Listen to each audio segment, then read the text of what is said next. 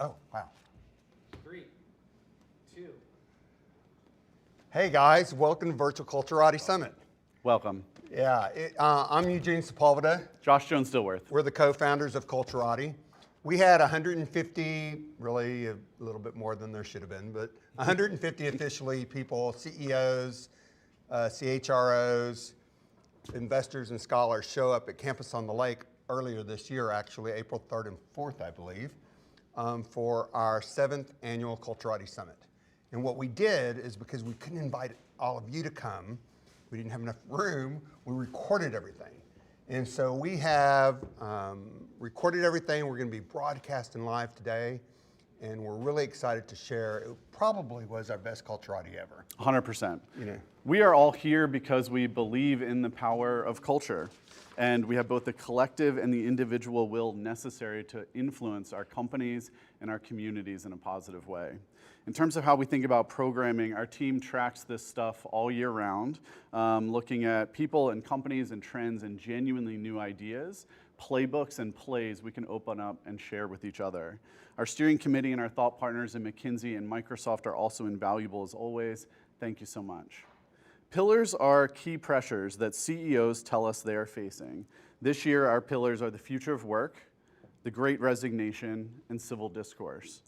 Through lines in terms of how we think about them are pragmatic skill sets, that promising new approaches that we weave amongst the pillars. And this year, we're focused on the CEO as chief communicator, the role of social capital and culture, facilitating belonging in DEI, and the mental health crisis in all of our organizations. And so look, for those of you who might be new to Culturati, Josh and I started this officially in 2015.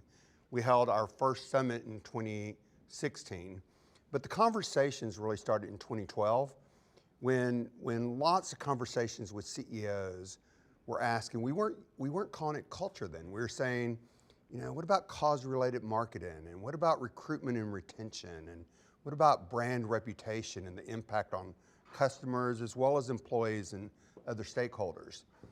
When we came up with the name Culturati, we started doing this in 2014. We locked on it in 2015. We had the first summit in 2016. You know, we were finding our peeps, CEOs and CHROs and other C-suite leaders. It wasn't a ubiquitous conversation. So we were founded as a group of mostly C-suite leaders, investors, and scholars who wanted to share their playbooks, to share the war stories, what has worked and what hasn't worked, to commission and publish research, and then to gather so that we can learn from each other. Those are the two hallmarks of Culturati, in my opinion. It's the peer level relationships where you can be open and candid and honest with each other. And again, opening up what's working and what's not and talking about it transparently so that we can each learn from each other and take action. Well, in this year's, I mean, if you've looked at the program, this year's speakers at the summit were outstanding. I need to acknowledge who are our knowledge partners, Microsoft, and particularly Matthew Duncan at Microsoft, the head of thought leadership for the future of work. And then at McKinsey Company, we have a huge group. Those were our two knowledge partners. They helped us plan and execute the summit. We also had some outstanding underwriters. DLA Piper, Atlassian, JDI, National Instruments, Indeed, and NXP. And they all participated, and they all participated in the programming, and you'll be hearing from some of them today. Our additional sponsors, Google, CellPoint, Silicon Labs, Hagerty, Capital Factory, HEB, Total Men's Primary Care, and Remix, contributed in many ways as well. I think we're ready to rock. Well, I want to introduce, so we have two outstanding MCs.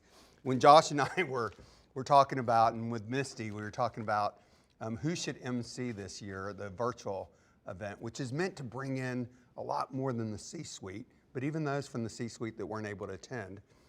And many of our breakouts were on tracks, so a lot of us went to see one breakout when we hope to see more, and we'll do that now. But anyway, we have two Culturati fellows. The first, Savannah Barker, I think, was in our first fellows class. Savannah is she is a data-driven people leader. She's a DE&I advocate, and she's certified CHRM. She is currently the head of people at Untapped. And then Suraj Hinduja, who I guess was in the last fellows class, is the managing director of RTRX, a movement established in Columbus, Ohio to change how business leaders convene and mobilize for change. Savannah, Suraj, Y'all are in great hands. Have a good day. thank you. Good morning, Culturati. So excited to be here. Like Eugene said, my name is Savannah Barker, I'm Suraj Hinduja. and we are your MCs for today. And we are so excited about all of the sessions So that excited. we have coming up today and tomorrow. One of the things that I have always loved about Culturati is the fact that every single session has key takeaways that you can actually take back to your work. And as a head of people, there's nothing that I love more than being able to learn from others and really apply that to my own work. So some of the things that we're going to be talking about today, we've got some great sessions around inclusion and belonging. We've got some really interesting conversations about the concept of social capital in the workplace, especially in sort of this new normal where there's a lot of distributed and hybrid and remote workplaces, and sort of connection as being something that's really, really valuable. And then just a lot of conversation about, like Eugene and Josh mentioned, just the future of work. What is the future of work going to look like? Culturati has been around for many years. I got to attend for the first time in 2018, and it really does seem like now more than ever, leaders are thinking proactively about culture, where we have the Great Resignation and so many changes happening in the workforce. So we're just really excited for all of these sessions today. And here's the best part about Culturati is that we'll go from the macro to the micro. We'll inspire you, we'll pique your curiosity, but then you'll say, what's next? How do I do this in my organization? How do I do this at my company? And that's where our tracks come into play today. You'll see the playbooks, as Josh said. You'll learn how you can go back to your companies right now and make a difference. And we're really, really excited for all that's in store over the next 2 days. With that, Yes. So with that, I'm so excited to introduce our first session of the day. It's an incredible keynote, and I think you're going to get a ton out of it. And it's Creating Winning Cultures with Cynt Marshall, who is the CEO of the Dallas Mavericks. And this conversation is amazing, just learning about her approach to leadership and the 3 L's that she uses, which is listen, learn, and love. She approaches leadership with a deep sense of compassion and spent decades working at AT&T before she brought those leadership principles to the Dallas Mavericks and really transformed their culture and turned the Dallas Mavericks into one of the league's most well-run franchises today. So this is an amazing conversation that touches on everything from, again, listening and compassion and intention to just how to kind of really turn a culture around. So I think this is going to be amazing conversation. Cynt's going to be interviewed by Eugene Sepulveda, and you'll learn a little bit more about her story and her background. So that session's starting up very soon, and we hope you enjoy it.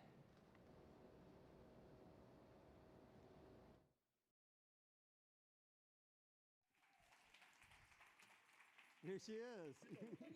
Can you hear me? Can you hear me?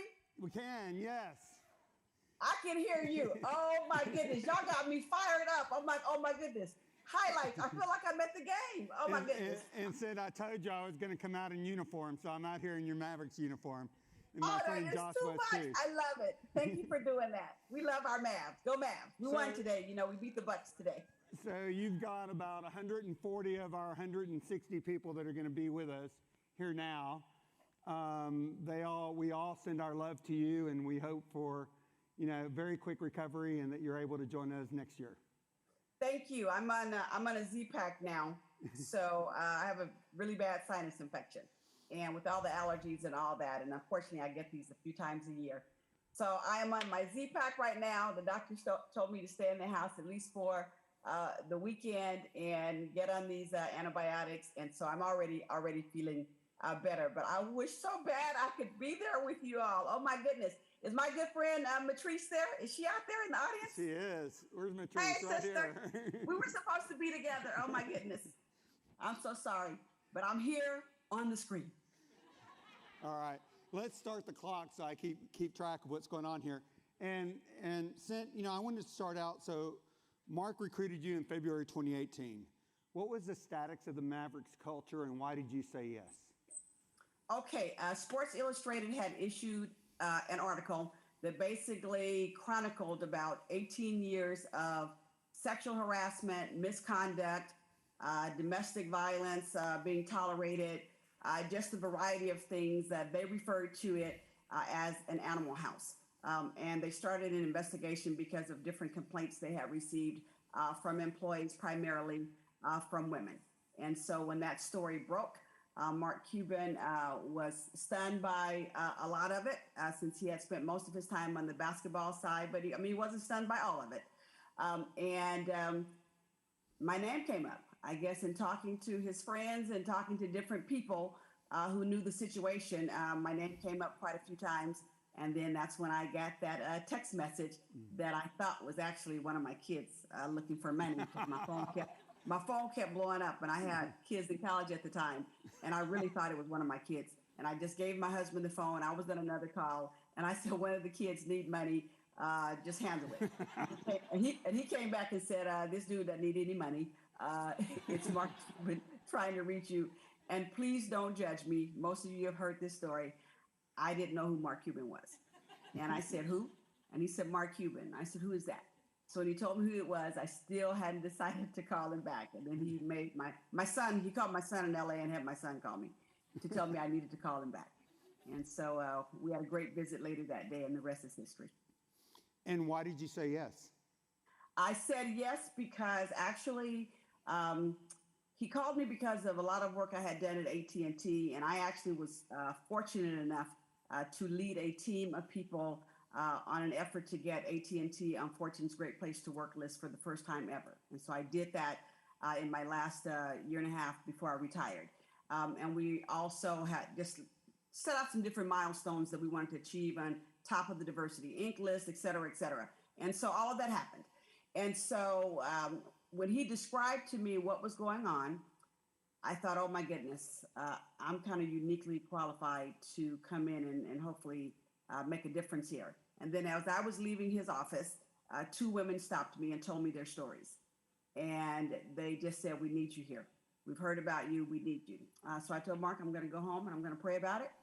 And I went home and I prayed about it. And I came back the next day. And before I could even go in to talk to Mark with my final questions, because of course, based on the article, I just wanted to know kind of his involvement. I mean, there were just some things I wanted to know because, I mean, frankly, I felt like I was putting my brand on the line here with what was going on there. And so before I could even get to his office, people grabbed me and took me into the conference room, and I was in the building for 3 hours before Mark even knew that I had come back to speak with him.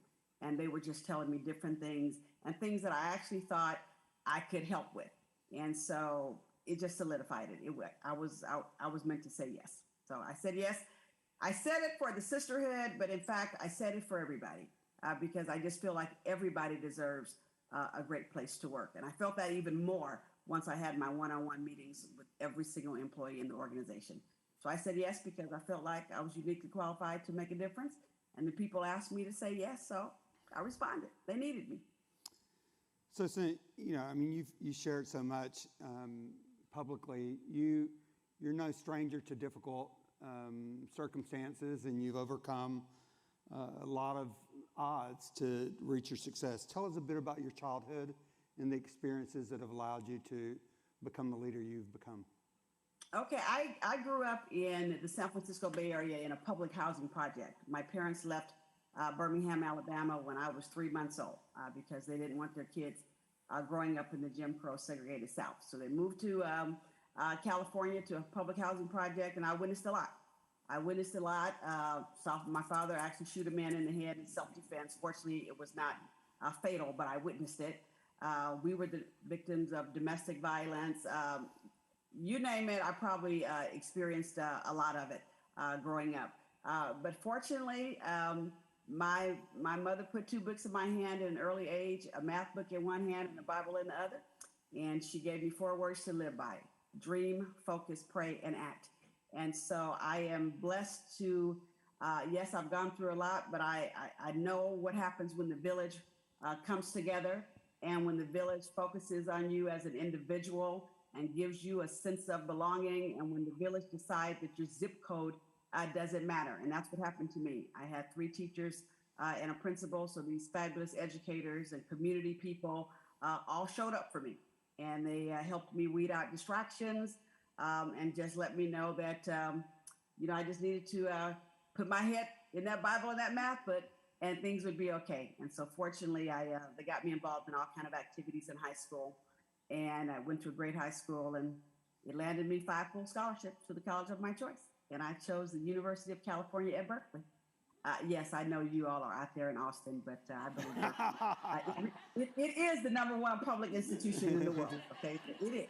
And so, but that's not why I chose it. I chose it because it was 20 minutes away from home, and I still wanted to be close to my mom, who was still going through a lot.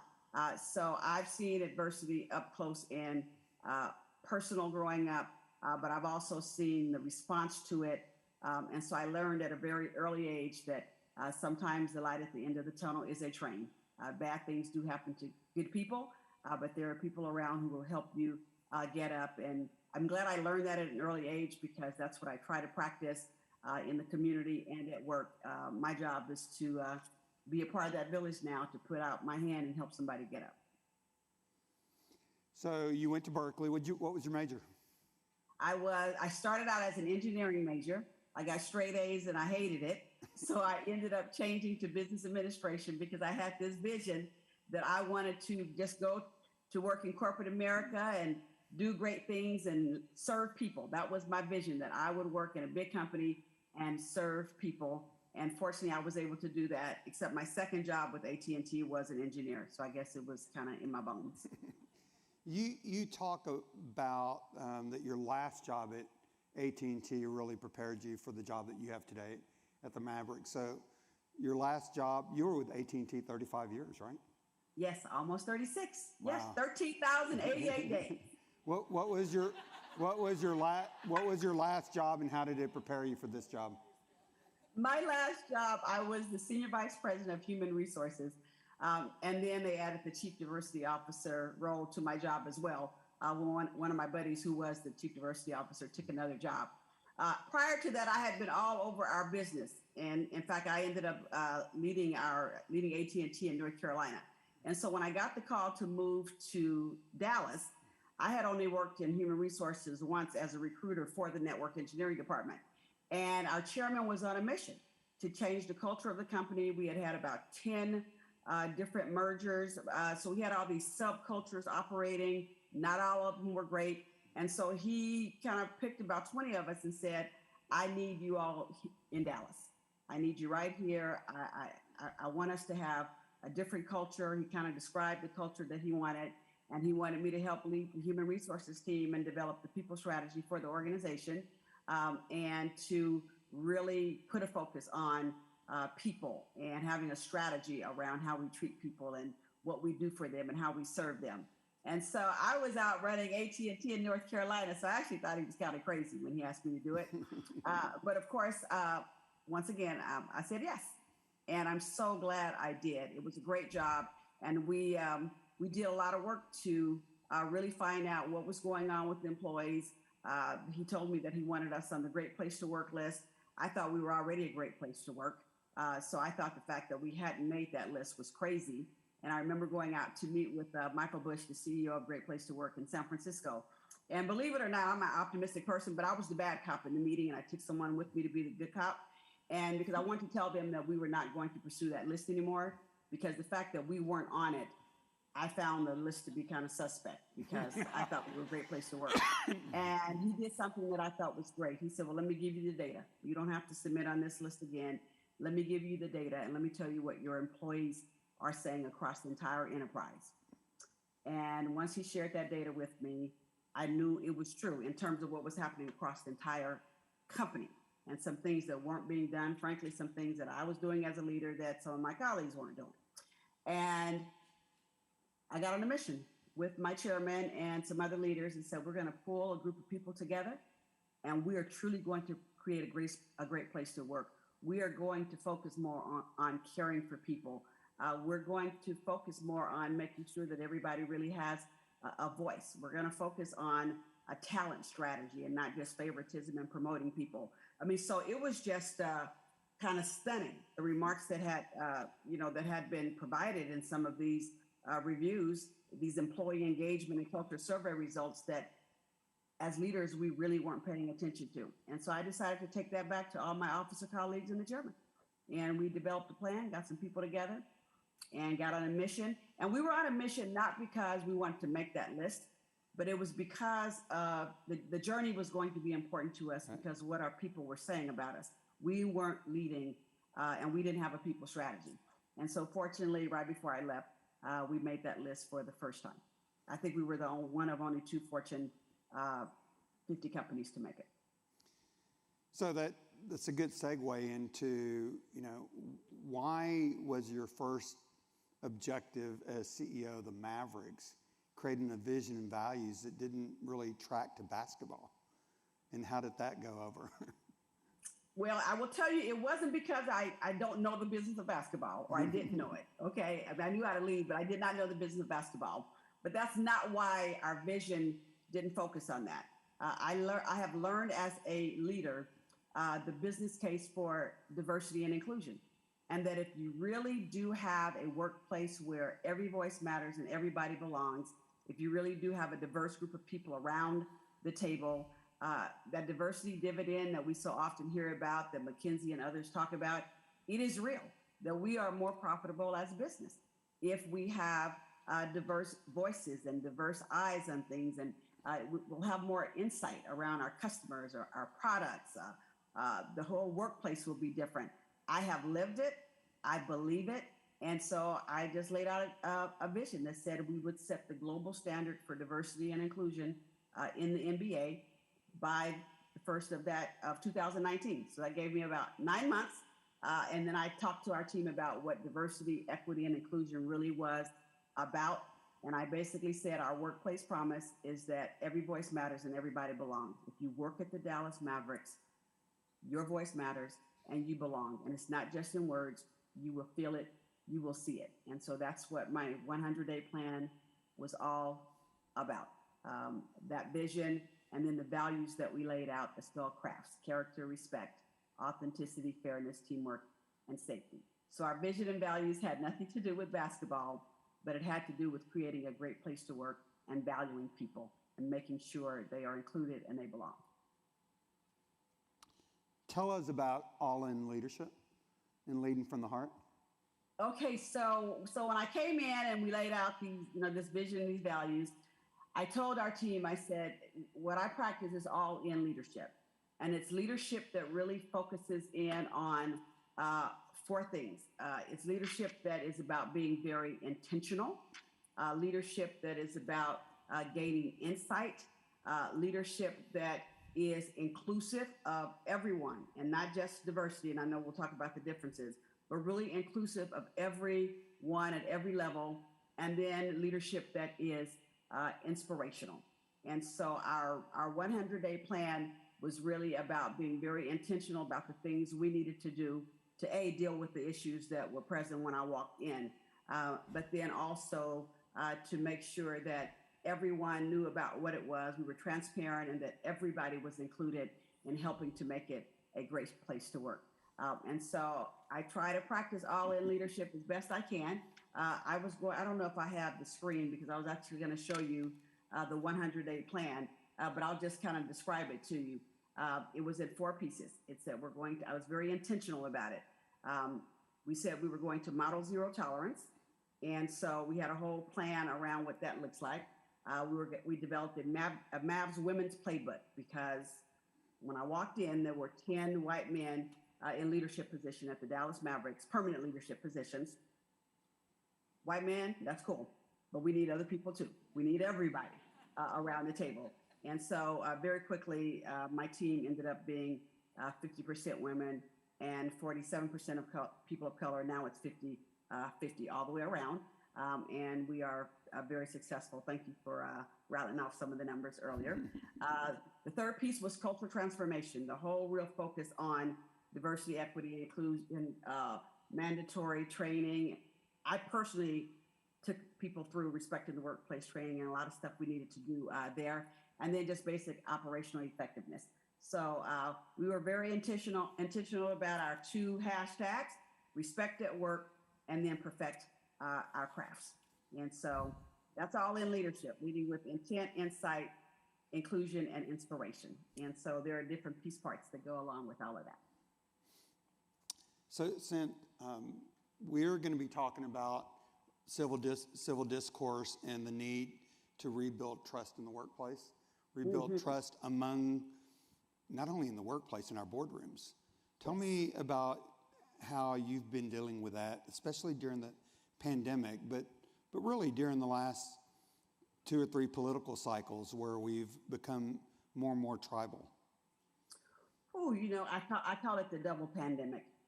And the great reveal that occurred in 2020, where of course we had the COVID-19 pandemic, but then we also had the revelation of this big social injustice pandemic that has existed in this country for a very long time. And so the way I try to build trust with my team, and I did it when I first got there, and I found myself kind of doing it again, kind of doing the same thing again as we went through the double pandemic in 2020. I have one-on-ones with my employees. Now, fortunately, in my case, in this particular job, I'm able to do that because we're talking about 200 people who I could meet with just one-on-one and really get to know them. And then, and part of our foundation is a line that says, like we have in our pyramid of all of our activities and our business plan. On the left side, it says return on investment is a measure of our success. Then it says agility is key to our success, but the base says trust accelerates our success. And so we spend a lot of time talking about trust behaviors and what it looks like, and inclusive behaviors, and how to call it out when it's not happening, and how to create that environment to make sure that trust is there. Are we doing what we say we are going to do? Because character really matters. And so I spend a lot of time really encouraging that speak up culture. And I want people to have courage to do that. And so I saw that happen a lot during the pandemic, when people really were just honest about what they were feeling and what they needed. I mean, because, basketball had stopped. And I told our team from the beginning, I got them in a conference room once the commissioner shut down the NBA. We were the last game to be played that day, and so that night. And so the next day, after we sent everybody home, I got our leaders in a room and I said, I don't know how long we're not going to be playing basketball, but I know right now we are playing the game of life with people. And so we've got to focus on our people like never before. And I ended up putting something together, and it was just totally by accident, based on how I was spending my time, called mynew.com. And I'll give you the words. And I know you have a slide, so maybe you can share it with folks later. And it's called mynew.com because every word starts with COM. Here's how we build trust during the pandemic, and how kind of my priorities as a leader shifted. Compassion was at the top of the list. People needed it, not just when they were going through COVID and trying to figure out their lives, but then when the social injustice pandemic hit, because people were just in all different places depending on who you are and what you look like. So we had a lot of compassion, and we gave people the space to kind of process the way they needed to process. Communication was key.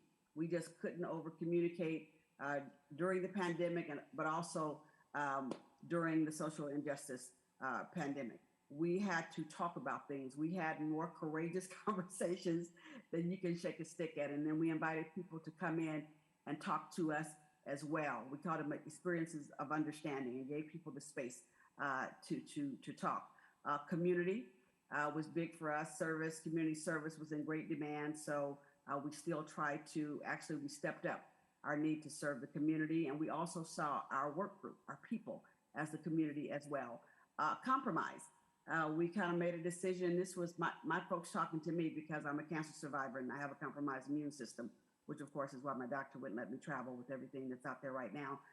But we just decided none of us would compromise our health, and we wouldn't allow each other to compromise our health while we were so busy trying to take care of other people. So we put a lot of health protocols in place. We focused on our, what I call our PMS, our physical, mental, and spiritual health. And then we wouldn't compromise any of it, but in fact, we would feed it. And then compliance. So my new .com was practiced. We all practiced it, and it really helped us to build trust. We included people. We got back to them. And then we just served each other together, which is what we do. I started out with the service project when I got to the Mavs and said every tip off of every season we would serve together, Habitat for Humanity project or something. So we found ways to still serve together so that we could continue to build that trust to let each other know we could rely on each other. So. Well, I'm going to share some data with you. I'll send you a report and make available. There's a Harvard professor, Peter Bukowski, I think his name is, who did research all over the country during the pandemic, and he found that two bright spots in the workplace. One is that CEOs and executive management really stepped up as communicators. And that made a huge difference to employees who felt cared for and connected because of CEOs that stepped up as communicators. And even cited some CEOs who really delegated all the rest of their portfolio of work and just spent all of their time communicating with all stakeholders. And then the other thing that they said that was off the charts on the research was that employees demonstrated so much care and compassion for each other. So, you know, we talk a lot about glass half full. There were some horrible things during the pandemic, and so many people lost so much. But we've also learned some lessons that we've got to preserve. Yes. Character, you speak a lot about character. When I went online and listened to some of your speeches, it was one of the most common themes. Give us a story about character that you like to tell your audiences. Okay, so thank you for that data point, because I tell you, I have lived that around communication and compassion. So thank you for just kind of reinforcing that. Okay, character, that is our first value at the Mavs. That's the C in crafts. And the story that I told my team when I first got there, and I continue to tell it because it just resonated with me, is it's a story about my son, and one of my sons, who is almost 30 now, whose name is Kenneth Anthony. And we adopted him when he was 2.5 years old. And when he was in preschool, so we had got him at 2.5, he was about 3.5 years old. He's in preschool, and the preschool had a baby picture contest.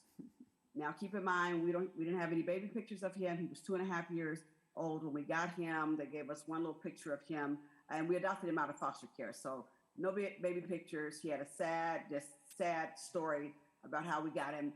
And so I didn't know what we were going to do. I just said, well, we'll just take the picture they gave us when he was, 2, the picture they gave us, and we adopted him. Well, I'm walking through the house one day, and my husband is literally sitting there at the table with a baby picture, and he and my son are practicing my son's speech about this picture and when he was born and all this. Okay, now that's a problem, because the picture was not a picture of my son, okay? It was a picture of our nephew, Jalen. And so I told my husband, I said, you can't do that. You can't do that. I mean, that's a lie, right? And he says, no. My job is to give him self-esteem. And this boy has been through a lot. And I'm not going to have him the only one there without a baby picture because he's adopted, blah, blah, blah, blah, blah. So I tried to shut it down. I was unsuccessful. I go off to work the next day to San Francisco. I come back in. The trophy from the baby picture contest is on my kitchen table.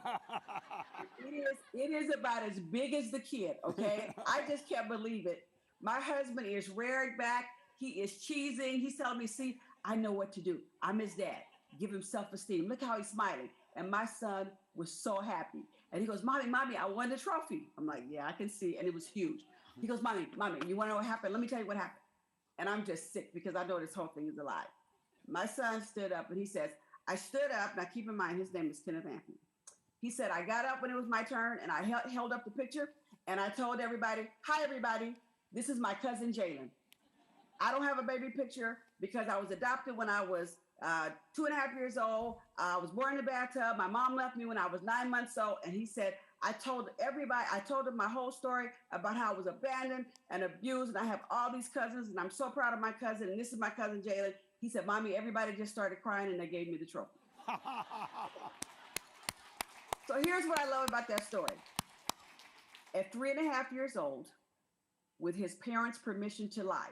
And I'm saying his parents because I didn't completely shut the thing down, okay? So with his parents' permission to lie, the most important, the most authoritative people in his life, we gave him not just the permission, but even the story to tell. And he stood up in front of that classroom and he told the truth. And you know why he did that? Because at 3.5 years old, it's in us to tell the truth. We are people of character.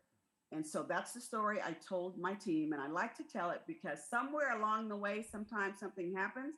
But as leaders, people are looking for leaders with character, that no matter what, they're watching everything. And we all know that no matter what, no matter when the big people say you got to do something different, we always have to do the right thing. And he taught me a very valuable lesson at 3.5 years old. That yes, so sometimes I'm looking at things and I'm like, yep, I got to do it like I would do it at 3.5. Character, I got to do the right thing. So that's my character story. I told it to my team, and we're trying to be people of character.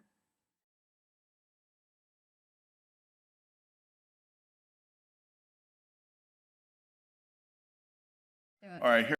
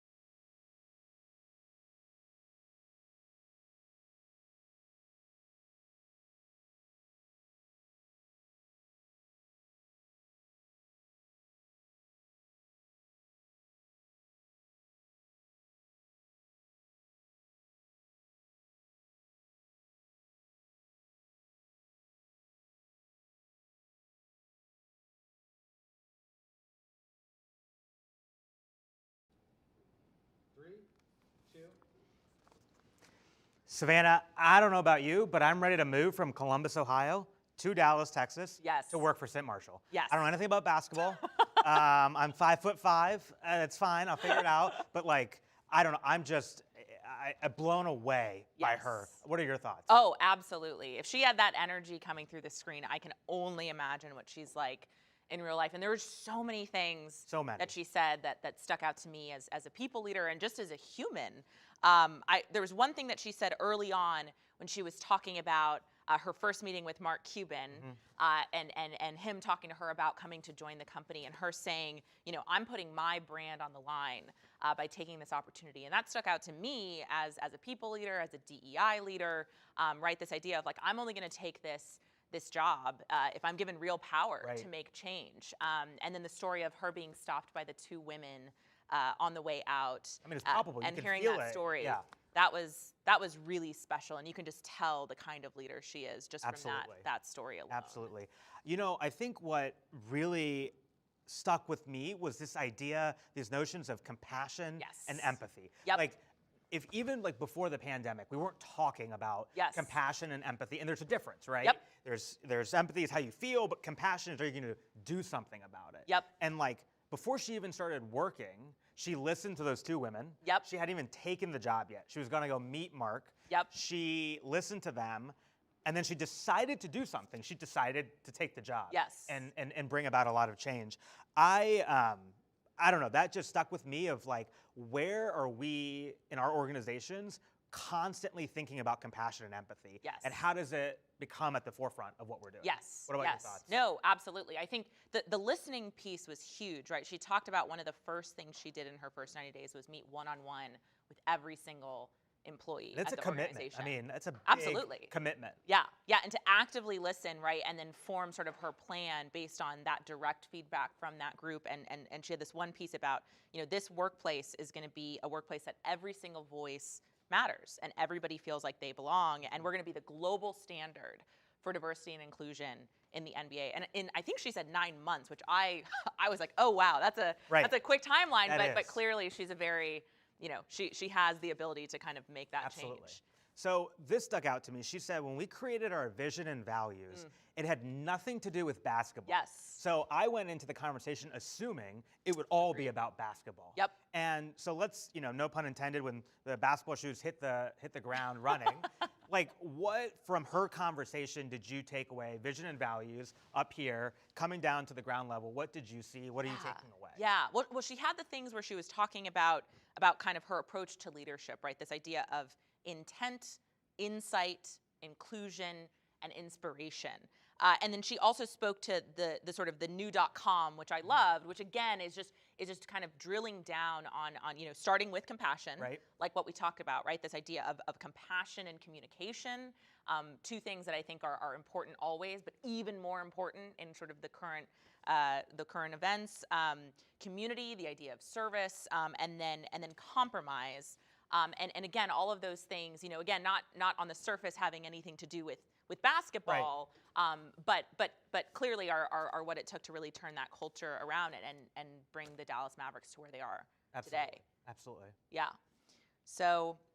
There's a couple things that I thought about too, now that I'm thinking about it.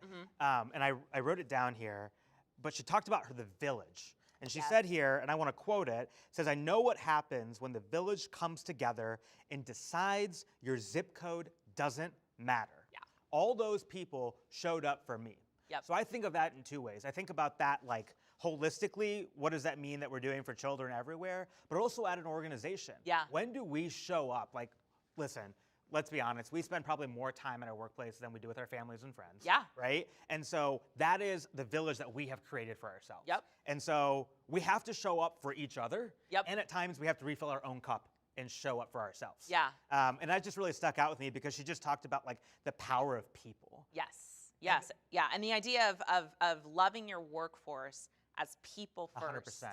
and employees second. Right. I know so many people leaders who have that, but to be a CEO and to think of your people in that same way, that's really what it takes to Right. turn around something as complex as a culture. Absolutely.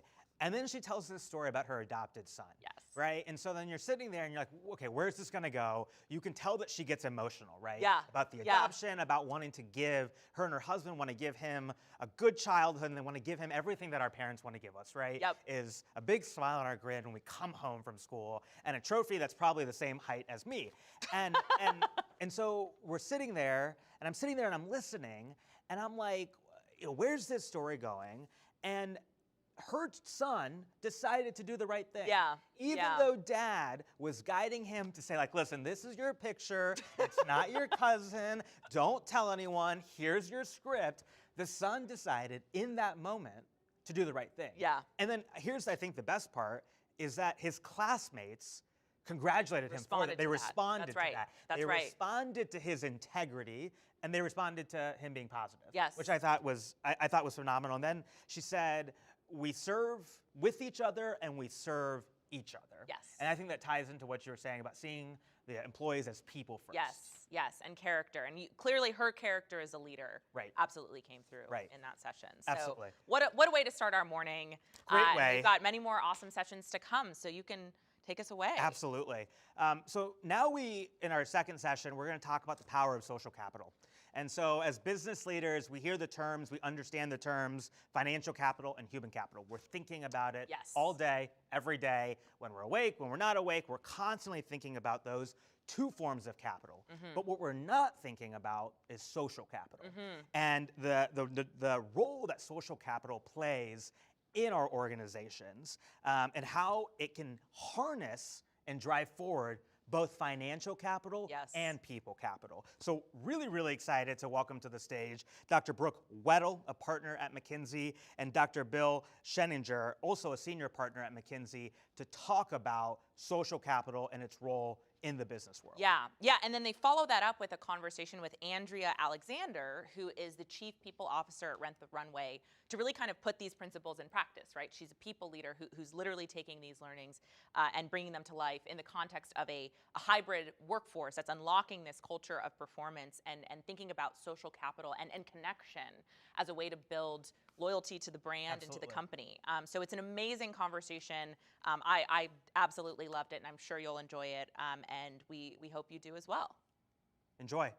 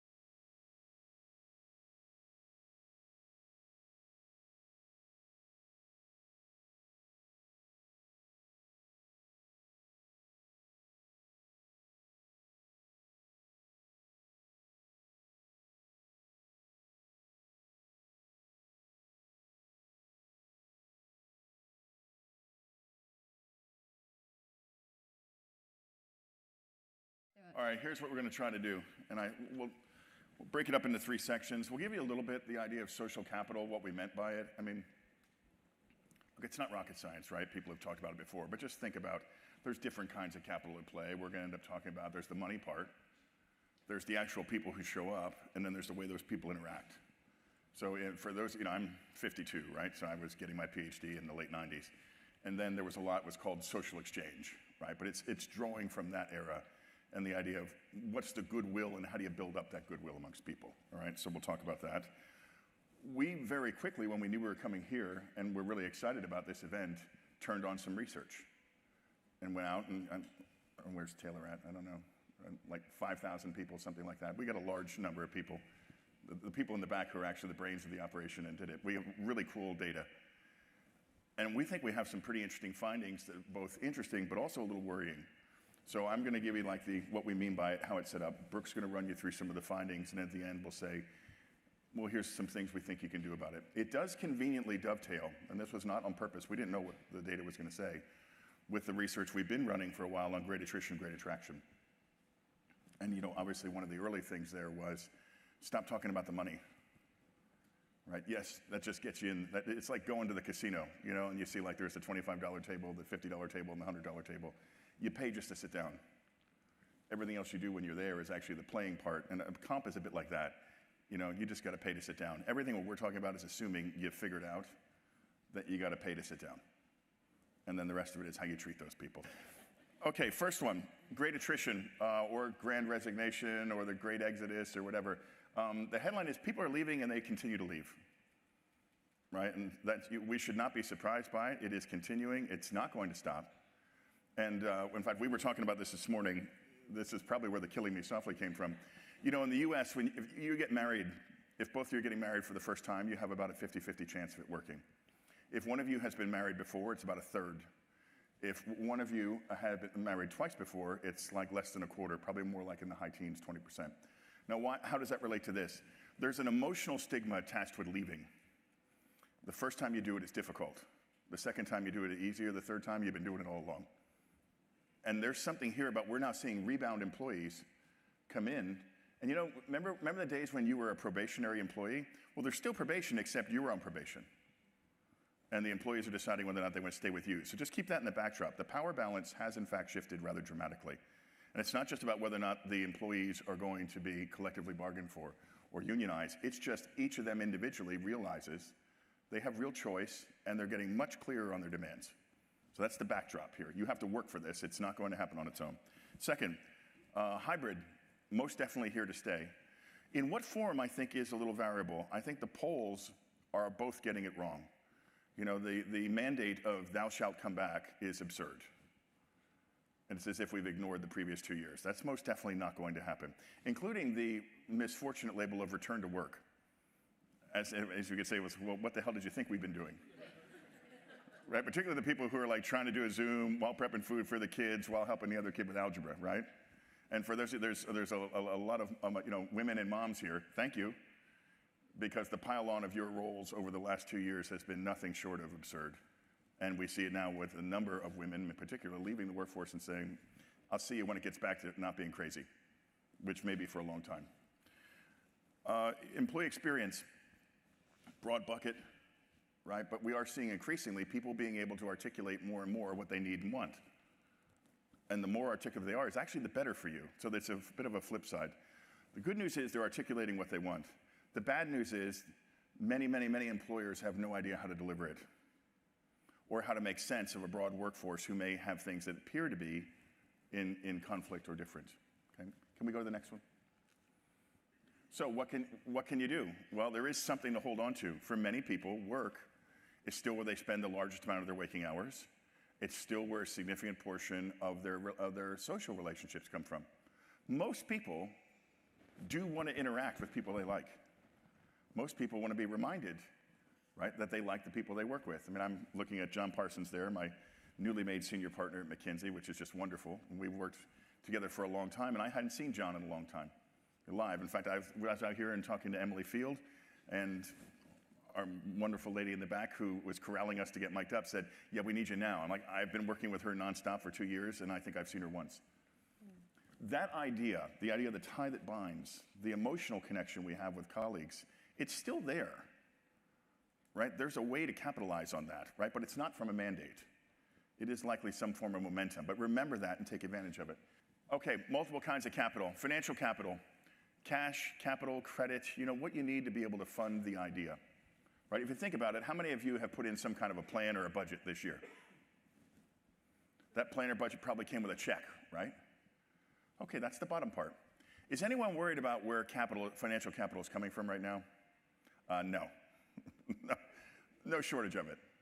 When was the last time anyone worked a weighted average cost of capital? No one does. Because money's cheap. Credit is still cheap. And there's so much private money on the sidelines waiting to jump on something. Just track what PE is paying on a multiple for new companies. It's gotten crazy. So no problem getting money for a good idea. But then the upper left, you have this issue of, and a good board will often say, do we have any chance in hell of doing this? And that's like, oh, wait, well, do we? Do we have the skills we need? So the bulk of the work we've been doing on future work, you know, and on great attrition, great attraction, and a lot of it on sourcing and being really novel on sourcing where you can go to expand the pool, which is wonderful to DE&I, by the way. You know, solving for the end number isn't nearly as good as doing a much better job upstream, right? And you can run equity all the way through by just being way more thoughtful about who's in the pool. So you can get at that. Okay, but now you got them. Now what? Well, now the way they interact is what actually really matters, and it's the stickiness. In the past, and I will date me now, not Brooke, who's, you know, significantly younger, but in my lifetime, too many employers on a resume would have been viewed as a negative. It's, oh, you're a mercenary, you're jumping around. A gap in your resume was a death sentence. You have to be able to explain what the hell is going on there. No one cares about that now. It is entirely, does it work for me? Which means you're back to this network of people inside the company, outside the company, your brand. God help you if you find a really, really good employee who has a skill you need and you do really poorly with them, because anyone who looks like them or has the skills that they have, you will not get them. Because it radiates in the community, because it's all wired in. So part of our research here was, well, how can we understand this network? Can we understand more about it? Can we go to the next one? Okay, now we turn to the academics who use some unnecessarily complicated words, but broadly you will follow along here. The first one, and I'm going to reorder this just in a second because it doesn't make sense to me this way. In the middle, motivation. Do they want to do it? Are they actually motivated and want to do it? You know, there are some people who motivation for the day is getting off the couch. That's true, like seriously. The amount of depression that's kicked in during COVID, it is actually a challenge to put like your big kid clothes on. Okay, so there's the motivation. They got to want to do it, both to start them and maintain them. Maintenance, how many of you, when people have left the place and you're like, yeah, I really can't wait to get together for dinner. Friendships require effort and energy, and maintaining them requires even more of it when you don't see them every day. So that's a real challenge. Then we have access. Let's say you want to do it. Do people feel like they can know how to plug in? Who are the conveners of the network? Who are the stage gates? Who can get you entree into and meet all these other people? Think about the helpful people in your life who said, you know what, I want you to come to drinks with me here. I want you to come to dinner. I'm going to introduce you to some people. What are they doing? They're giving you access to a different world. Good sponsorship and good mentorship in many cases is, come on, I'm going to introduce you, and or then they vouch for you to get you in, and then it's on to you, but that's getting access. Last one, ability. It's not just do you know how to talk, although that helps. Right? A lot of it is actually, can you make the time?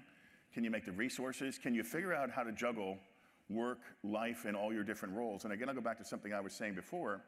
No, for everyone, but particularly for women in the Western world, but here in the US, the layering of roles, mom, maybe a caregiver to an elder parent, teacher, partner, and oh yeah, by the way, employee, where the employer decided to fill in every moment that you weren't in a car on drive time is now a Zoom time. That compression of roles has made it incredibly difficult for people to say, I don't know how I'm going to do all this. But what it has a lot of people do is raise their hand saying, I'm out. I'm done trying to do all this. So we have to keep this in mind, the three of them, okay? So even if they want to do it and they know where it is, they may not actually figure out, I don't know how the hell I'm going to pull this off. Next one, please.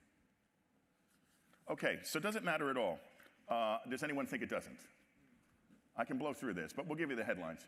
People who are doing this right, you have less turnover, your company makes more money. There is a wonderful saying from all of our organizational health work, if you run the place better, you make more money.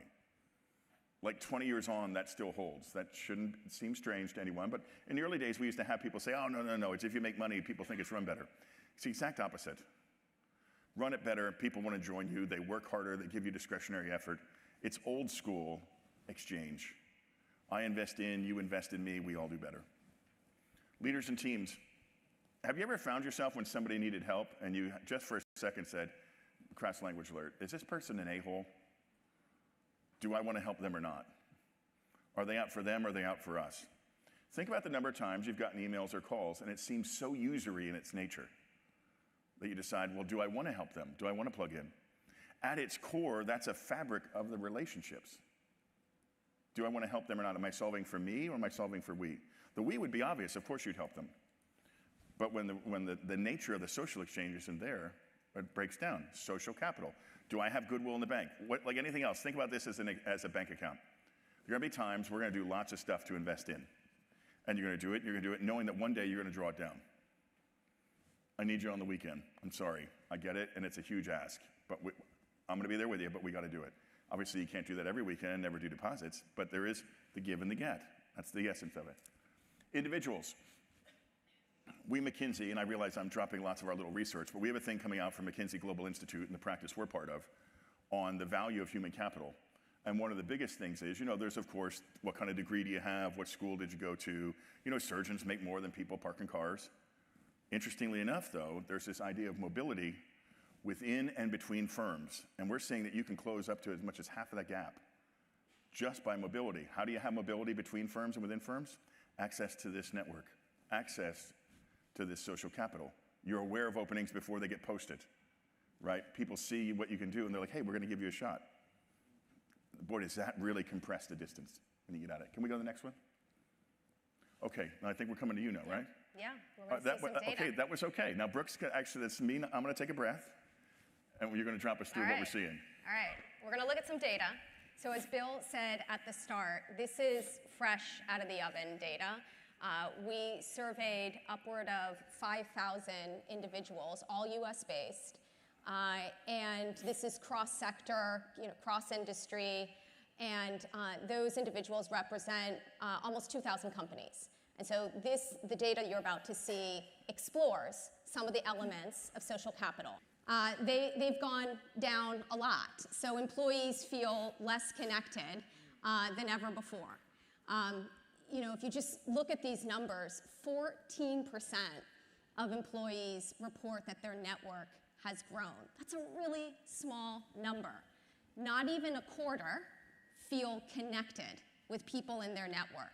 And this is in the context of the great attrition, where we know that a connection and purpose, and connection especially with one's manager in an organization, is precisely actually what gets an employee to stay at their organization. And then just 17% of employees have more contact with people external to their company network, also a very important form of social capital. And let's keep going. This is, I have to say, when I saw this data, I wasn't entirely surprised, but it's not a great picture when you look at men versus women.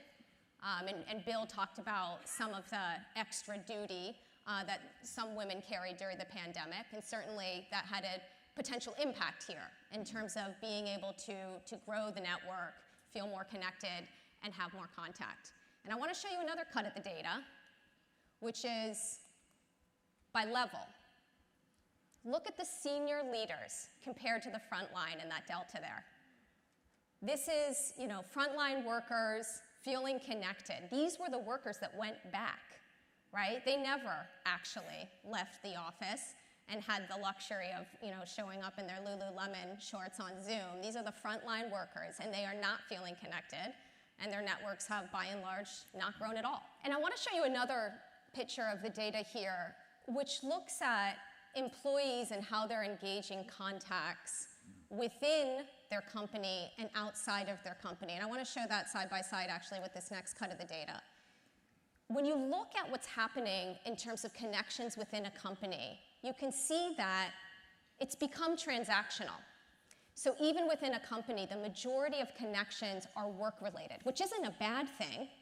But if you think about employees and how tightly their identity is often tied to their work and even their employer, it's in some ways a little bit sad that so many of the connections now are primarily based on work-related information and knowledge. Employees are going outside of their organizations to find that social connection, which again, in connection with the great attrition research, I think there, is something happening here, right? If I can't get that connection inside, I don't have as much of an issue leaving that organization and moving on, because I'm getting that connection elsewhere.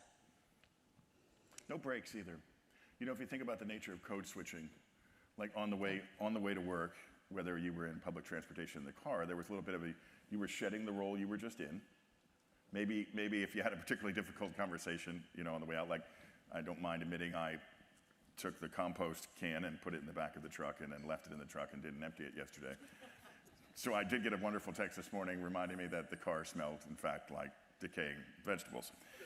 Anyway, that's a role I play, and then I have to code switch into coming to this. For many of us, we do that. What's interesting here is that then the code switching is shifting towards those new set of relationships. You do invest in those, and you want to go at it. And now, proximity has it where you're not going into town to go to drinks. Heck, for 18 months of this, we couldn't even go out to drinks or go out and get a bite, right? We were kind of holed up, and so right? And so I think this is absolutely something to think about in terms of when do you get to give back into this sustenance to these relationships, or it becomes that. And let's look at motivation next. So got lots of data here, lots more where this came from too. Okay, so this is now looking at employees reporting expanding their efforts to build their network. So I'm motivated, I'm going to get in touch with old acquaintances, I'm going to build new professional ties, I'm going to strengthen existing ones. And again, really low numbers, right? A third to a quarter are saying they're doing this. And one of the really interesting things here is there are clear differences when you look at who's doing that. So you see men much more likely to invest energy in building their network. When you think about, well, why, right? What's the motivation and what's holding women back? Well, women are also reporting much less support when it comes to connection opportunities, to sponsorship, to mentorship. And let me just define sponsorship. We had a great conversation at dinner last night about the concept of sponsorship.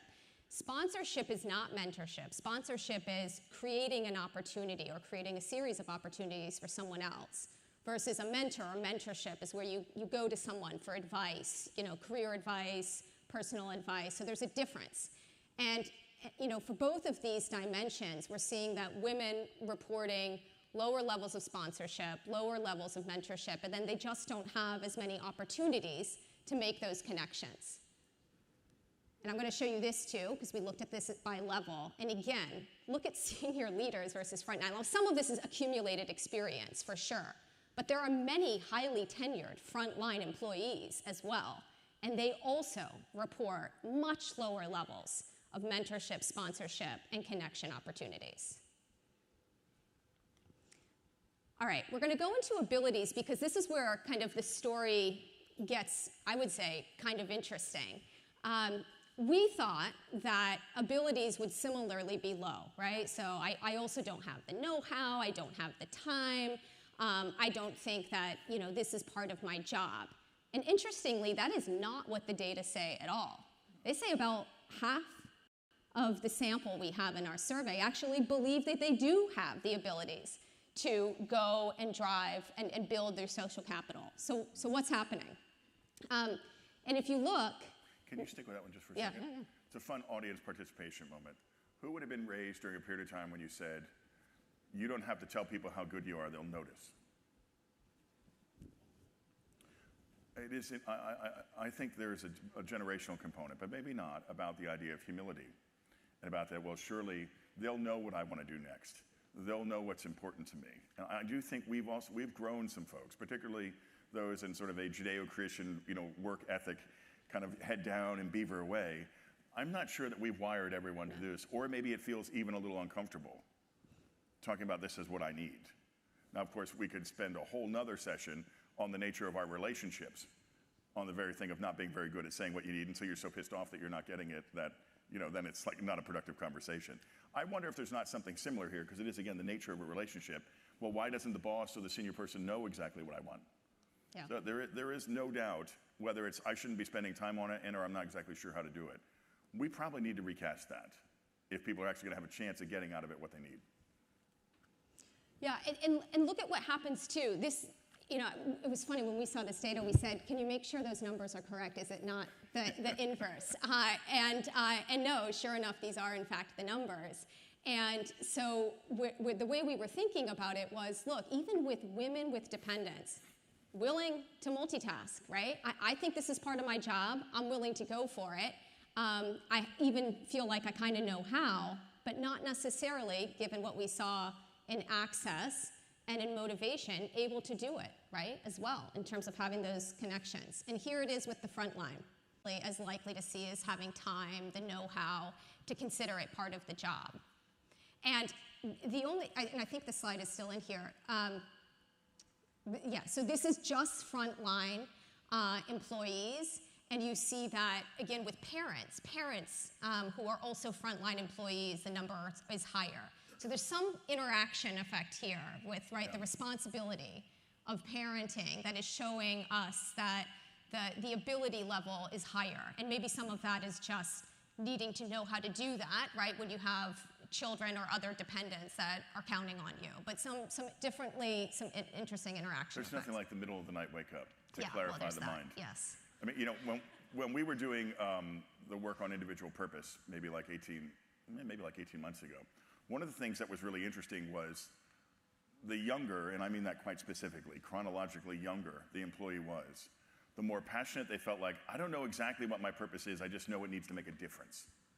I'm going to spend my time on stuff, but they had a very, very hard time articulating what that would look like.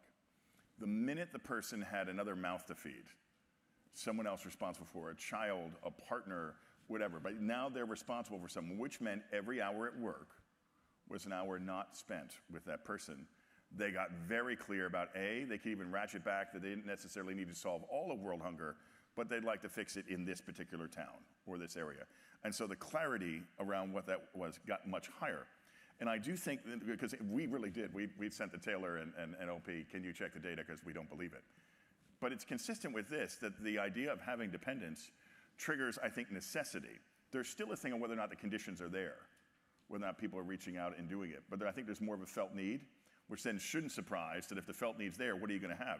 You're going to have dissatisfaction, right, if people aren't helping you do it. So segmentation often comes in a variety of forms in the workforce. For sure, the idea of, is there real draw on people's time for these other relationships, right? And hey, think about it, 2 years at home. When you're trying to do this all with the kids right in front of you, or the parent you have to take care of or whatever, it becomes so crystal clear that every erg of energy spent on work is not being spent on them. And so increasingly this better be worth it. Including the nourishment of the relationships better be good enough. Otherwise, why would you do it? You can't constantly be going into the battle that is life depleted because you're dealing with a pack of a-holes at work. And I think a lot of people are simply looking like, you're not giving me anything. So the more we spent time on it, it was interesting just to see it. But it was nice to see that we had that split with dependence. I want to get into, before we run out of time, what happens today when we get social capital right? So one of the things we did in the survey was we didn't just ask about patterns in terms of people's, their building of their social capital or lack thereof. We also asked some performance-related questions.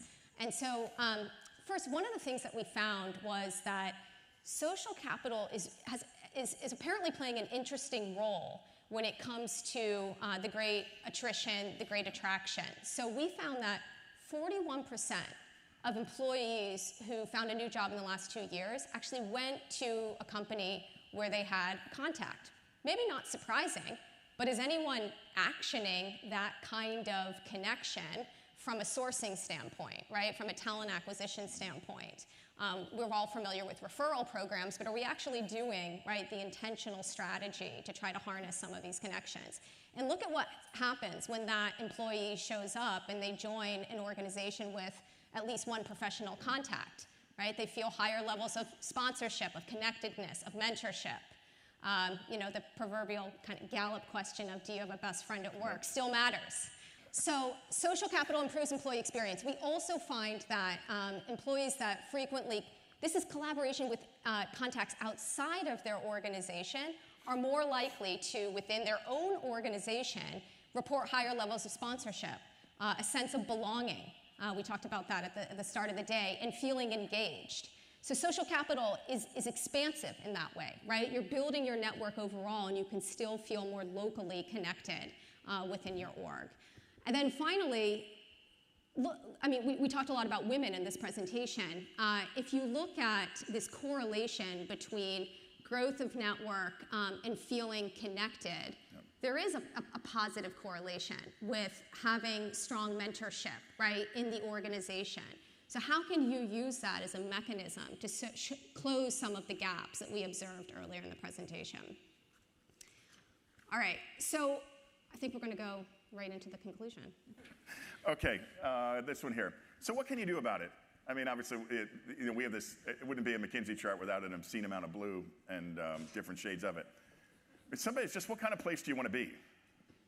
Right, and that's this idea of an aspiration. There is something about how you want to run the place that would shape this, right? Is it a place really fixated on general managers, in which case the networks, you'd expect almost like a federation of networks and exchange. And then, of course, the community of those leaders would really matter. I mean, I served a large oil company for a long time that had the international cadre. Prior to Americans becoming exorbitantly expensive to send abroad on expat packages, that small group of leaders was the fabric. PepsiCo was this way for a long time, Royal Dutch Shell, Unilever, GE in its heyday, the general managers, that cadre, even General Motors and the Treasurer Program, all this thing of a community, a network. So know what kind of place you're going to be. Is it a frontline place, grinding it out, in which case probably plant work would matter or shift work? But what kind of networks are you going to inculcate? Then the second one, just assessing it, is what do you actually have? Here's the most important thing for you to take away. You do, in fact, have a network. Used to be called the water cooler. It most certainly exists. You're either ignorant of it or you know it, but it's occurring. And every day they're making sense of what you're doing or not doing, and they're talking to people about it. You just have to decide how high functioning it is and who's being hived out. A ton of inclusion work, if you think about it, we were talking about this earlier when you put people in, is helping them plug in. How many high-priced hires have you gone out and gotten, paid the 35% multiple on, and they couldn't plug in anywhere, and no one cared about what ideas they came up with? Right? That is all the network working or not working. It's like classic organ donor, donor organ rejection. Oh, you with your fancy ideas, yeah, sorry, that's not how we do it around here. That is also a negative downside of the network. And then on architecting, people don't arrive on day one with anything other than excitement and anxiety. They've made a big life choice. They desire to be there. They also probably need a little help plugging in. Do they have a friend? Do they know somebody from LinkedIn? Do they know whatever it is, find it and inculcate it. But don't let them out on their own. To throw them in at the deep end and see who lives, probably not a great way to get something out of the investment you just made. I think we're good.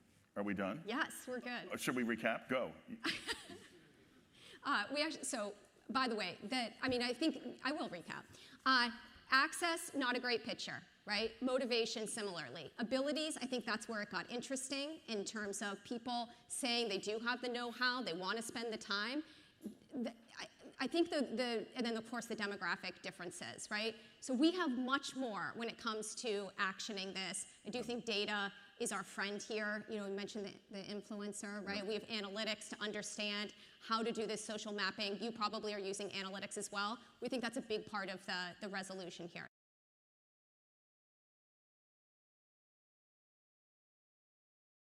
Andrea is an amazing person, former McKinsey colleague. And how many kids you got? 3, right? 3. 3 girls, right? Yeah. So she does all of that. She was an associate partner at McKinsey, one of the leaders in our people and organization practice.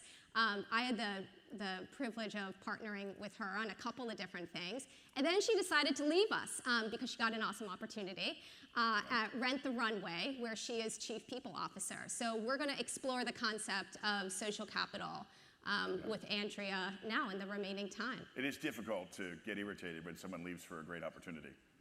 Yeah. I mean, it's like bad for us, awesome for her. I will point out that the irritation is the nonstop Facebook photos of Andrea running yet another marathon or something, and everyone there looking in crazy fit. So it's like another reminder of some people doing good things with their time, and I seem to be running to the fridge.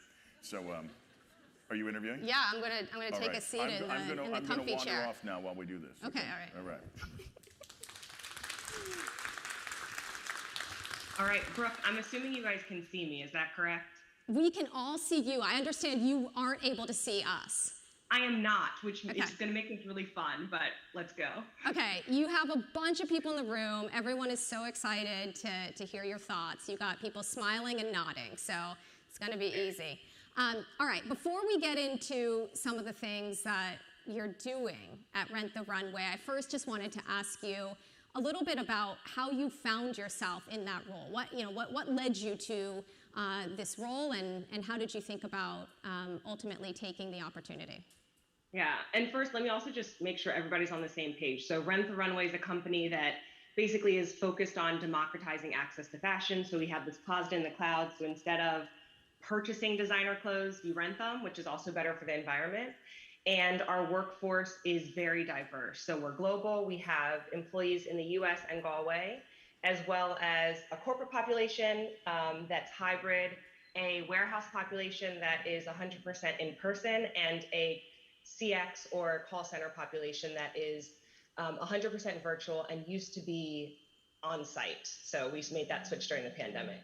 And in terms of how I came to Rent the Runway, I was at McKinsey loving it, loving life, and still hold that special place for McKinsey in my heart. But because of one of my networks, found out about an opportunity at Rent the Runway. And it's kind of a funny story. So I went to HBS. There was a Facebook group for HBS moms where we talked about our kids. And we decided we should create a Facebook group where we actually talk about job opportunities as well. And in that Facebook group, Jen Hyman, who's a fellow classmate of mine that I did not know, posted 2 lines. I need a chief people officer. Does anybody know anyone?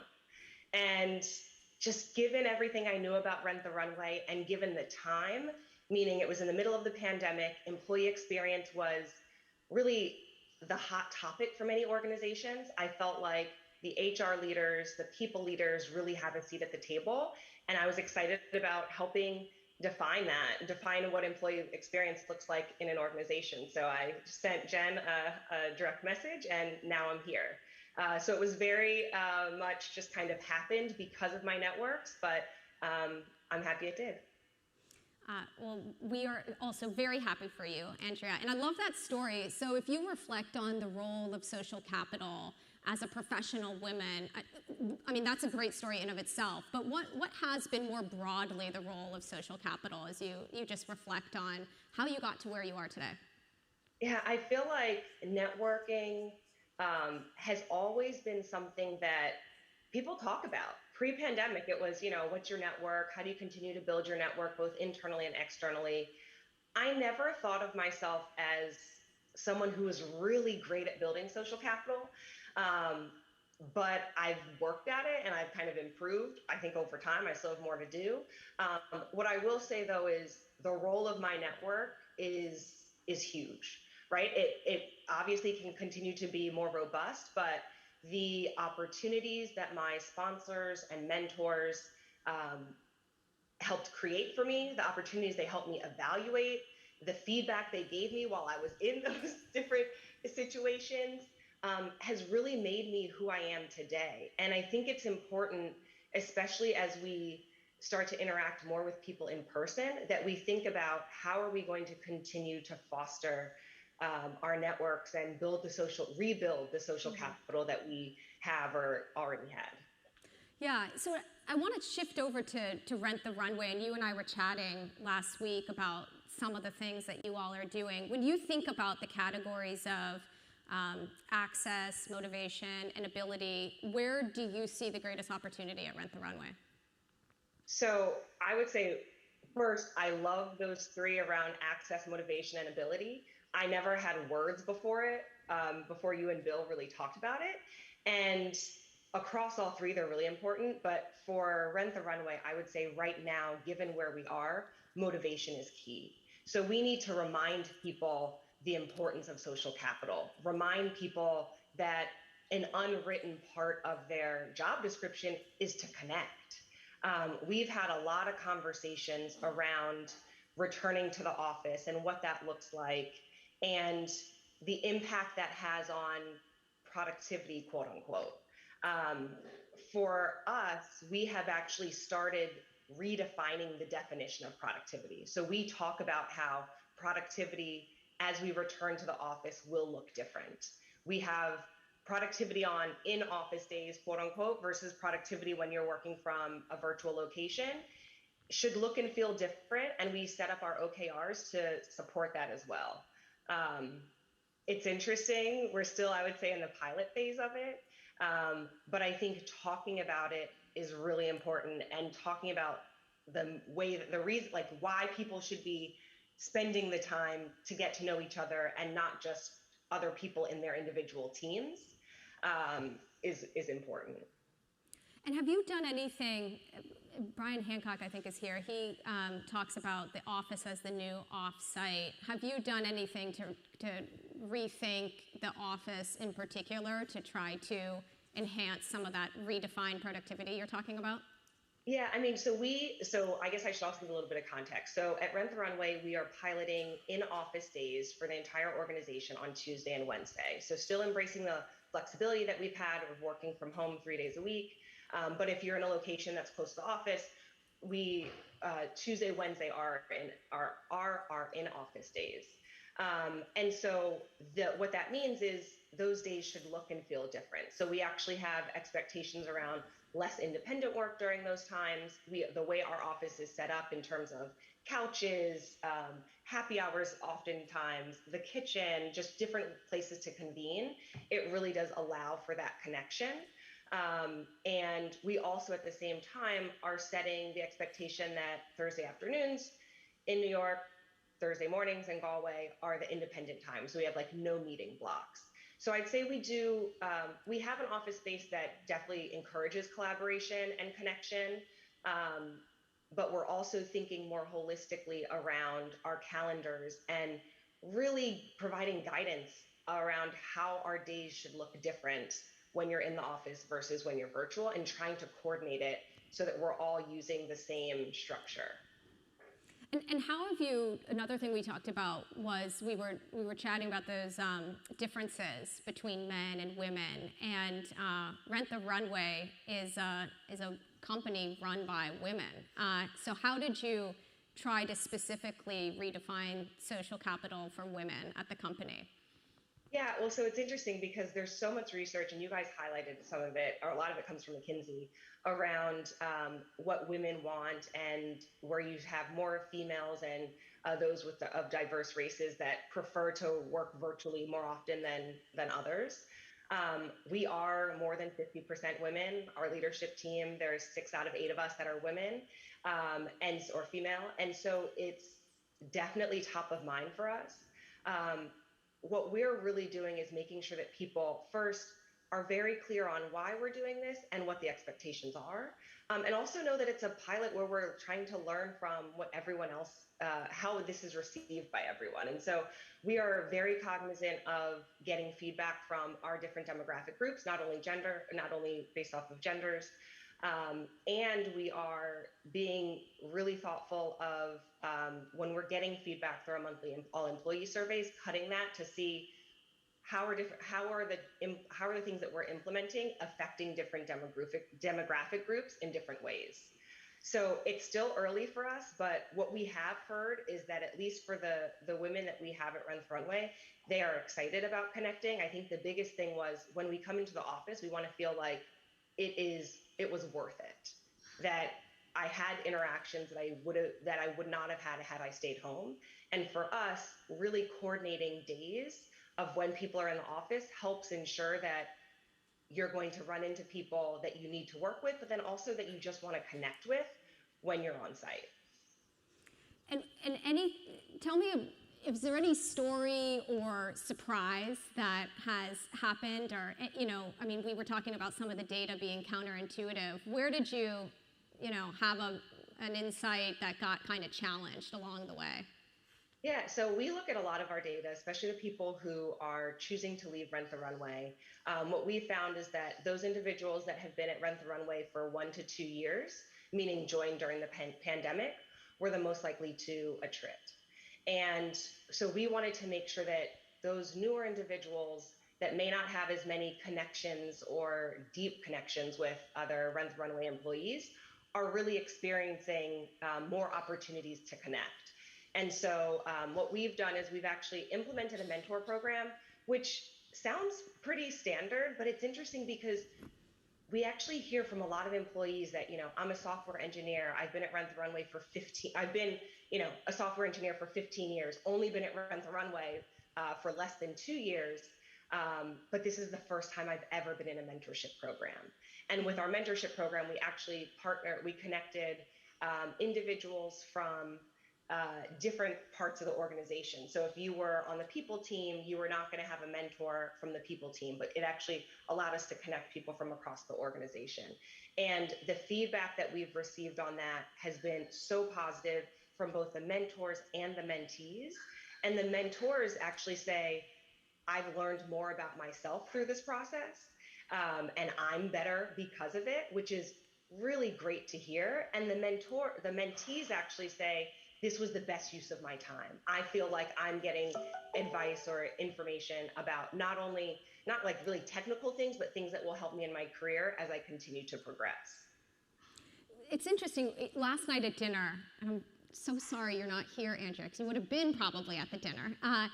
We talked about mentorship and sponsorship, and we talked about actually one of the, there are biases inherent in that too, right? We are more likely to sponsor and mentor our mini-me's, right? So how are you all using approaches? I think you mentioned using a survey, but data and analytics to try to diversify the slates of mentees, the slates of sponsorees across the company. Yeah, so we actually, for the mentor program, sent a survey to the mentors and the mentees about what they were looking for. And we went through, and it was free response as well as, multiple choices that people had to respond to. And we went through and manually matched every individual and really did this based off of, we want to make sure that we have diverse matches. We want to make sure that we have people that have aligned areas of expertise if the mentee is looking for certain guidance. And that took a lot of time. It meant it took us longer to actually get the mentor program off the ground, but it was well worth it for sure. And I think that's something that we will continue to do. We also now are talking more actively about mentors and sponsors and what that means. And I know some organizations do that already, but I think it's important to also think about what it means in the context of returning to the office and how these interactions should be prioritized going forward. Andrew, what kind of, there's lots of chief people officers sitting here in the room and business leaders playing other roles as well. What advice do you have for them in terms of this concept of social capital? So first, I would say we have to treat this like all of our other priorities, right? Which means setting goals, numerical goals, finding some way to quantify this, and use the same level of rigor to say, okay, here's my goal. What's my action plan against it? Let's execute it. Let's see how close we get to whatever that goal was. And also making sure that it's the whole organization that's really rallying behind this. For us, it's one thing for the people team to create a calendar of initiatives, leadership opportunities, or leadership speaker series is one of the things that we've implemented. But everything can't be centrally organized. And so we really do have to lean in on all of our managers and leaders and encourage them to also create community and set that as an expectation. I think one of the things that just even from this conversation, it's made me realize, we do need to start putting this in our job descriptions, because right now it's not an explicit expectation, at least in our job descriptions. Now we're talking more about it, but setting that is key. And so I would just say key thing is treat this like the other priorities, have a goal, have a plan against it, evaluate it, and make sure that it's not just a small group of people responsible for this. No, that's fascinating, and I wonder. We talked about gender and women specifically, but I want to go back to kind of we were looking at those level cuts. So how are you thinking about what we're calling the frontline worker too, and helping them to really grow their networks and social capital? Yeah, so when I was going through the slides that you guys had sent, that really stood out to me as a glaring opportunity. And I think this is probably a challenge pre-pandemic, but has just been exacerbated during the pandemic.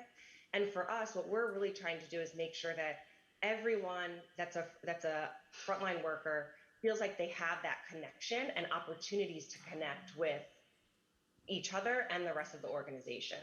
So one of the things that we're actually starting at Run the Runway is with our ERGs, really making sure that there are real connection points between the corporate side of the ERG and frontline. And so what that looks like will be different for different groups depending on who we can get on site.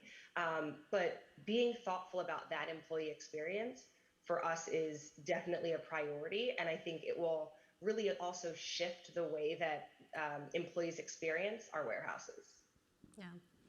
And Andrea, when you think about the future, so even like 3-5 years from now, what's next for Rent the Runway in terms of really transforming some of these connections that you have amongst your employees?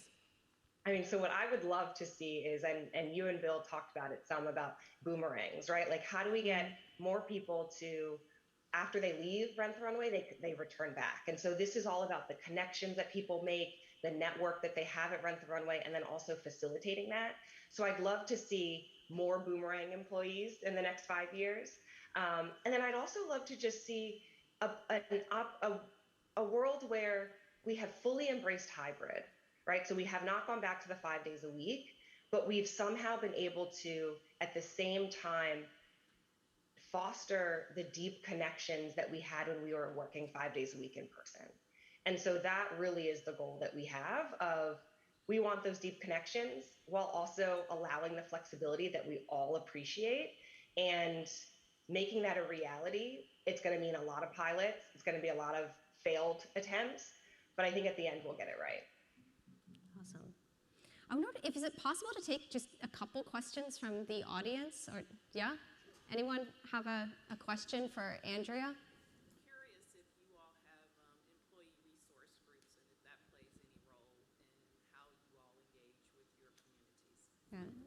Did you hear it, Andrea? Just talk a little bit more about those employee resource groups. So yeah, we do have employee resource groups. We actually established them last year, about a year ago, maybe a little over a year ago, and they are a huge. They allow us to hear more from the employees and really understand what our different employee groups want. We give them real ownership over the agenda for the ERGs, what the activities look like, whether the activities are only for that ERG or more Rent the Runway broadly. And we also do pay the leaders of those ERGs, because we do realize that it is time, effort, and energy that goes into planning everything. And so you do get a bit of a stipend on top of your traditional salary. And for us, the ERGs have been critical. I think there's lots of opportunity for us to continue to develop them. And we'll actually be implementing new ERGs in the upcoming months. But right now we do have 4 ERGs. Great. And maybe we'll take one more. Any other question for Andrea? Yeah, down here. Hey.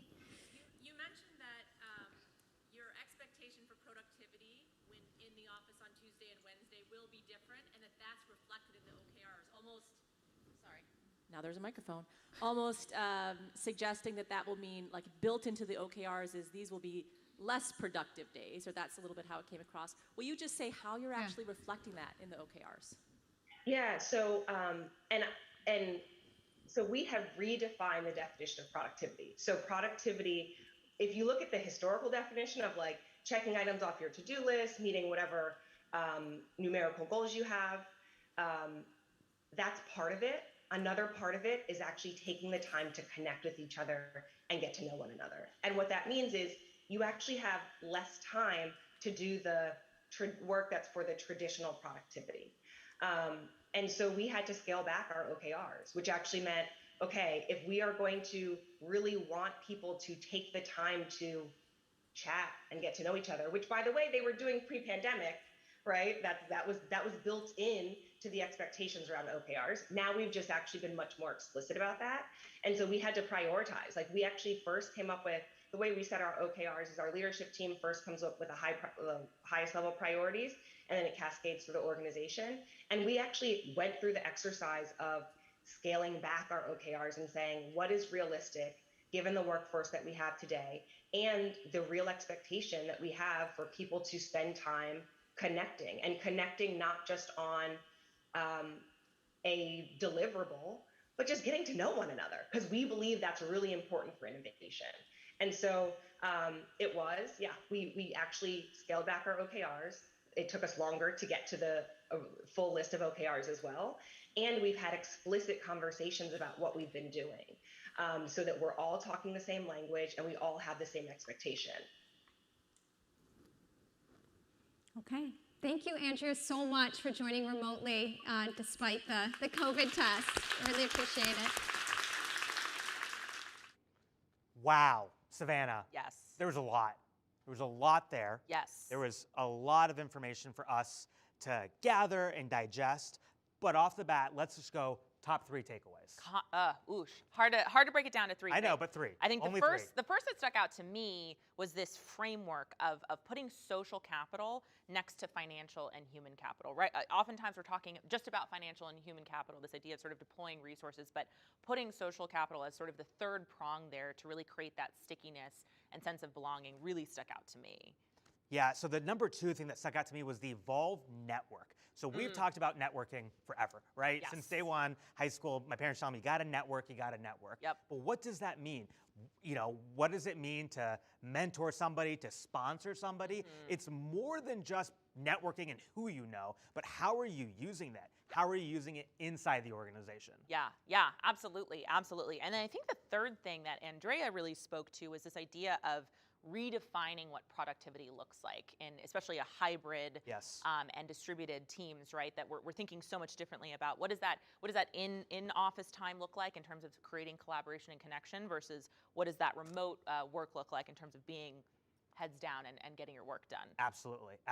So I'm really curious about this. So you're the head of people at Untapped, and so what are you going to take from this? What are you going to take back to Untapped with you from this conversation? Yeah, that's a good one. I know for me and for a lot of people leaders, I mean, the big thing that we're all, of course, talking about is this great resignation, this great reshuffling, this idea that employees are kind of moving around and this sense of sort of turnover. And I love what Andrea spoke to when she was talking about Rent the Runway, right? That a lot of employees who had departed had joined during the pandemic and therefore hadn't been able to really create those deeper connections and build out that social capital in the company. And so that was the thing that stuck out to me is how do you create that sense of real connection so that employees feel not only connected to the work and to the company, but actually to their colleagues. Absolutely. That really stuck out. And then I think the other thing that stuck out to me was just the idea of treating social capital with the same level of rigor that we treat all of our other priorities, setting quantifiable goals and metrics that relate to creating that sense of connectedness if you really want it to be a priority at your company. Absolutely. You know, I'm a data nerd, and when they put the charts up there that broke down connectedness, but by level, so executive, middle manager, frontline. Yep. And then they broke it down again by gender and race. And I actually feel like it's the first time that we're seeing that. We're thinking about, again, if we think about what Cynt was talking about with empathy, we're talking about like what's it like to be in their shoes. Yep. And with that data comes a big responsibility. We have a lot to do in organizations. We have to act fast. Yes. And we have to be nimble and just make really smart decisions. Yes, yeah, and people are having such different experiences at different levels of the organization. That's the thing that really stuck out for me is that there was that much higher sense of connectedness with the executive level folks, and it went kind of down as you got to the frontline people. So just to hit those key takeaways, because again, it was such a dense and amazing conversation, but first was just that financial, human, and social capital as sort of 3 parts of a single framework. Right. Number 2, the evolved network. So what does it mean? Sponsorship and mentorship for individuals inside the organization. Yes, and then finally, redefining productivity. A hybrid workforce is going to look different when you're in person versus when you're at home. And so really rethinking how you're thinking about productivity. Absolutely. So we could talk all day about what our friends at McKinsey just did, but now it's time to roll into our next session. And what we're going to talk about is the fact that we all know that the workplace is changing. Yep. And the workplace was changing before COVID. Yes. It was changing before we got into where we are today. And now it's even changing faster, and we have to respond. So our friend Seth Patton from GM, he's a GM at Microsoft, is going to talk about the new digital employee experience and what that means and how we bring that to life. Yeah, and then following that session is going to be Vitri Valor, who's the corporate vice president also at Microsoft, who's going to be talking about, again, this fact that businesses are facing unprecedented change. We have permanently distributed workforces, like we mentioned, turnover, retention problems, and just shifting markets. And so we really want to kind of challenge essentially like these conventional performance metrics that we've been using and figure out a new way to set goals that can really respond to what's actually happening today. So yeah, we're really excited for this next session. We are. Starting in 3 minutes. Well, we got a poll first. So we're gonna let that poll happen. We want to hear what the audience is saying. Yes. We want to figure out, we want to know, so that we can then address that live and have those conversations. So we're going to talk first about a poll about social capital. Awesome.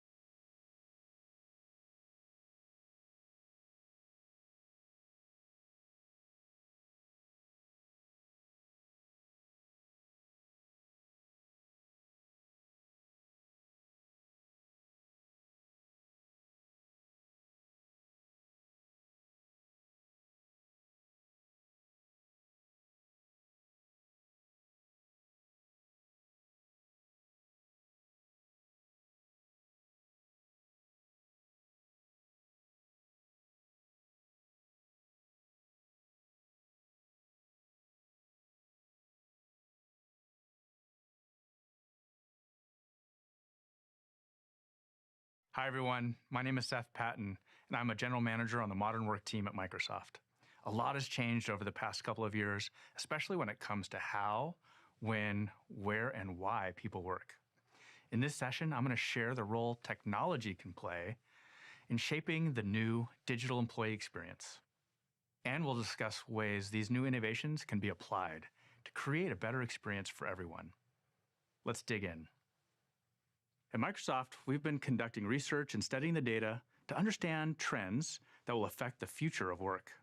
One thing that we've learned is that employee expectations have changed. In fact, 73% of workers say they want more flexible remote work options. At the same time, 67% say that they want more in-person collaboration. So we refer to this as the hybrid paradox. In addition, over 40% of employees are considering leaving their current job. This is referred to as the Great Resignation, or what we call the Great Reshuffle. People aren't just choosing a job based on a location and a paycheck. They want flexibility. They want clarity on how their work makes a difference. They want a culture where they feel like they belong and are valued.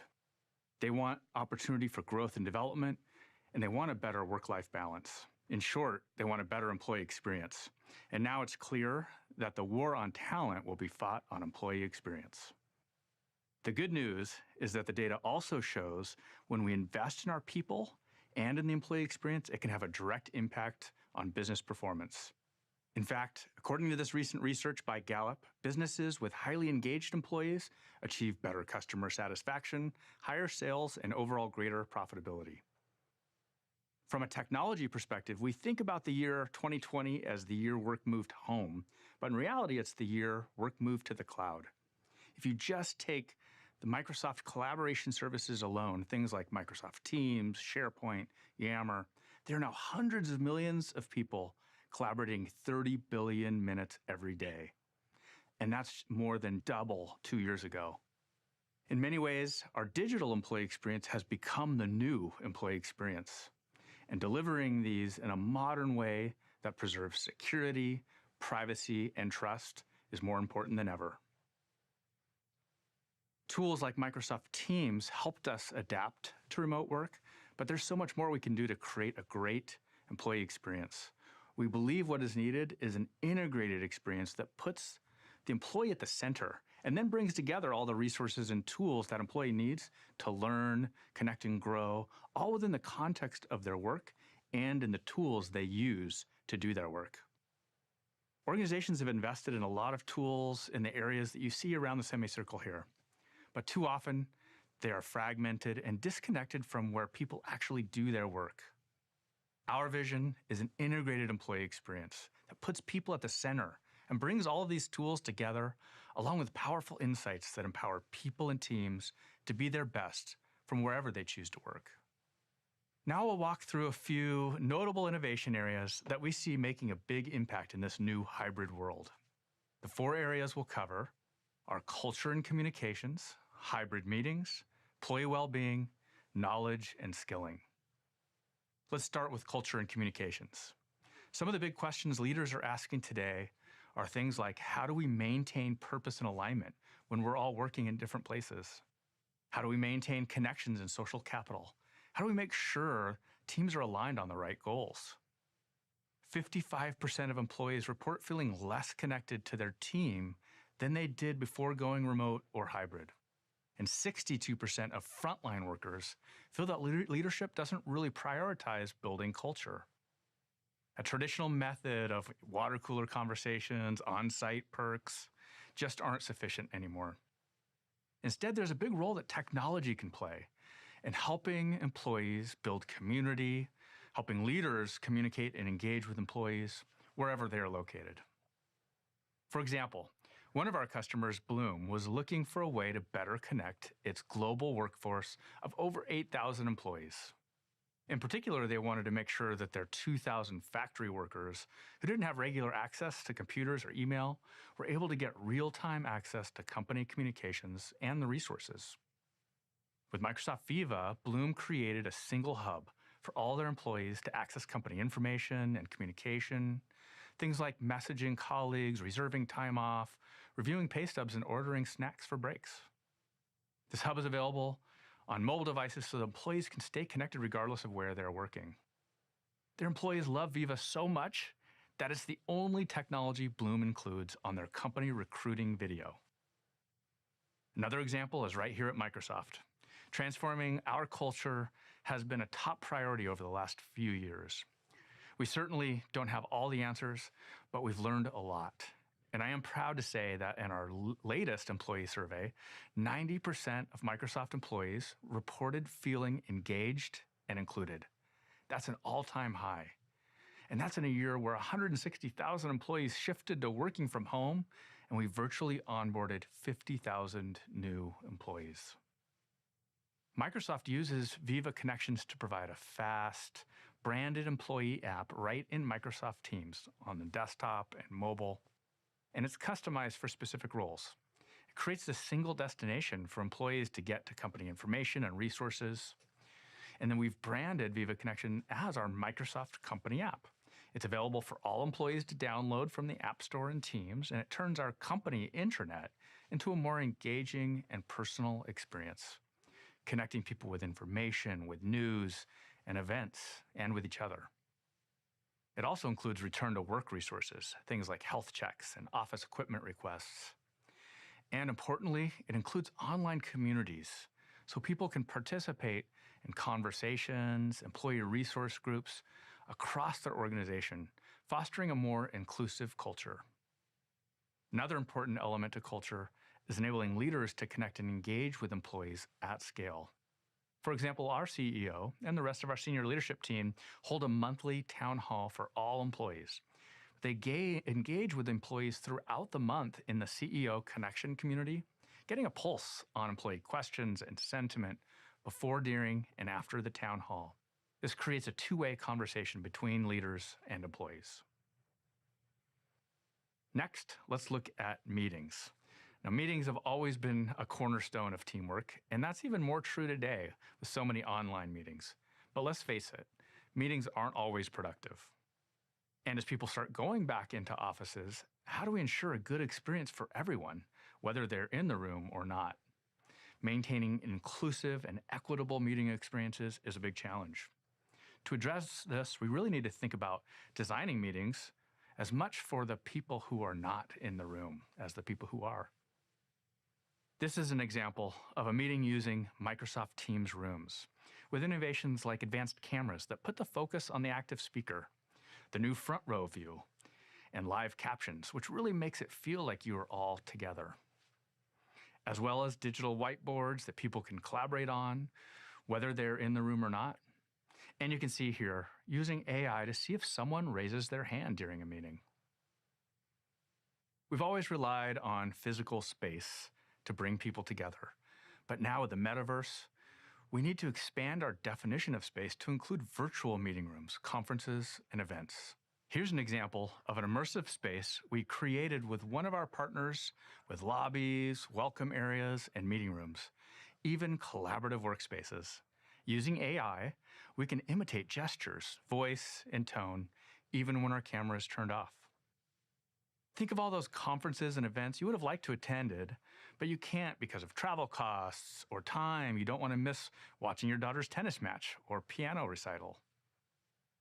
We're also bringing avatars into Teams that mimic your facial expressions and gestures. This is great for those times where maybe you're joining a meeting after a sweaty workout or you just rolled out of bed. The next innovation area is employee well-being. Studies show the shift to remote work had a negative impact on well-being, especially for younger generations. Maintaining productivity isn't enough. It needs to be sustainable, safe, and healthy.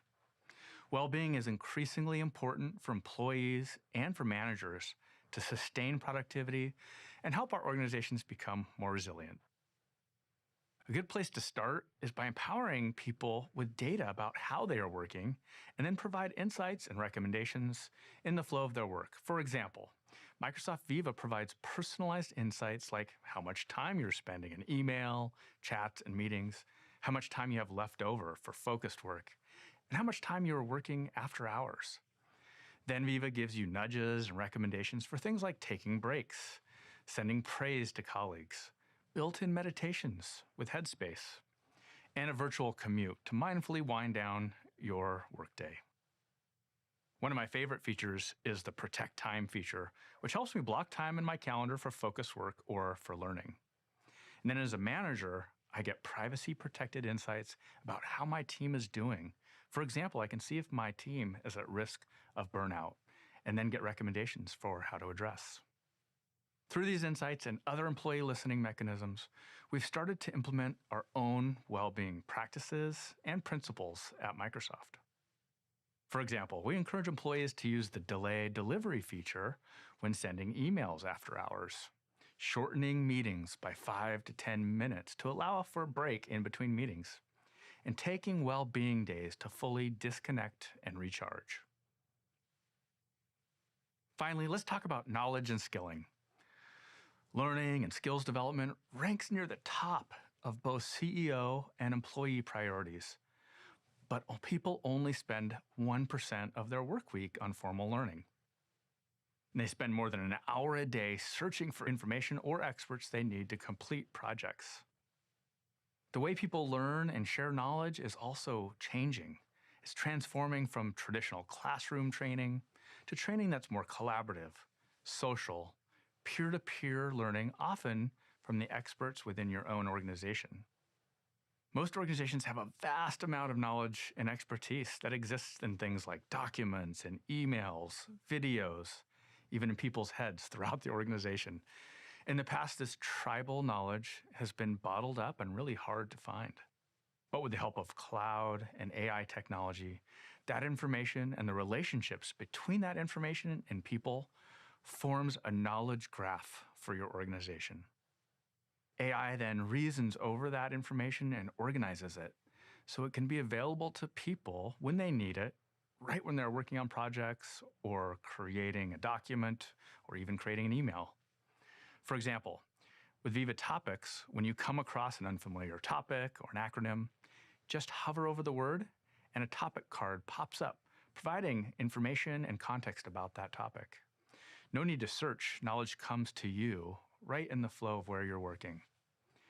And then if you want to know more, just click on the topic card and it takes you to a topic page where you can learn more, things like definitions, relevant people, resources from across your organization, including finding experts. Viva Topics also creates a topic map to show links between related projects, helping everyone share organizational knowledge. And if you click the Viva Topics homepage, it takes you back to the Topic Center where you can explore additional topics that are relevant to you. Another example is Viva Learning, which brings learning into the flow of work by integrating learning from across your organization, including from your learning management system and third-party content providers into a single learning experience right within Microsoft Teams, making learning more discoverable, more social, and more collaborative. With the help of AI, Viva Learning also makes learning more personalized and in the context of the projects and work you're doing. Here's a summary of the innovation areas we covered. I hope this sparked some ideas of ways you can start using technology to support employees in this new world of work. As you continue to evaluate your organization's employee experience, here are some resources that get you started. First, you can learn more about the research we shared today, as well as see additional research on the future of work by visiting our Work Lab site at the link you see here. We recently launched a new tool in partnership with the Josh Bersin Academy, where you can assess your own employee experience. And if you're interested in learning more about the technology innovations we showed, you can visit viva.microsoft.com. Thank you for your time today, and I look forward to what we can accomplish together.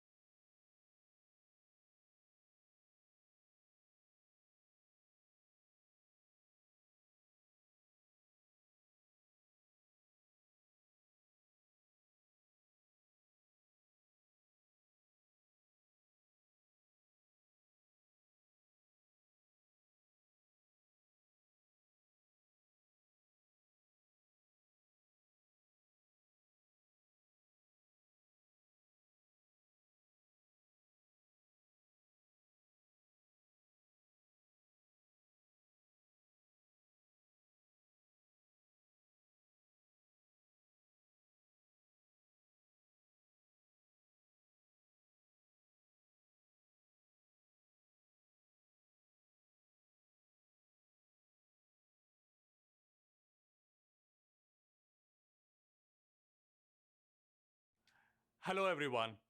My name is Vetri Valor. I'm a corporate vice president at Microsoft, responsible for Microsoft Viva Goals.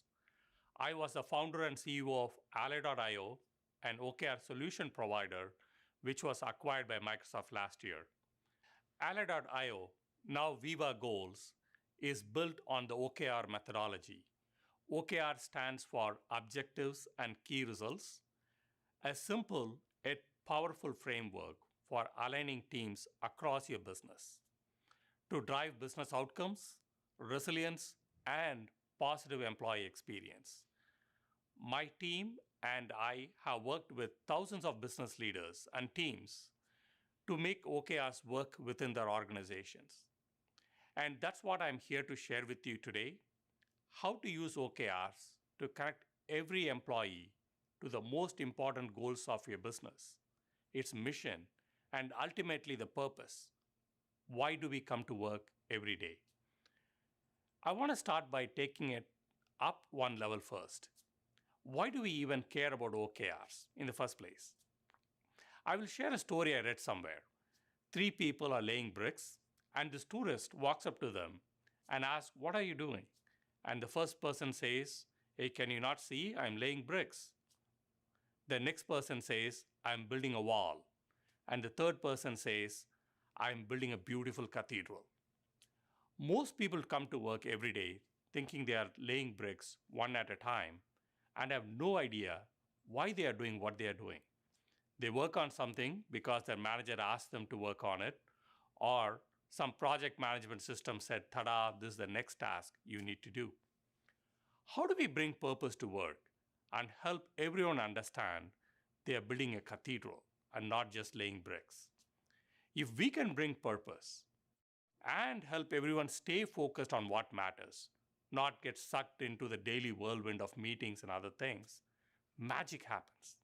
Employees are engaged, happy, productive, and because their work is clearly aligned to the priorities of their team and the business, the entire business accelerates. As I said earlier, OKR is a fairly simple goal setting and operating framework. OKRs sit at the intersection of purpose, strategy, and execution and bridge the gap between all three. You essentially take your strategy and break it down into objectives, or the things you want to accomplish, and the key results, which are the metrics, the outcomes, that will be the impact of achieving the objective. There are several key benefits that OKRs bring to organizations. First, they drive alignment, ensuring everyone understands how their work ladders up to the higher level strategic priorities, and the entire organization is rowing in the same direction. Next, focus. The best practice is to have no more than 3 to 5 core OKRs for any team or business for a given quarter. This helps teams stay really focused on those priorities and avoid the trap of everything is important, so nothing is important. Transparency is key. Transparency builds trust, which empowers people and enables higher levels of productivity and creativity. It provides visibility across the organization, creates clear accountability, and fosters cross-team collaboration. Agility is also hugely important. Having early and frequent visibility into how we are tracking against our goals enables teams to make data-driven decisions and make course corrections before it's too late. Finally, the last superpower is achievement. The OKR framework encourages teams to set their OKRs aspirationally, setting a stretch target that's perhaps a little bit uncomfortable. Aspirational goals can help a team think outside the box to achieve more than they ever thought is possible. Also, it creates a learning culture and a growth mindset. Now, OKRs are more important now than ever because we are at a very interesting crossroads. On one hand, businesses are facing unprecedented levels of disruption and uncertainty, whether it's due to technology, the macroeconomic conditions, the pandemic, war, supply chain, so many factors. On the other hand, employees are changing how they think about work as well. not only the where and when, but also the more fundamental why. We cannot underestimate the changes every worker has undergone in this pandemic. And they are rethinking the role work plays in their lives now. The shift to remote and hybrid work has been happening for some time. The pandemic has massively accelerated that. People are no longer choosing a job based solely on location and a paycheck. They are now looking to employers to provide a sense of purpose and meaning, that they are part of something bigger, and see how what they come to work to do every day ladders up to the bigger goals of their organization and its mission. And with hybrid work, where only 50% of businesses are planning to go back to fully in-person work in the coming year, we need to figure out how to both meet the needs of this increasingly important employees' need for purpose and also delivering business results. We are in a historic moment, witnessing a once-in-a-generation shift. I mentioned before that OKRs sit at the intersection between purpose, strategy, and execution. Here are the three key elements of an OKR: the objective statement, key results, and key initiatives. An objective statement is directional. Whether at a company, department, or team level, an objective is where you are headed, kind of directionally where you want to be. Key results are measurable outcomes that signal that you are moving in the right direction towards the objective. One of the things this does is it shifts the focus from activity, the work you are doing, to the impact or outcome of the work. This seemingly simple premise brings clarity and focus and unlocks huge value for an organization. Then lastly, key initiatives are the actions your team takes to move the key results in the right direction. So how does this work in practice? Let's all pretend we are a video game company, and let's say our aspirations are to take over the North American video market. One of our business objectives looks like this. The objective is become the best gaming platform in North America. But what does best mean? Right? This is where the key results come in. And how do we become the best? That's where the work, the key initiatives come into play. So it looks like this on the board. Objective, become the best gaming platform in North America. Key result 1, achieve 150 million monthly active users. Key result 2, exceed 90% user retention. And the initiatives, the first one is ship new version of our gaming platform by June 1st. And the second initiative is to increase reach of our gaming platform. For each key result and key initiative, ask yourself, are these necessary? Can I reach the objective without all of these? And also ask, are these sufficient? If I do these things, is that enough for me to reach the outcomes of the objective? Now, we started with the OKRs as the leadership team. Then these flow to each of the department heads. The department heads will work with their own teams to review and develop their own department OKRs and team objectives to support these higher-level business objectives. These are reviewed and validated for efficacy, the ability to accomplish them, and then feedback is passed back up to be incorporated into the higher-level OKRs. This bidirectional approach is critical to the process, and these conversations is where the magic of OKRs becomes real. Each layer is talking about their work and their goals in the context of the overall company's purpose and its most important goals. At this point, you would also have built a good cadence to review the progress and make ongoing adjustments and capture learnings for the next cycle. While OKRs as a concept are fundamentally simple, it is not like rolling out a project management tool. It is actually a transformative shift and pays off in big ways. We have customers who talk about how the teams are performing now at 2 to 4 times higher than before. Not 20%, 40%, but 2 to 4 times.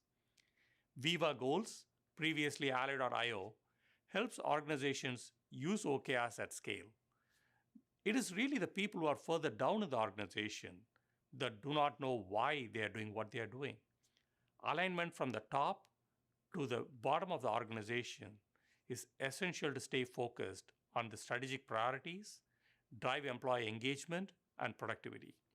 Viva Goals is a very simple and intuitive system that has the best practices for using OKRs built into it and helps organizations adopt OKRs at scale.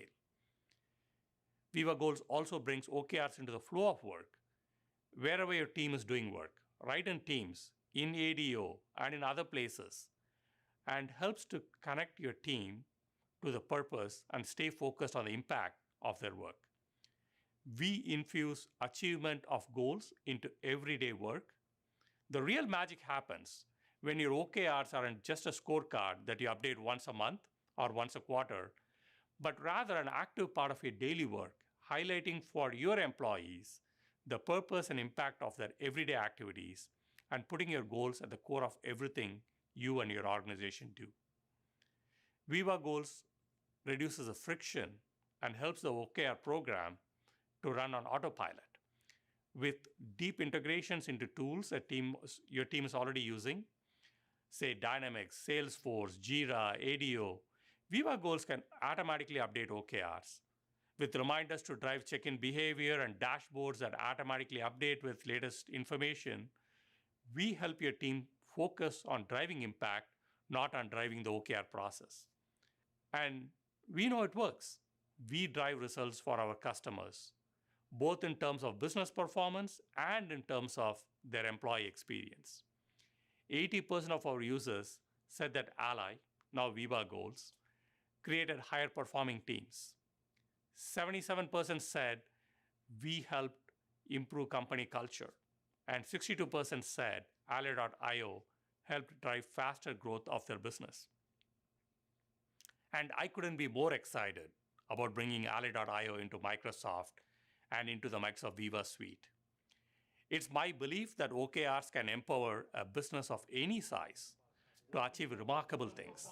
And with Viva Goals, we are making this process even easier.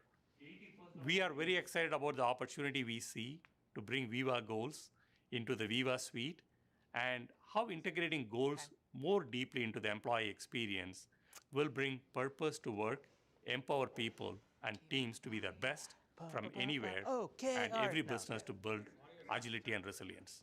Thank you.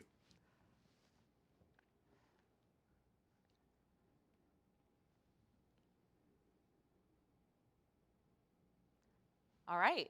Well, those were two really, really informative and interesting sessions, right? Talking about innovations in these kind of two traditional areas, right? Employee experience and OKRs. But I think the big takeaway for me from that was really this idea of sort of our traditional approaches to employee experience don't really work anymore. They don't translate into hybrid. We really have to be rethinking the way that we're engaging our employees. How about you? You know, the story about the team laying the bricks, right? One guy's like, I'm laying bricks for a road. Then the one's, I'm building a wall. And the third guy says, I'm building a cathedral. Yeah. And how many of us have experienced that in our own workplaces where we don't necessarily know what our purpose is and what that leads to, what our work is doing for the broader purpose. And then I don't know, maybe Savannah is building a cathedral and I'm supposed to be building the cathedral and I'm not. So that then creates a dissonance between us. And so just realizing how important OKRs are to the overall team strategy. Yes, yes, and just that idea of purpose, right? Thinking about employee experience and that sense of purpose, flexibility. These are things that employees are asking for. I love the thing about the hybrid paradox, right? Again, in the context of employee experience, people want that flexibility, want to be able to work remote, but also want a little bit of that in-person connection for that social capital. Yes. Again, kind of a theme. We hear that again. We've heard social capital now again. So I think we should call that out, that it's a constant aspect of the future of work. Yes, yeah, no, absolutely, absolutely. And again, just this idea of employees if they feel connected to the work that they're doing and they feel like they understand how the work that they're doing is contributing to that broader kind of bigger picture, then you're going to create that sense of sort of belonging, which I think segues perfectly into our next session. So our next session is led by Karen Taylor. She is the Chief Diversity Officer at Workday. And she has this great presentation on really introducing this concept of belonging, sort of the newest piece of diversity, equity, and inclusion, and how belonging is really something that we all have a part in owning and creating. So with that, I'm excited to start that session in about 4 minutes.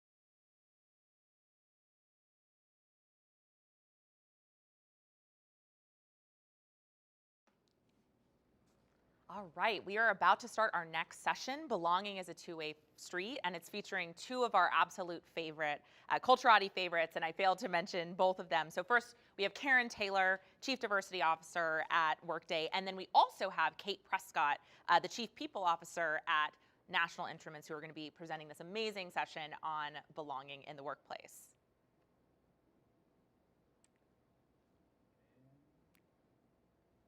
Good morning, everyone. My name is Karen. I am a Chief Diversity Officer for a company called Workday. Workday is a cloud software company, and I am joined by my wonderful partner in crime here, Kate Prescott, who is the Chief People Officer at NI.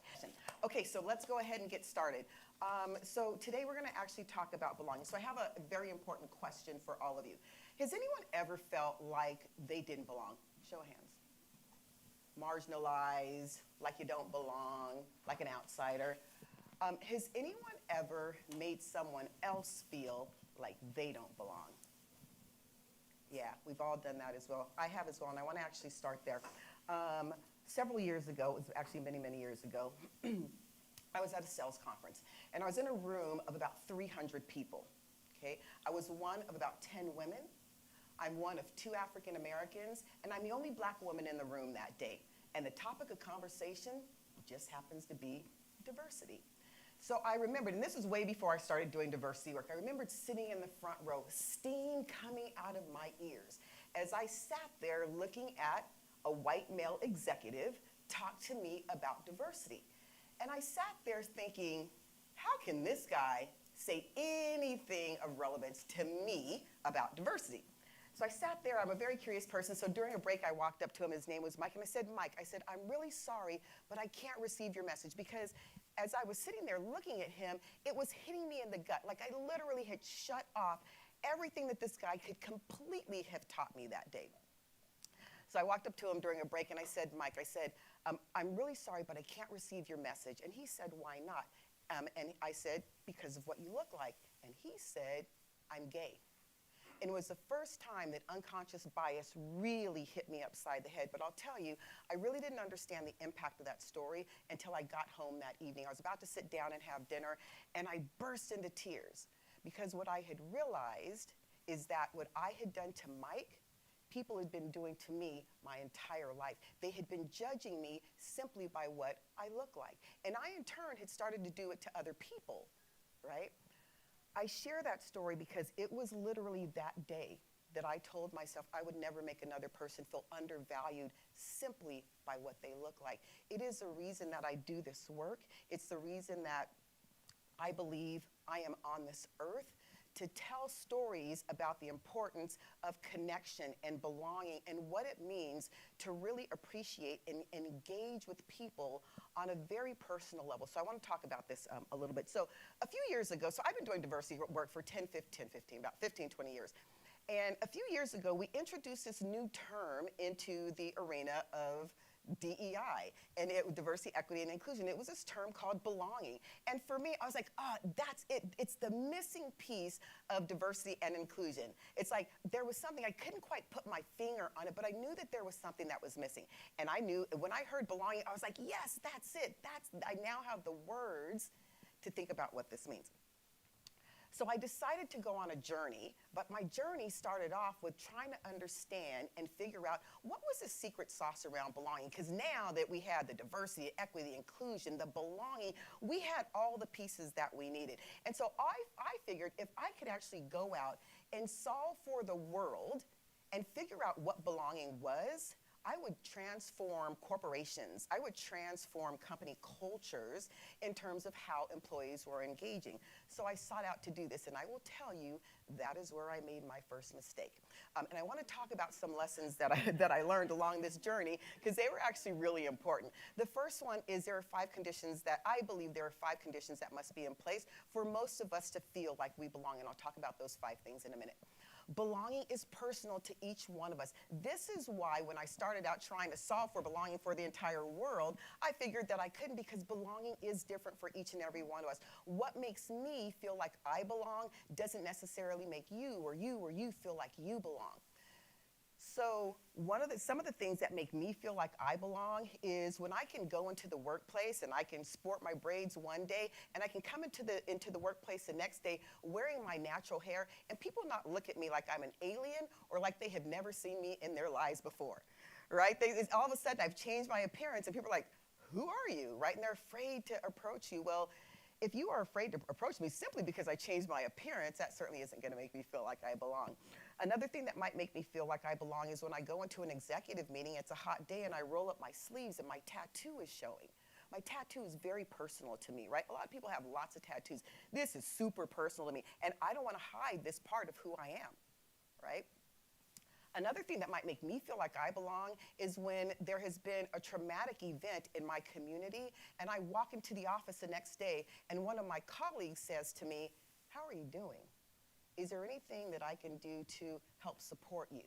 Those are things that make me feel like I belong, but they may not be things that make you feel like you belong, right? And so one of the important things is being able to define what belonging means to each of us. And you need to be able to understand yourself to be able to do that. Okay? The next thing is belonging is a two-way street. I talked about those 5 basic conditions. If those things are in place, you as an individual have to lean into belonging as well. You have to be able to tell your colleagues what belonging means for you, and I'll talk about that a little bit. The power is in your hands, and what I mean by that is if you are in a position where you are feeling like you don't belong, the power really does reside within you. And I'll tell you, and I'll give you some tips and tools for actually how to change status quo. And then the last thing, which obviously is what we're going to talk about, is if you want people to thrive, create the conditions for belonging. So these are what I am calling the 5 tenets of belonging, and I am doing them through something that I am calling peace. And this really resonated with me as I was thinking about preparing for a TED Talk on belonging, which is where some of this content is coming from. But for me, if these things, if peace is not in play, it's really difficult for most of us to feel like we belong. And let me talk about each one of these. Psychological safety. When we are talking about psychological safety, the most important thing about psychological safety, which we learned in the session earlier today, is trust. It's your way to build trust. It's safety. It's security. It's where your curiosity stems as well, where that questioning comes in and where you don't just jump to conclusions about the people that you're interacting with. Empathy is the second one. If we haven't learned anything over the last couple of years, we all must lead with empathy and compassion. We must all have that as a very strong tool in our toolkit as we are leading other people and as we are engaging with other people. So that empathy, that care and compassion is really important. The next one is feeling accepted, and accepted for who you are as an individual. And this is really about being your authentic self. Being your authentic best self. And what I mean by that is a lot of companies are still talking about bringing your whole self to work. We don't talk about bringing our whole selves anymore. And the reason is because my whole self, there are parts of my whole self that may not align with my company's values. And when it comes between my personal values and my company's values, one of them has to stay tall, and it's my company's values, right? So if I want to be nasty, mean Karen Taylor on every single Monday, right, from 10 to 12, my colleagues should not have to be exposed to that because that is not what's contributing to making a great culture within our company, right? And so people need to be able to be their authentic best selves and not come into an environment where they are covering a majority of the time, okay? The next one is connection, and connection is about both connection to people as well as purpose. Right? It's got to be both of those things. You have to be connected to both of those things. And then the last one is feeling embraced. And a lot of people are like, embraced? What do you mean by that?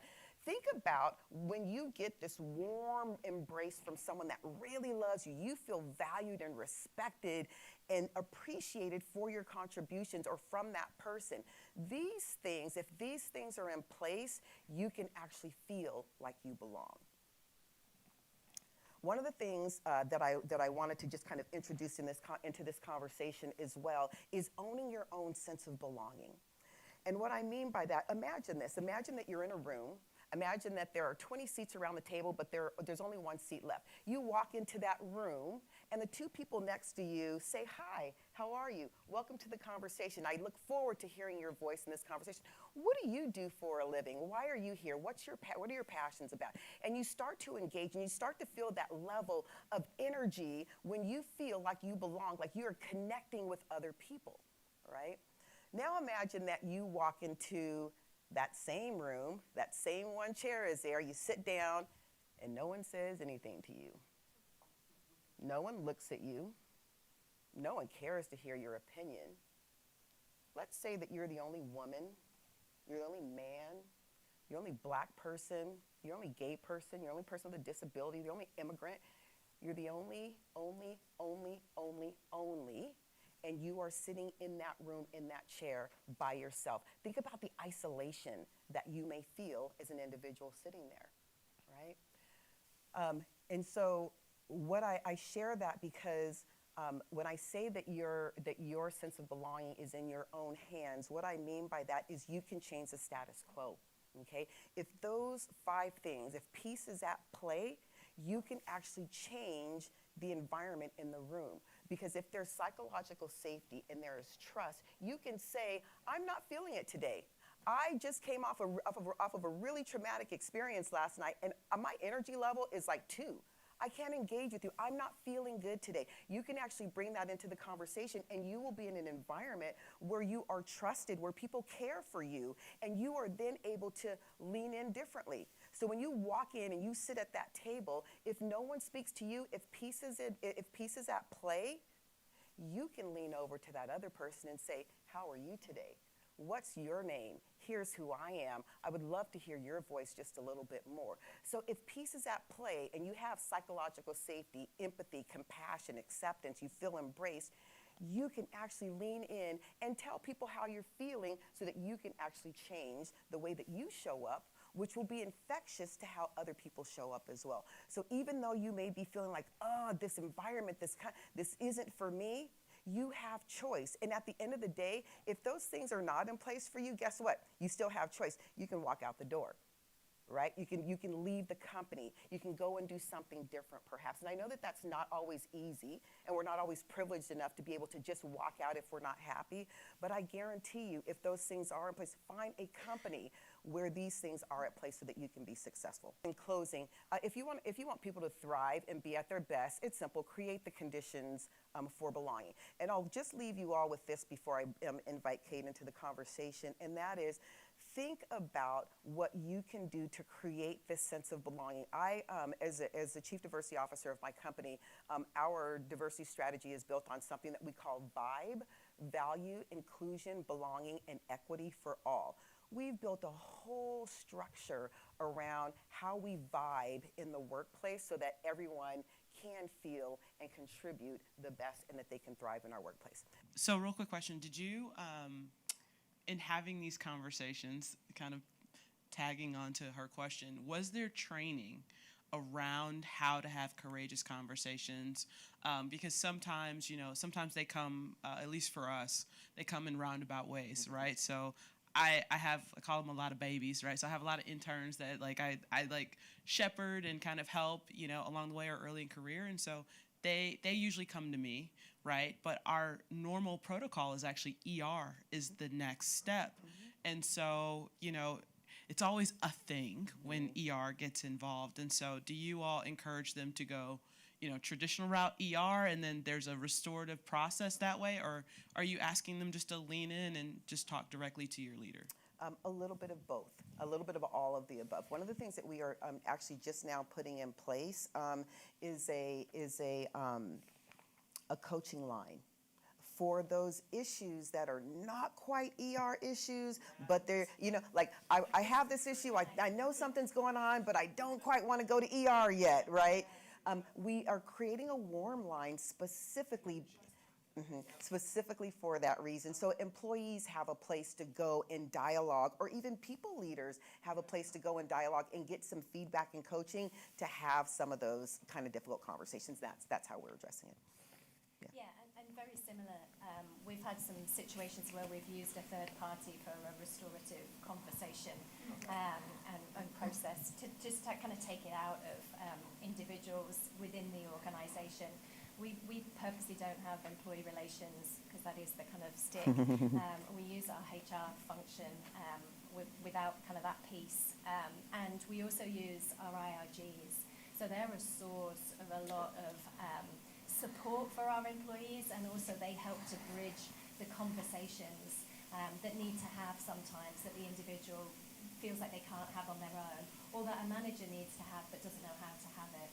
So we've worked really closely from a training and leadership point of view with our IRGs to help to equip them to also be able to help us in that context. So were there any significant changes, and I know at Workday there certainly were, but any significant changes at NI after George Floyd? Maybe one or two things that you guys said, this thing was super impactful for us? Yeah, I mean, I definitely would say our inclusion series came from that. I think the other thing that was different, so we've gone from a founder to a CEO who was there for a couple of years, did the specifics that we wanted him to do, and then transitioned to another CEO. So we were on our third CEO in 45 years, and he had grown up throughout the company. So he was a long-time NIer, and his tenure started in February as COVID hit. So he got a very rough ride to kind of start with, but we had to think about different ways of communicating for him.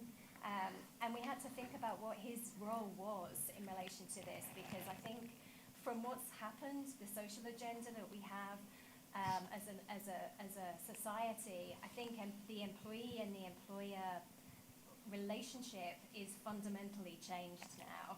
And the expectation of a CEO, the fact that our employees want our CEO to talk about these issues. They want to be a voice. They want to have a trusted person. They want someone to have their back. And so we were trying to kind of navigate all of that to figure out how to do that. And then we were at the dinner table last night, I think, and Chris, who's the CEO of Indeed, was talking a little bit about this. And he was talking about, I'm a CEO, I'm not expected to say things on everything, and I don't, I can't say everything, so I have to kind of pick and choose. What we set up was what we call our Brands Taking a Stand team. And so that composed of HR, marketing, our PR department, but also some of our IRGs. Our IRG leaders, and so when something comes up within the world, and we think we might need to comment on it, that group of people sit down and talk about what the right thing to say is, or is it to say something, and then we go back to our corporate impact pillars and our values, and we use those as a way of being able to determine whether or not it's something that we can talk about with passion in the work context, as opposed to as a personal thing that we might want to say something about. So that came from the last kind of 2 years as a different way of being able to interact with our employees and with the wider world. Who did you bring together on that team again? So there's a HR leader, there's marketing, so that's from a brand point of view, there's PR, we have a legal person in there, we have someone who looks after our kind of political side of things, and we have our IRG leaders. So if it's an issue from an LGBTQ situation, then our IRG leader will be part of that conversation. If it's something to do with our Black Inclusion Network, then the leader of that will be at that table, and they'll talk about it. And what's great about that is they have a really robust conversation, and sorry, our DEI leaders in there as well. And there are different spectrums that everybody comes from, and so what they do is they actually record the not record it, but they write the conversation in that they say, hey, here's all the views that happened in that dialogue, and here's the recommendation that we have. That then goes to our impact committee, and we 9 times out of 10 will take the represented view and the recommendation. But sometimes we'll take a look at that dialogue and we'll say, hey, that person over here that had that conversation, we need to dig into that. That was a point that person felt strongly about, and we need to understand more about that. And so that gives us a chance again to do more interaction and really understand what's at the heart of some of the comments that are coming out from that team. After the murder of George Floyd, we ended up implementing something that we called an accelerator team. And the accelerator team was unique because it was about a little over 20 resources that had come together from all over the company. So literally from engineering, products, HR, marketing, the entire organization, where we had literally 23 people who took a year pause in their career. They all transferred over to the DEI team, and they helped us accelerate our movement around DEI. One of the most phenomenal things, in 15 months, we saw our Black representation increase by 47%. It was significant. We did, and that wasn't the only thing we did. We did education. It was big on education, training, creating different processes for our underrepresented our represented employees. We looked at succession plan. We looked at the whole gamut of things, and what we saw was, we said, okay, we're going to prioritize these things over the next year, and we are going to really double down on what the organization is going to do, and that's where we saw a ton of progress. But the good thing is that it then started the momentum, and the momentum is still going, and that's how we were able. But that pause with our entire executive team saying, this is critical, we will give you people from every organization to participate, that was a huge deal breaker in terms of some of the progress that we've been able to make. So the two ways of the employee versus the organization. Employees are part of the organization, but there is something about if a company is at a pivoting point and is trying to change what it wants to be. Yeah. That involves making a mindset shift and a culture change. Yeah. And that shakes the foundational belonging sense that employees have that we need to somehow break the mold and then reestablish. Yeah. How do you navigate that? Yeah, I mean, I think first of all, the first thing is conversation, because it gets really, really difficult. So when George Floyd happened, one of the things that really happened was as we accelerated work for certain groups, other groups felt like they were not being included, right? Think about the AAPI hate. Think about the issues with the Jewish synagogues, right? Think about Black Lives Matters, right? And those are very specific things for very specific communities. And when you are not a part of that community, you feel excluded if there's so much talk on those things and there's no talk about you. We certainly saw that when AAPI hate came up. They're like, we want you to address this issue like you did the Black Lives Matter issue, right? And I think it just has to be a balance. You have to understand the issues. Companies have to lean into having that dialogue and understanding. And the employee voice in that situation becomes critical. The employees they are much more connected to the community issues that are happening within their community. And that's how we have to get that feedback from them to be able to address those issues. And the only way we can do it is by dialogue. We've got to open these lines of communication. We have to start understanding. We have to start talking. More importantly, we need to start listening to one another. And that's the one thing that we continue to fail at, is really understanding the different perspectives that are in the room. We're so worried about what's my personal perspective. I want to be able to share that as opposed to how are we listening and learning from others. And I think that that's one thing we're just not doing enough of. You talked a little bit there about culture change and people having got a sense of belonging with the culture that you've got right now. So what happens if you change culture? Is that kind of what I'm hearing from you? Are you looking to change your values? No. Because I think if you've got that root of the value system in the organization that stays strong, but you might be talking about the company a little bit differently, bring in the stuff that's still there, right? The stuff that is kind of the bedrock of who you are and who you want to be and how you want to show up for your employees and how you want your employees to connect with you. And if you can keep that at the heart of it, the culture on top of that can change. You know, a leader can change a culture. Culture can change in many different ways. But if the bedrock of who you are stays the same and people have latched onto their belonging based on that, then they should still be able to belong in that different culture.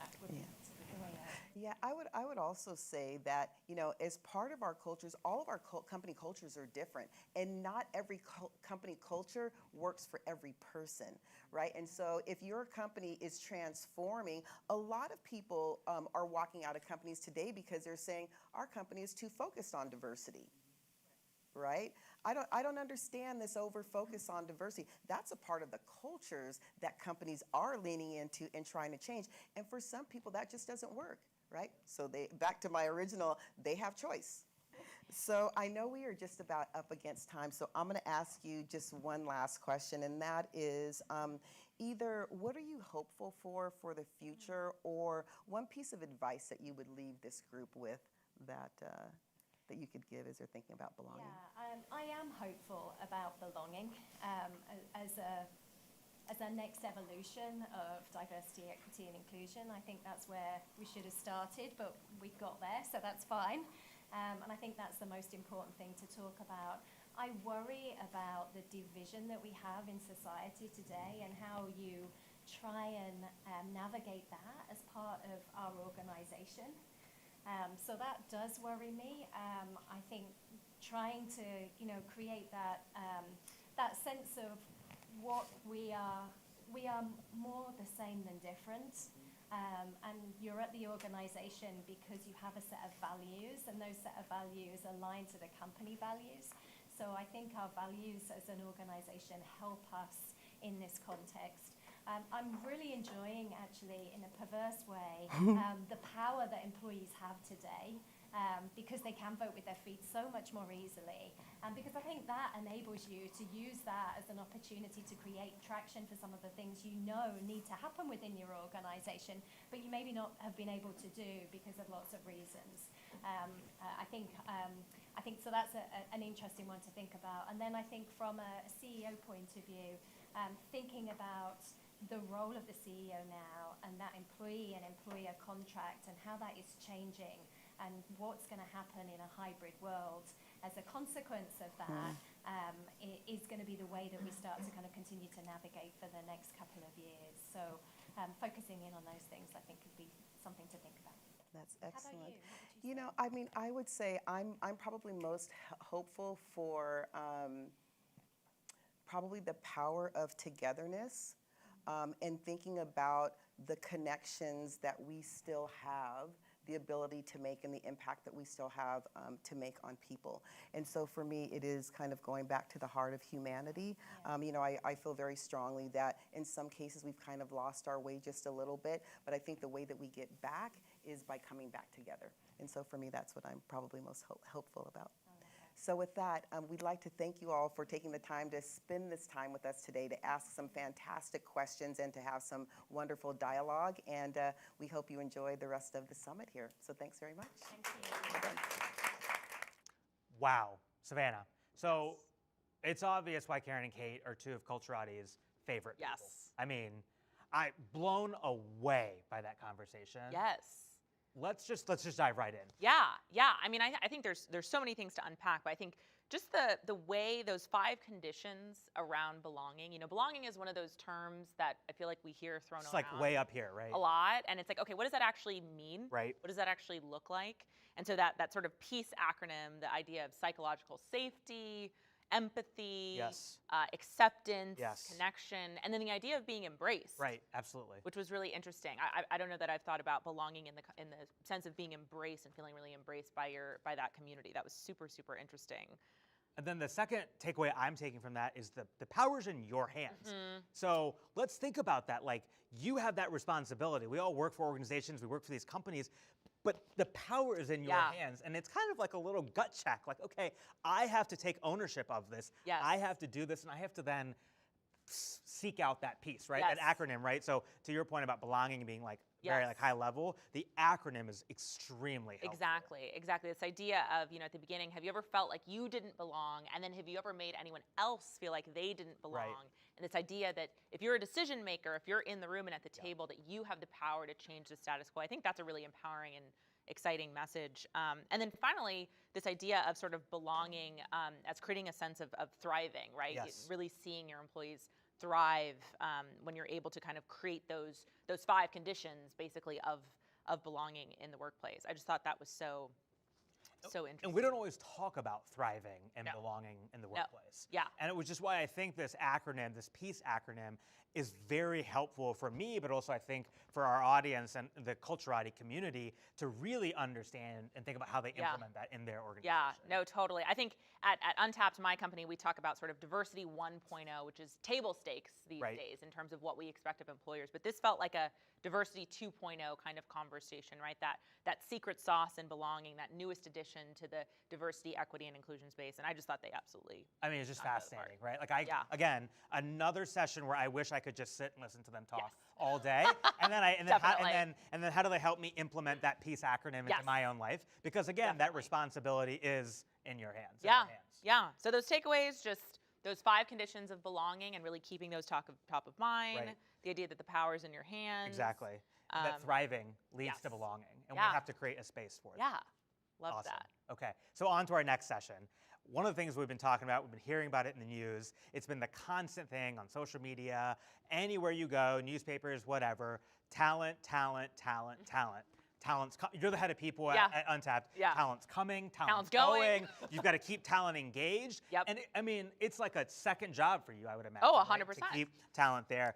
And so I think it's important for us to take a moment to pause and reflect about what we learned from the last 2.5 years. Yes. What stays, what goes, how do we Yes. implement it? Mhm. Does it work? Can we talk about it? And so that's why I'm really excited about our next session with Elsa Zambrano from NXP and Chris Gagnon from McKinsey. And they are really just gonna talk about talent, the workforce, again, what stays, what goes, what needs to be implemented post 2020. On to our next session.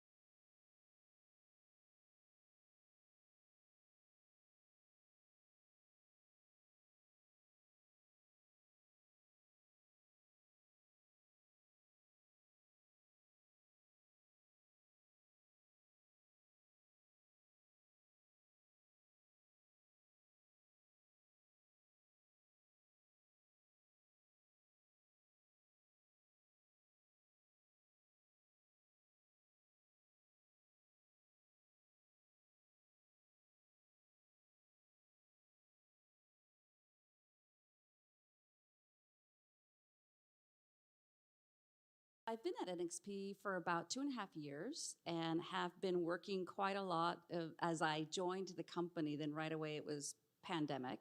So there was a lot of work that we did relative to how we supported our employees through that. And what you'll hear about today is just my practical story of what that meant for our culture, how it began to shape our responses to that, our responses to COVID, our responses to hybrid, really began to take form in our culture. And so I hope to share that story. I'm the practical side, if you will, of the learning. Chris, my partner here, is from McKinsey, and he'll talk about, what's the research say and what are the learnings from other organizations say. So I was going to introduce myself as the impractical side. Nice to meet you. I'm Chris Gagnon. Had kind of a weird career. I've had 2 10-year stints at McKinsey with a 10 or 12 years of buying companies and private equity in between. I actually came back to McKinsey 10 years ago, not to be a management consultant, but to build our organization solutions group, which is where we built all our tools around measuring culture and organization design and talent analytics. Of course, life is what happens while you're busy making other plans. I ended up having to do some consulting, becoming the leader of our global organization practice, where I don't know whether to be proud of this or not, but I launched our diversity, equity, and inclusion service line. The reason I say I don't know if I should be proud of it is that we should have done it 10 years earlier. But so I will. My role is to share stories about what we're learning and measuring the world. So I'll try to seed some of Elsa's observations with that. One of the things that we really discovered, and I was at a session earlier that talked about all the data coming out from the pandemic, and all of us are learning through this, right? No one has the answer. There's no crystal ball. We're all learning on how to navigate through all of this. But at NXP, our learning was just, who are we? How do we respond to this? And so first I say that at our company, there was 3 shifts that happened during the last 2 years. The first shift was, it's a global pandemic. How do we react to that? We had 30,000 people across the world, and different countries were at different stages. There was different rules. There was different levels of the pandemic. But it really became a safety. Let's protect our employees. I called that at NXP our first shift, and that really went for a lot of 2020. But as we were coming out of 2020, we all went home, notwithstanding our manufacturing, we all went home. We figured out how to work. We figured out Teams. We figured out our calendars. And we were relatively safe. We were really proud that we were very safe and that employees were trusting what we were doing. Then came the second shift, which was a lot of 2021. And that second shift was, maybe we figured out how to do all this, but our mental well-being wasn't what we thought it would be. There was a lot of pressure. Working mothers particularly, or parents that had children, really were having a difficult time navigating through that. We had hired, I want to say, about 3,000 people in that year, and all of them onboarded virtually. So there was that. And again, I think people just became more conscientious of, this needs to be worth it to me. I need to love where I'm working because it's so hard. So we shifted out of safety, if you will, into how are we taking care of our employees? What are we doing from a caring point of view? And the research, and McKinsey had some of it, says characteristics of leaders now do include empathy, which is newer, I think, for a lot of us in this field. Caring became more prominent. This whole idea of flexibility, of course, was paramount. But we really navigated to 2021 with putting, if you will, the face of the employee and their well-being first. So that was our second shift.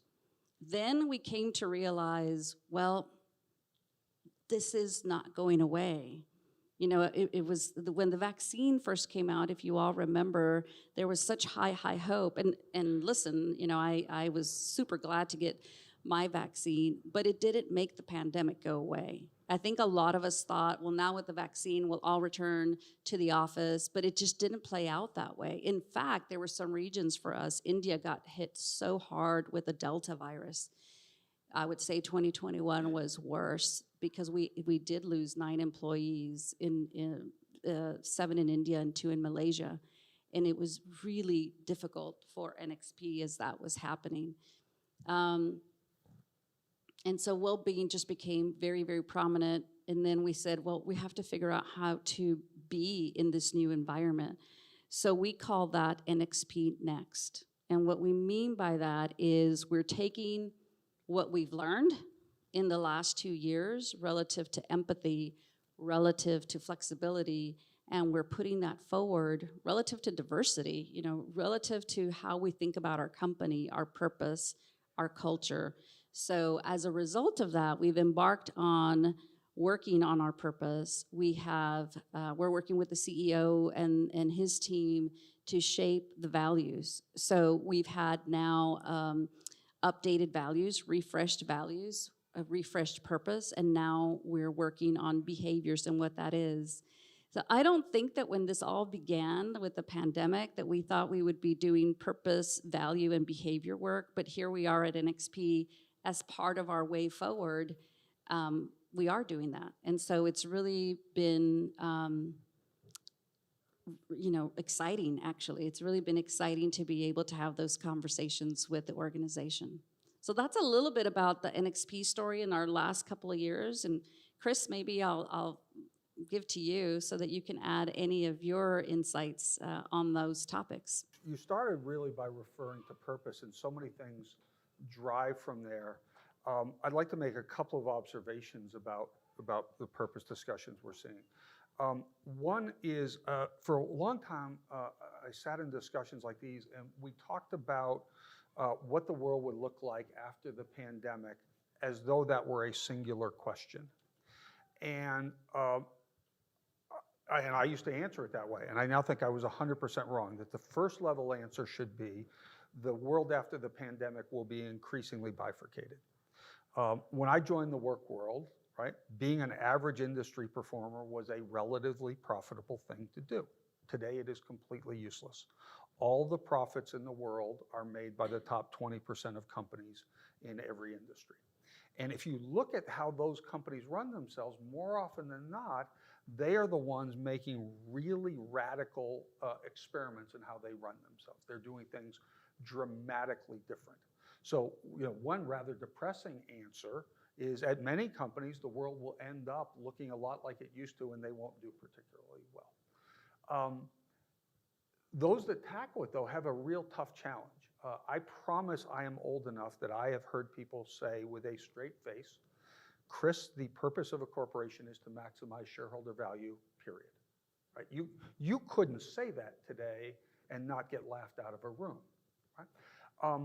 All right, well, what is it beyond that? Well, it must include serving customers well, being a good member of society, being fair, equitable, and compassionate to our employees. It must include a lot of things, all of which I'm hugely in favor of and have no idea how to trade off against each other. We don't have a language for balanced scorecards and trade-offs. And I was listening to somebody last night talking about it was Frontier Communications. They were talking about running fiber. And you could run fiber this way, right? Or you could move it over 3 blocks, right? If you move it over 3 blocks, you create access to a bunch of underserved neighborhoods. Project ROI goes down. Should you do it? I don't know. How much does the project ROI go down? How much am I willing to let it go down?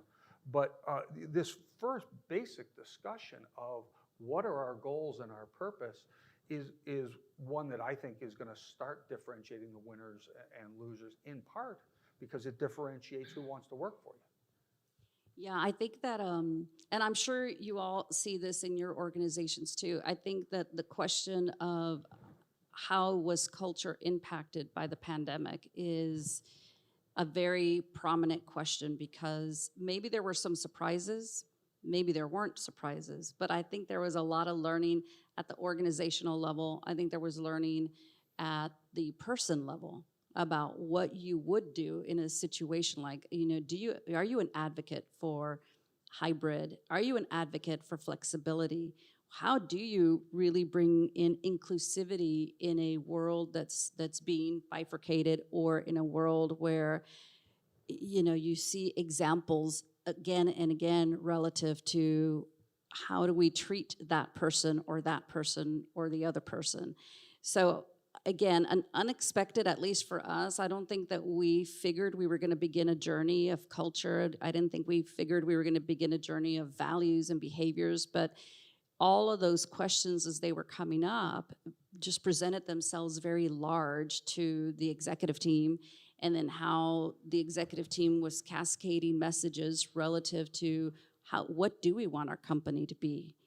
The inclusivity piece became also very prominent. I mean, just even okay, well now we're all remote, so do we all engage the same way? And it was really enlightening, I think, for a lot of people who never were remote and were always in the conference room, and now you go, oh, well, that's what that feels like. Maybe I'm changing how I think about people who do work remotely, or how I, as an organization, make sure that I include everyone. So again, small examples, I think, that just sort of beg the question of how do we want to shape ourselves and our culture.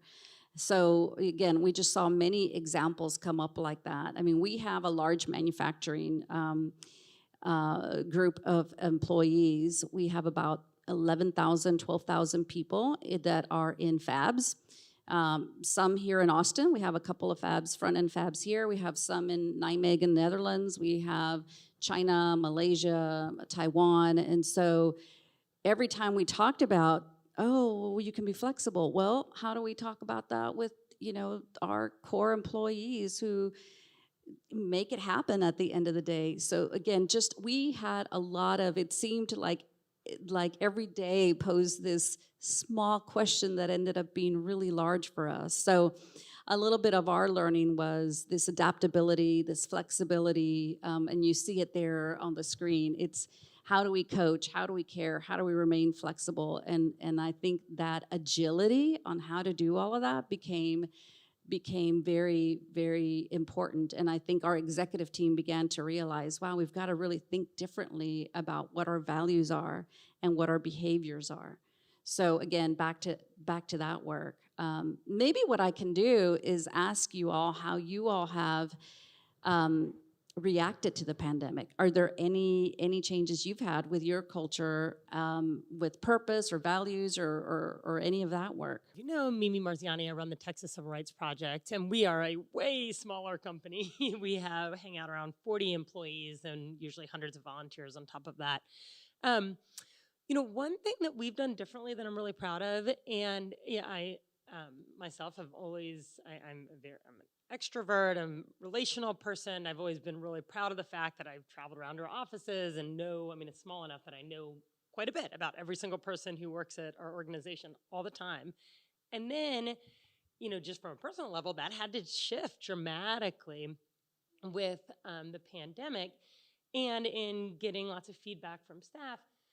We also have intentional structures to have power sharing across the organization. One thing that came out was that, people really wanted even more transparency into decision-making across, you name it. It doesn't, big or small. They wanted to know why, who was involved, what information was taken into account. And so we've long invested in our leadership team as managers, as leaders. And one thing that we have put into place in the last 6 months is a new leadership team charter that actually standardizes our meetings. We now have, they're scheduled out for the whole year. We meet twice a quarter, and there is an opportunity for staff to shape the meeting agenda and to show up and be part of the first part of the meeting. We didn't want it to be the full part because we didn't want to chill, robust discussion. And that has been really, really important, I think, for us to we've always talked about being a place that's transparent and really believes in being inclusive and having shared power. And this has been a really important, concrete example. Everyone's like, oh, right, I can show up to that meeting and I can put something on the agenda and I can present to the leadership team and I know that it's going to get, heard and registered. Transparency for us became a huge issue as well. I think you're absolutely right that what the pandemic did, it created so much ambiguity, and ambiguity tucked into fear at that. So it was really difficult, and I agree that transparency just became more important and more important, and so there were a lot more communication opportunities that we found that honestly I'm not sure that would have happened had it not been for that. But I do think that transparency sort of got elevated relative to what were some of the behaviors that we needed to be, as an executive team putting out there for the organization. Because that first phase that I talked about, where it was protect and safety, it was, but what are we doing and where are we going back and do we need to be vaccinated and how do we tackle this and can, I work from home all the time. It was just a ton of questions. During some of this, again, I call it, I don't know, the great reveal, as there were layers of the pandemic revealing themselves and then how you reacted to that. I know some of the research that McKinsey did was, employers or executive teams think that you want well-being in more of a traditional sense, wellness. Remember when we used to talk about that maybe 10 years ago? It was different than what it is today. Today it is more mental health. And we didn't used to talk about mental health really ever. And I think what this pandemic has done, it has allowed us to have that conversation. I think that over time, they themselves began to have experiences at their home with their spouse, or they had experiences at their home with their kids and school and whatnot, that I think it became a situation where they were almost enveloped in it and it was almost hard not to react. And I think now, though, that's created that flexibility even in the executive team where they know, well, things are so dynamic, that if we think that's some research that can help us, we're going to go and do that. They hadn't been ready, actually, the team. The pandemic was going on. We had broached should we have a purpose renewal? Should we have a purpose conversation? And they didn't feel the timing was right. But then again, as the pandemic evolved and all these layers started to reveal themselves, it became a more organic way of thinking of, what? We have made some decisions that are newer for us, that are flexing different muscles for us, and we like that we are more people-centric, and therefore, yeah, it is the right time to talk about it. In a conversation I was having with our CEO, he said, maybe we're too late. And I said, no, I don't think so. Had we started the values conversation, the purpose conversation a year ago, people might have said, well, why are we talking about this? I feel unsafe. Let's first talk about a vaccine situation. And so I think the timing says a lot about where we are on this journey, all of us. I don't think that's unique to NXP. I think that all of us are in this journey where we've learned through the biggest social experiment any of us will probably ever live through. And what do we learn from that? And what do we say, hey, that's a norm we don't want to pull forward, but what are some norms we did learn that we do want to move forward with? And so that's been actually oddly a really great learning through all of this. So I don't know if, again, other sharing or Chris, you have any insight from some of the clients you work with, whether they're seeing that same evolution and how they're reacting to the learning as well. Two related observations. If we go back to winners and losers, one of the things you notice about the winners is they don't run their businesses like normal companies or each other. If you go visit, let's take Amazon and Apple as two places that have performed extraordinarily well. They're not anything like each other. They're also not anything like most places. You go visit them, it's a very, very weird, strange situation. And the reason I bring that up is we know around the hybrid flexibility thing, well, first, let's recognize we're talking about 20% of the workforce, right? The security agents and ticket folks at the airport have been going to work, right? They haven't been able to phone it in on Zoom, right? People who work in factories. So, but for the 20% of office and knowledge workers for whom this is a huge idea, I would posit to you that they are not going back to the office no longer as much as they were, not because of the pandemic, but because they don't want to, right? They've decided, right? This is very clear preference. If that's the case, let me submit to you that the old system that didn't work in real life of a full calendar of badly run meetings will not work well on Zoom, right? And so that's what, like, if we take, I picked Amazon and Apple for a reason. Amazon went after how you run meetings, right? Outlawed PowerPoint, they didn't really, but they pretend they did. But they run their meetings differently than we do, right? Apple went after meetings. You're not allowed to have scheduled multi-person meetings at Apple any day other than Friday. Those are radical changes, but I would submit to you that radical changes are required as opposed to saying, how are we going to make the new world look as much like possible as the old world, but somehow all get more balanced. That's another example of how we're rewiring everything almost, because also at NXP we said, let's try not to have meetings on Friday. Let's schedule, instead of 60-minute meetings, 55-minute meetings, so that people have literally 5 minutes between the back-to-back for bio breaks. I mean, that's a little crazy, but that's what was happening. But I think all of us are rethinking, how is it that we show up at work, figuratively, literally? You know, is it more productive to give people a day where they just sort of cool down on the meetings?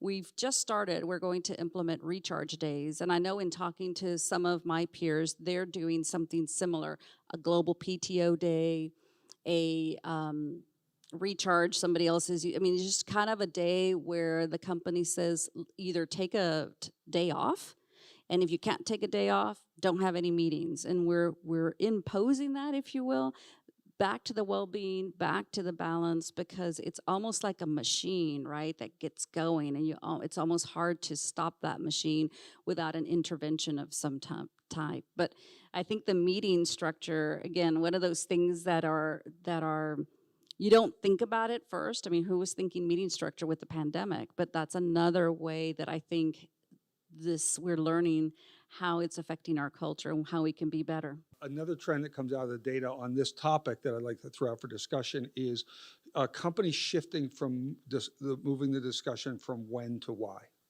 Yes. Right? I mean, let's assume people are smart, right? And if they say they don't want to come back in, they're right. Right? We hire smart adults, right? It must be because there's a lot of things they do that have no benefit of being in the office, but there are some things that do, right? Collaboration, coordination, mentorship, development. I think a lot of companies are experimenting with the idea of having a more open conversation about why we come together to do things leads to a better conversation and a more two-way dialogue about when we come. These were some of the themes, I would call them, but I think you mentioned it. Our return to office strategy is about collaboration days, so that, I think, Chris, you said it, why am I going to the office? Why do I want to tackle that traffic? And so we do say it's not about the office, it's about who you're working with and why you're meeting with them. And therefore, we've designated that teams, put forward, Wednesday's gonna be our collaboration day. So if you're gonna come in this week, try to make it Wednesday. We're launching our return to office this week, and so we're now gonna have a Welcome Back Wednesdays. And when the Welcome Back Wednesdays is gonna be some food trucks that we're gonna put out there. But different countries manifested that differently. But everybody, we're at least trying to celebrate collaboration versus, I don't know, celebrating the office, which, nobody, it just doesn't resonate anymore. So that's another thing that we're doing is collaboration days back to the why. Why is this important? What is the purpose? Why is it, what's in it for me? It's a lot about, well, I'm going to go in and I'm going to collaborate with my colleagues in a meaningful way, not just, oh, I could have taken that call from my house, right? That's what we're all beginning to say these days. Any other comments, Chris? I mean, I think we've touched on a lot of the themes here, but any other comments that you want to touch on? We're all just starting hiring remote managers who are new to organizations and knowing whether they succeed. By the way, so far the data is not good, right? So one possible answer to that is, wow, that's going to be really, really hard. To the extent there is an answer, I would come back to this culture point, which is if your culture, and this is our definition of culture, you could define it other ways, but is what is our management system? How do we run this place? Then you've got something you can teach managers. You're at Toyota, we are a continuous improvement place. Here's how you run Kaizen continuous improvement meetings. Now at least we got a shot, right? If your culture is, we are in favor of excellence and integrity and being good to each other, I don't know, right? I mean, you're headed for mush. The psychological safety point, I think, is a fascinating discussion. In our diversity, equity, and inclusion service work, the first thing we did is we measured, right? And you find out that underrepresented people don't feel as comfortable. Well, boy, that shouldn't have taken us a lot of research, right? But then you say, what do you do about it? And I would say there's two emerging schools of thought. I'll throw it out to you, which is right.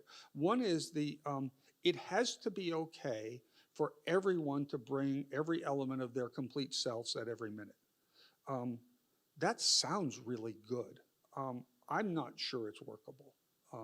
There are parts of me that I probably shouldn't bring to work every day, right? I mean, the other is, no, we all got to figure out a basic set of rules and guidelines for how we treat each other that creates respect and openness and ability to change the radio station and psychological safety. I think the question on how you create psychological safety is a terrific one. Probably one that, will be our next finding learning. So would be really interested in what you learn.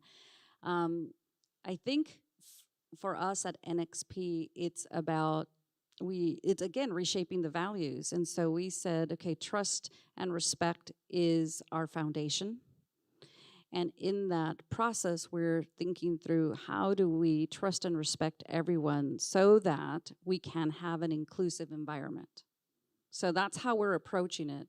To your other question around onboarding, and you're right about new college graduates or early in career, they do want to be in the office more than maybe some of us who aren't in that stage of our lives. And so what we've done there is we do hire a lot of interns and new college graduates. And so we've created a new college career program where we try to stay closer to them than we would otherwise. Unfortunately, when we launched that, then we went into the pandemic. So frankly speaking, it's had not the best results that we wanted, but it is a structure where they can have a buddy, and it's a structure where they can have a mentor. And also, we've modeled it like a curriculum. Here's what you're going to do your first 6 months. This is a little bit of what we're trying to do to get stickier on the onboarding, particularly because it's all been virtual. And so, honestly, we were surprised we could onboard about 1,000 interns virtually last year. We're probably going to do the same again this year. And we've had pretty decent success with it. But again, it's just the management team going out there and making sure that they're bringing them closer to here's what you're doing.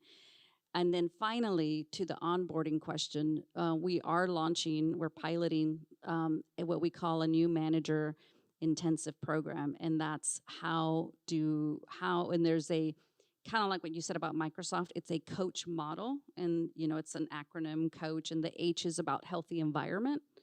And how do you create a climate where people do feel included? They feel, that whatever working environment they're in is effective. So those are maybe 3 things we're doing to address some of those questions. Wow, Savannah, that was a lot. Yes. I know we led the session by saying there's gonna be a lot that we're gonna learn from Yes. the past couple of years. Yes. But for our audience, let's boil it down. Let's say this time, top 2 takeaways. Yeah. So I think the first, I love when Elsa was explaining those sort of 3 shifts that NXP went through, Yes. right? There was the first that was about physical safety during the pandemic. The second was about sort of mental well-being, Yes. right, as folks continued to be in these conditions. And then the last was really about sort of this deeper sense of purpose, empathy, right, NXP Next. And it kind of reminded me of like Maslow's hierarchy of needs, right? That sort of framework, right? You're starting with making sure people are physically okay. Sure. Are you mentally okay? And then that next level, which is self-actualization, right? Which is that you have to create that deeper sense of purpose and meaning and empathy if you want to really keep your people. It's funny because it's like that right now is making me think about like when COVID hit, like that's what I was thinking for myself, for my friends, for my coworkers, for my family, like just make sure they're safe. Everyone's safe and good to go. So the second takeaway I'm coming down to, or I feel, is around transparency and communication. Like when we were going through the heart of the pandemic, every day companies were morning call, midday call, evening call. You were getting status updates, boom, boom, boom. And you were telling the truth, right? Like you had to hold on, you had to be transparent, we had to be open with our teams. We can't lose that. So transparent, consistent communication, super important that we have to take in when we're leading our teams. No, I mean, absolutely. And I think, the other thing, just again, thinking about what are these key takeaways that we learned over the last 2 years that we have to continue with. And I think it really boils down to we can't stop centering the needs of our people, right? Really Physical needs, mental needs, those deeper, that sense of purpose, right? That's a theme that I feel like is really coming through today, is that has to continue because employees are asking more of their employers. And it's gonna allow people to thrive. Yep. Right, so think about our last session. We have to allow our team members to thrive in the workplace, and we have to be thinking about that. Yes, awesome, great. Okay, well, we've got 2 awesome sessions coming up. The first is transformational change and the role of the frontline. So this is featuring John Parsons from McKinsey and Chris Seimer from the Chemours company. And this is really, again, sort of speaking to, I'm thinking of that graphic that was put up by McKinsey, right? This divide between how frontline employees were experiencing the workplace versus how executive leaders were experiencing the workplace, right? So this idea of, we need to move quickly and evolve. And if we really want to transform cultures, it can't be a top-down approach because the people at the top might not understand what the people on the front line are actually experiencing. Absolutely. And then our second session is about leadership. And listen, we've known from the dawn of time that leadership is important and it is tough, but it is good, hard work. But what does that mean in a post-COVID world? And so we're going to hear from Tom Meredith, who's a partner at Bright Star Capital, and Nikki Brennig, who's a managing partner at DLA Piper. And they're going to talk about leadership in a post-COVID era. Tom's going to share with us a framework that is going to focus on the vision, the communication, and the inspiration needed to inspire teams across industries and across size. So 2 very, very exciting conversations.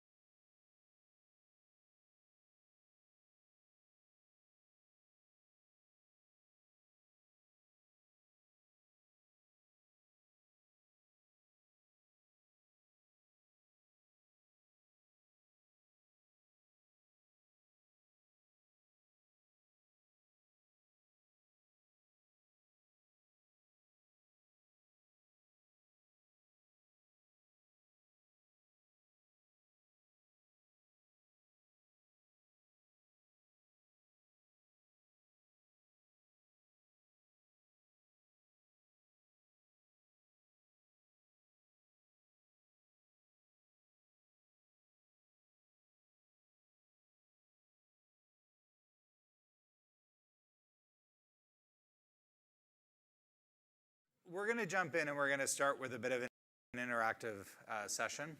It's a really weird echo. Just to sort of bring it to life, and then we'll debrief and we'll talk about it later. Before we get going, 2 caveats. One, for the next 20 minutes or so, I am role playing, so please don't take anything I say serious. It is not really me, I'm role playing. And I first want to introduce you to Chris, who, for the purpose of the next 20 minutes or so, is our esteemed GM. And he has a few things to say, and then I'll give us the details. Okay, everybody from Acme Products and Manufacturing Company, it's great to be here. It's great for me to get to spend times with our ops folks and share with you the pillars of our strategy, which you've all heard, which is performance, performance, and performance. All right, we all know we need to do better, and earnings per share has got to improve in the company. So one of those ways, and the reason we're here today, is to improve change over time. Manufacturing change over time is a critical capability for us as an organization. So with that said, John's going to help us do better. And look, we want to win, you want to win, so let's go and win. All right, that's it. Thank you. Very motivational. Thank you. All right, so the first thing you need to know, I need one person from each table to be the timekeeper. Can you grab your stopwatch?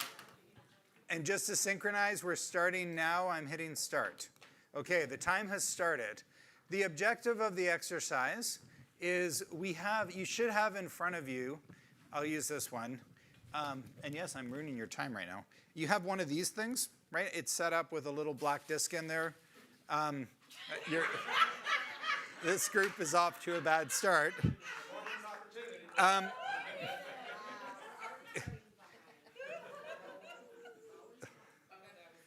No, nobody look over there. All right, what you need to do is you need to remove this black disc and replace it with the red one, okay? And we are timing, that's why you just start at the timer. So the clock is running. A couple of really, really important things. It needs to be exactly 10 millimeters or 1 centimeter from the top of the red to the bottom of the metal. It needs to be perfectly centered on the platform so that it is equal distance. And it needs to be tight, more than finger tight. It actually needs to be, I'll leave that up there. It needs to be wrench tight. If I can pick it up and move it, and if I shake it and it falls apart, it hasn't passed. I am the quality control. If it doesn't pass, if I don't say it's good, it's not good. And the objective is to complete this in the shortest time possible. And we're already a minute and 20 in, so you may want to start. By the way, there's a tool room over here in the corner. Esteemed tool manager, Sebastian. You can go talk to him. He's got wrenches. We had a problem with a lot of wrenches getting stolen, so you're not allowed to have more than 2 at a time. So if he gives you the wrong one, he's not very good at his job. Just make sure you get the right one.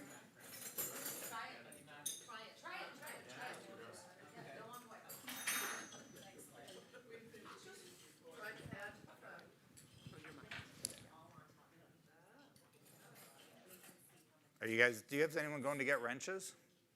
We don't have wrenches. There are wrenches here? They're in the tool room. You do need wrenches. You won't be able to make it tight enough without. Somebody for that.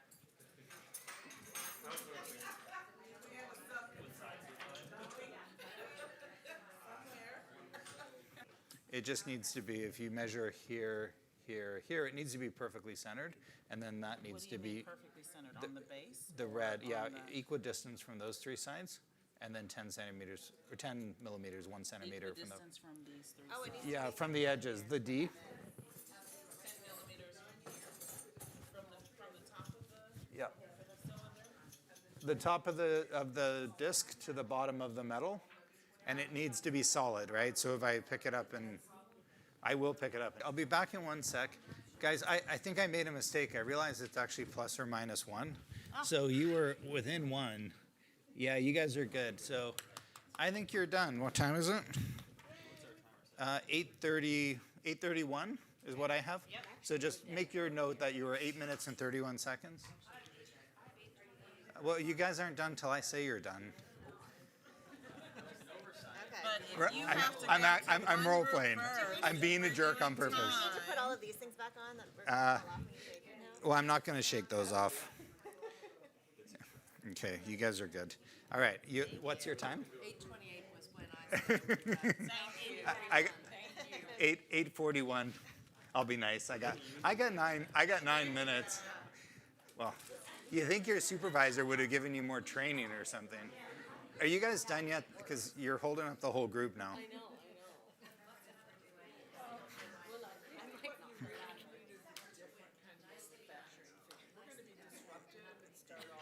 I know. Somebody else just threatened to unionize. So. Oh no.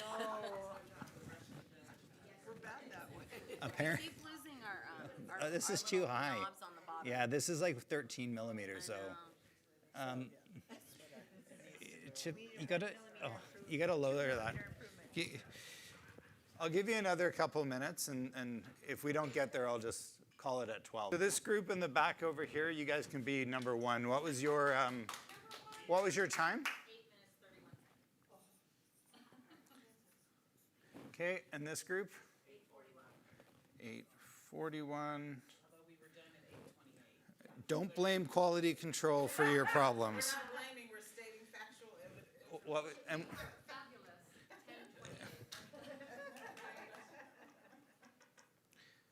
all right.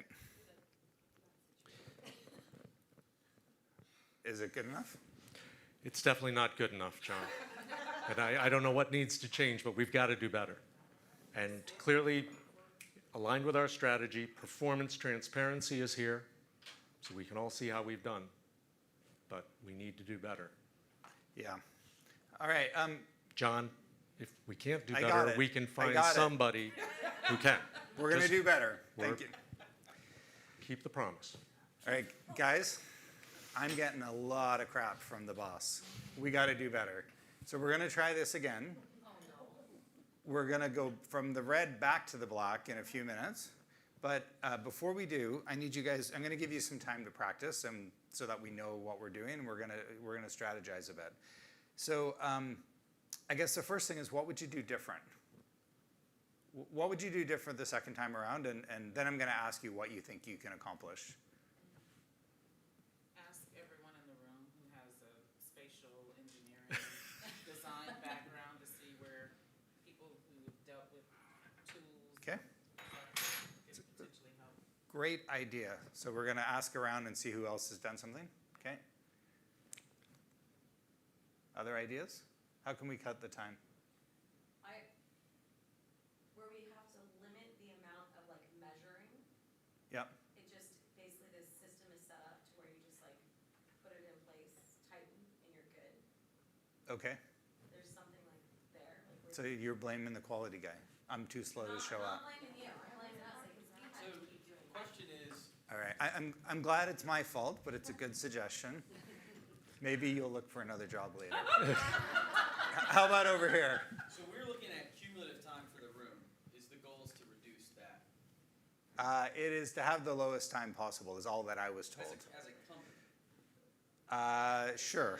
Or as a team, I- yeah, should it be a competition? Do we have to have a team, or can we have a larger team? All right. So, We have to do all three of these. so we do need to do all three. Okay. And the goal is the lowest time possible. Okay. Right? And we need to be able to do each, we should measure each one independently, but it's entirely up to you guys.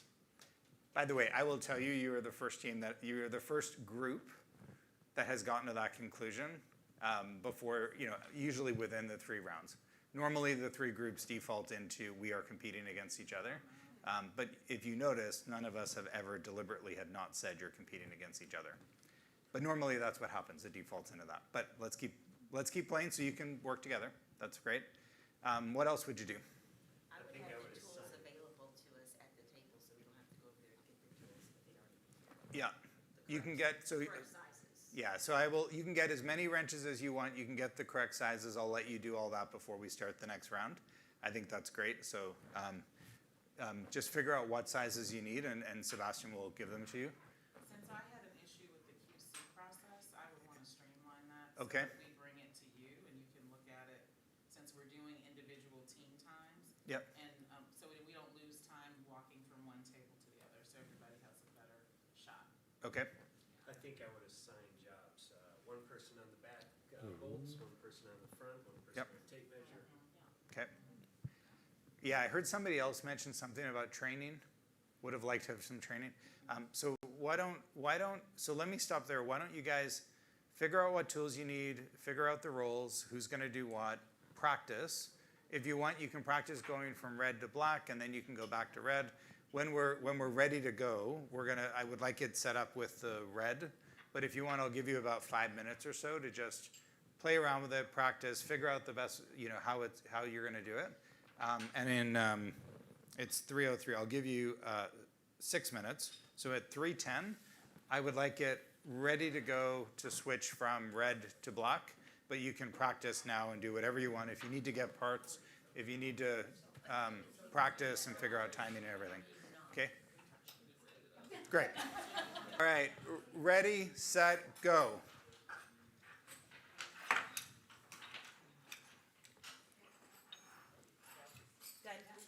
Done. Okay. Done. We said that first. That was good. All right. All right, what do you got on the clock? Yeah. Six. Oh. 6 Under. We'll round down. Need a new name for the team. 6.7 seconds. Yeah, it did take 6 seconds. Round down, 6 seconds. It was 6. All right, 6 seconds. This team. We have 6 seconds too. 6 seconds. We were behind them. 6.03. This group. We're calling them both 6. 9 seconds. All right, so not bad. I'm going to stop there. If you actually got to practice a little bit more, I had to cut that short. So normally you'd have more time. You actually could have got it. You guys were all set up. Like this one over here is set up. You could go pretty quickly in like a second or so. All right. So I'll come out of character. So normally I use this game actually as a lean teaching. I've done this with maintenance guys, with mechanics. I've done it as part of shutdowns and turnarounds. But I started using it about 7 or 8 years ago, actually in our model factory in Atlanta. And I used it to start teaching around culture and culture change and what happens in a team environment. So I would just like your observations first. So what worked, what didn't work? What were some of the frustrations? What were some of the thoughts going through your mind as you were going through this? Here, I'll take this down. Not knowing what tools were available, like having to guess or ask, not just. Yep. Lack of clarity. Yeah, how clear were we up front? I mean, Chris, you were the CEO. I said we wanted to improve performance. Wasn't it clear? Didn't everyone know exactly Earnings what per they share needed to do? specifically. I was There detailed. no, this can be done in a second. It should be done in a second. Yeah. All that information wasn't brought to the. I told you at the end. Yeah. And the training, right? If you had shown us how to do it, then we could have done it. Yeah, no capability building. We just threw you in, said the clock's already running, and you're already late. Day 1 on the job. Congratulations, you're already behind. You're not clear what you need to do. Sorry? That was anxiety producing. Yeah. Kind of a safe place for, improvement, for experimentation, I think. What was going through your mind? The threat that you made to fire me? Yeah. Yeah, I said I was going to fire you. Someone else would do the job better if you can't. I think it was Our whole team's going to be fired, so. Yeah, somebody wanted to unionize after the first round.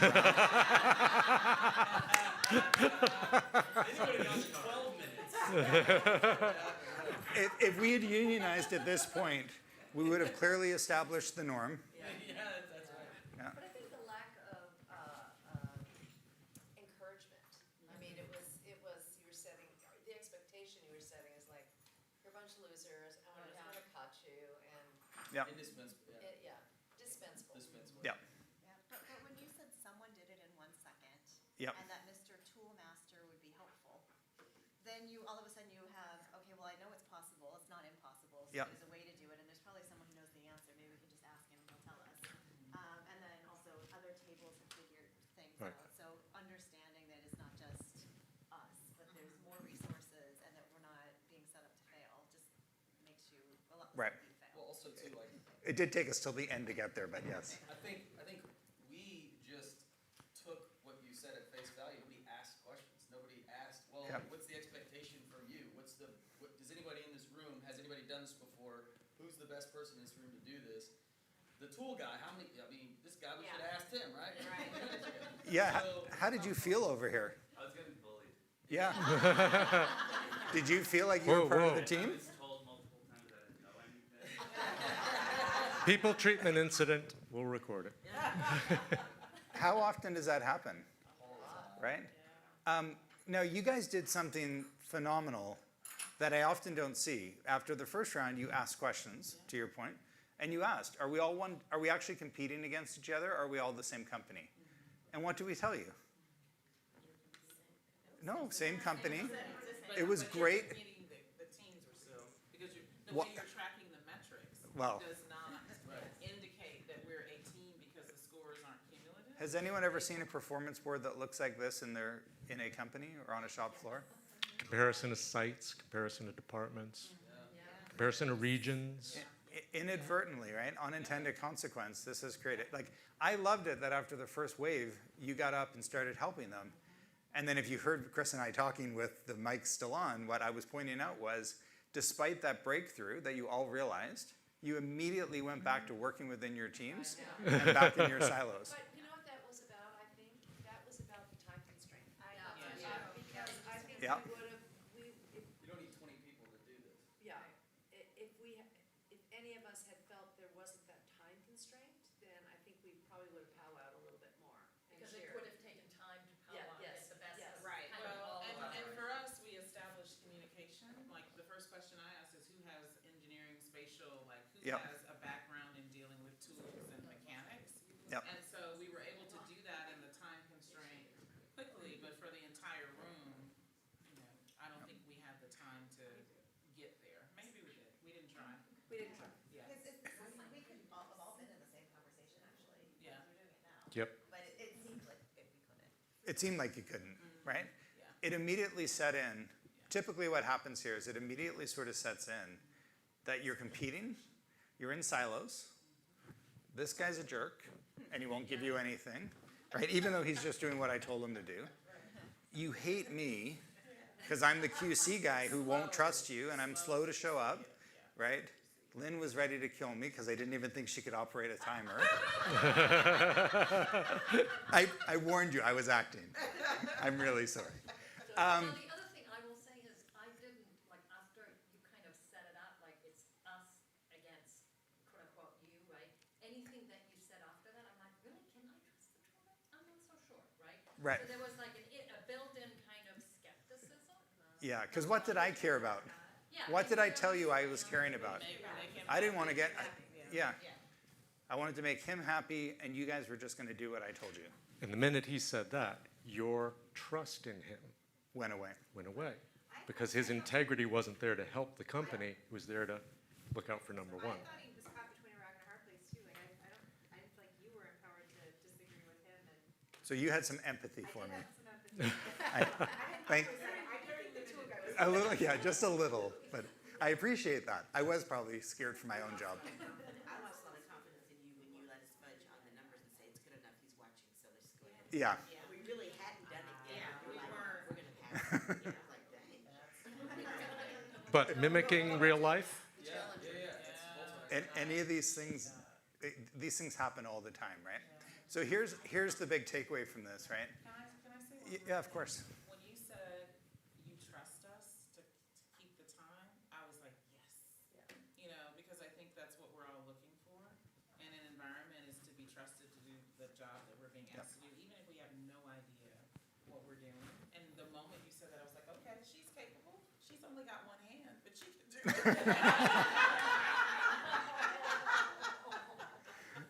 But I think that also goes to, there's a freedom, there's an allowance then for exploration. It's very interesting that in groups, that we don't take that on ourselves. I think we are socialized to follow directions, and I think,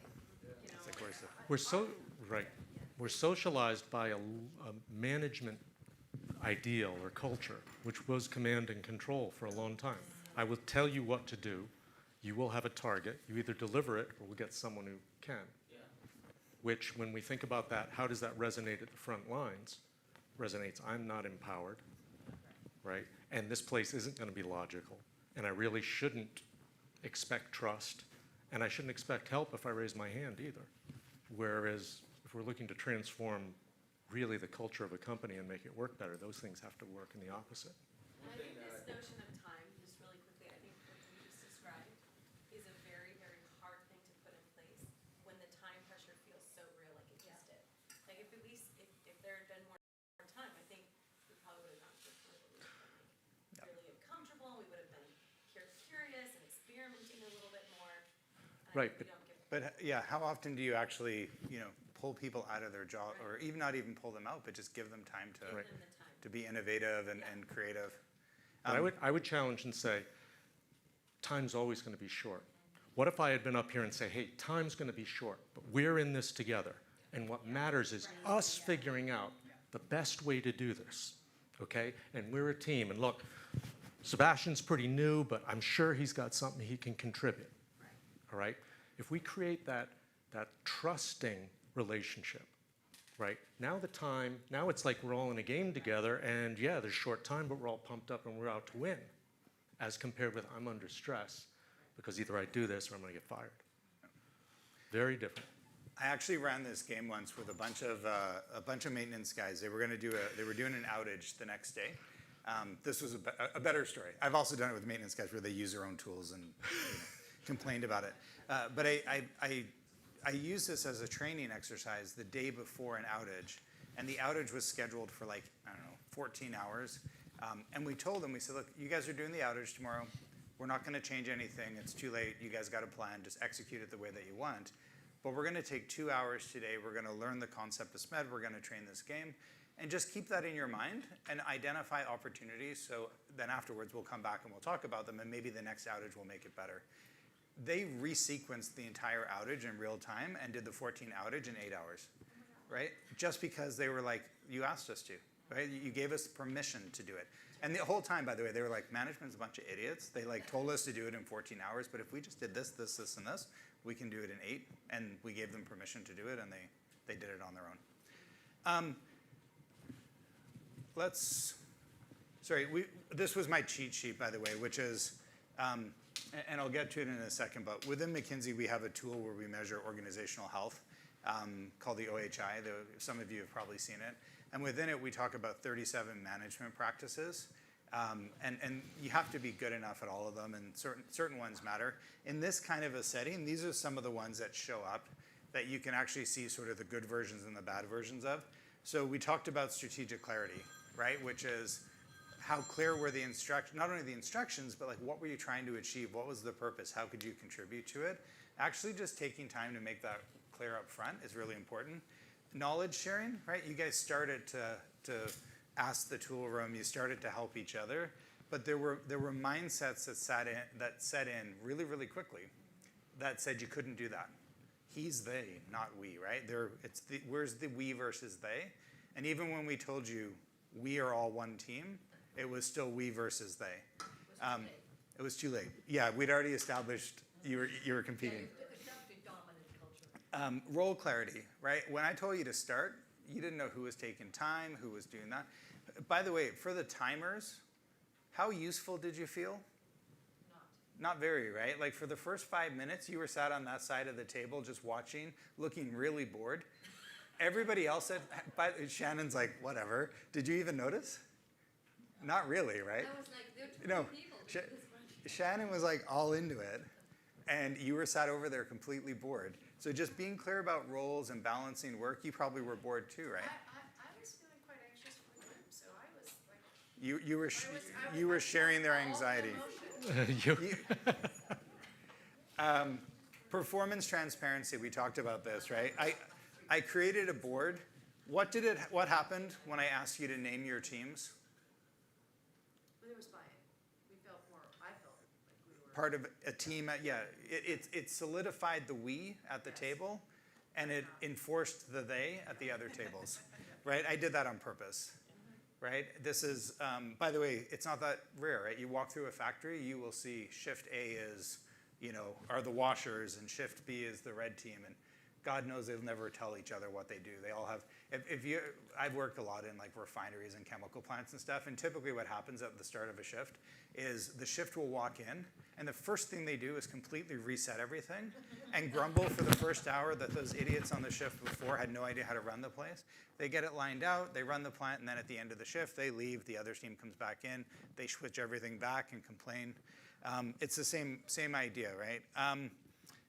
And then bottom-up innovation or frontline innovation and creative and entrepreneurialism. And we talked about this, that you got to create time for this stuff. You have to create space, and you have to give people permission to do it. If you don't, right? If you ask somebody to check their brain at the door, come in and follow the rules and do what we told you, that's exactly what they'll do, but you will get very little from them. And so finding the ability to do that. Often, by the way, I do a lot of work in unionized, it's funny that we're like, oh, we're going to unionize. I do a lot of work in environments that are unionized, and I have had positive and negative experience in both, right? But typically, from my view of things, the stronger the union is actually a sign of weak leadership, right? And actually, in this case, I was a terrible supervisor, which immediately forced you guys to go, God, we got to protect ourselves against this guy, right? So you were trying to find a way, and it's, there's obviously history in different sites, but, and then here's my final takeaway on this one. Look how quickly culture just set in this room, right? You guys have established a frontline culture in your teams and a way of thinking and a way of beliefs that is now here in about 30 minutes.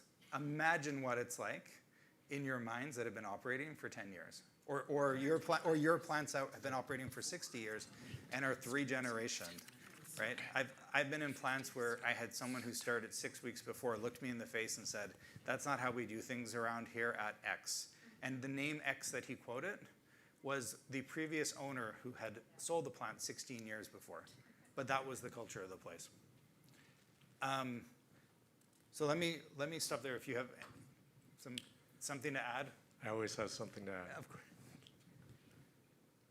Keep going, and then I'll cover the last. Let me just make slides. one quick comment, which is why this is so relevant. Look, I was one of the people leading a big transformation in a company that spun out of DuPont. The culture was 200 years old, all right? And the company that had come out had to change really fast and really aggressively. Now, something I learned through that process that makes this really relevant, if I could use a pen for a second. Here's what I learned, and I never knew this beforehand. Imagine a triangle. Senior leadership sees 10% of the opportunities to improve a company. The board has you come and call in people like McKinsey, who benchmark and show you maybe 20% of the opportunities. You're not looking at this area, you're not looking at that. The people in your company at the front lines, whether those front lines are interfacing with procurement, or whether they're interfacing with your customers, or they're the communities in your manufacturing, they see 100% of the opportunities. If you engage the front lines and you earn their trust and you give them a process to raise their hand and say, I see something that could make us better, and you get everything out of their way or you get them what they need, and slowly build the trust, and then slowly break down the silos so that different parts of the organization start helping each other and coming together. There is more opportunity than you can believe. And there's more than these folks believe is possible. So the engagement of the front lines, and we didn't use the word bottom because nobody wants to be at the bottom of an organization, is the single greatest opportunity to release value that I've ever seen in my career. But it means switching from command and control and Jack Welch GE type deliver, or we'll get someone who can, over to an entirely different structure, which is I trust that the front lines know where the money is. And my job as a manager is to get them what they need, or escalate what they need up to somebody who can get it for them. It's insanely powerful. And I just can't tell you how big of a paradigm shift it was for me. Thanks. And so, by the way, the experience Chris had and others are like this. What we've found is, and we've got like real life data now to show this, and you guys all get this, right? When you actually engage the people, right, and you focus on the culture change and the change management, and you take equal care of the people side and the performance side whenever you do a transformation, our data, and this is real life data, has showed you actually get about twice the value literally twice the impact when you take care of both. And so that's, incredibly, incredibly important. Bill made the comment earlier this morning, right? If you run the place better, you'll get better results. It's not that you get better results, therefore people think you've run it better. It really does matter. And if you run it better, it'll keep running better. Whereas if you go in and just whack a bunch of cost out, it'll snap back a year or two later. All right. We have to stop there, don't we? Well, the next session starts in 5 minutes. Okay. The keynote, so this is their only chance to use the restroom before. All right, so I'm not going to go through slides. We'll share them if I'm sure they'll be available somewhere. But if you had questions or comments. No, I just want to make a comment.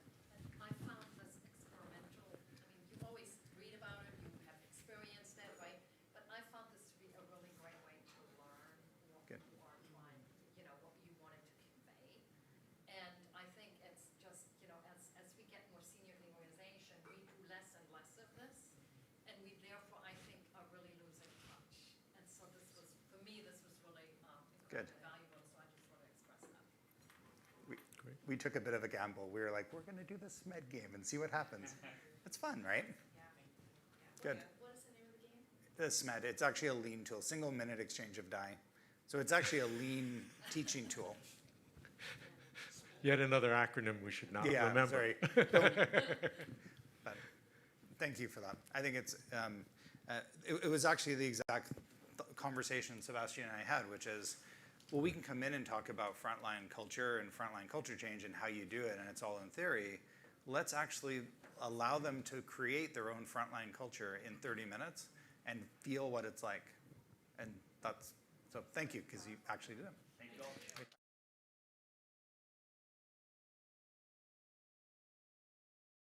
3 circles. Here's 1, overlapping 2, 3. And I used to think about this in the context of shareholder value creation and impact, or making a difference, which I think most corporates would have identified those 2 circles. I now have the belief that there's a 3rd circle that's below the other 2, and there's a sweet spot in there. Give me a word that you think about might fit in that 3rd circle. People want to work for a company that inspires them. And that goes to the purpose, the heart of the essence of where we are today. So in 2015, Deloitte and several other consulting groups pushed out studies on managing millennials.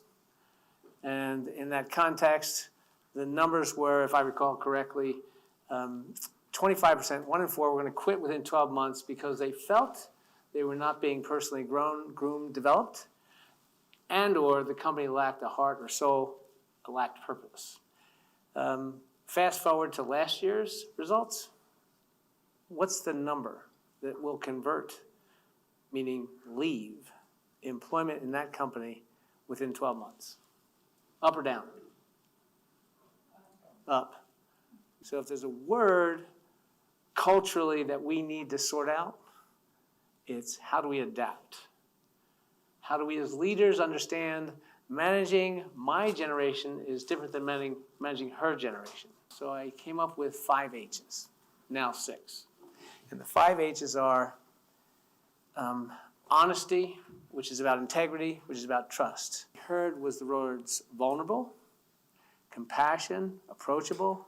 That's about trust. And if you think of the predicate for every great relationship, it's about trust. And it's about creating that vulnerability.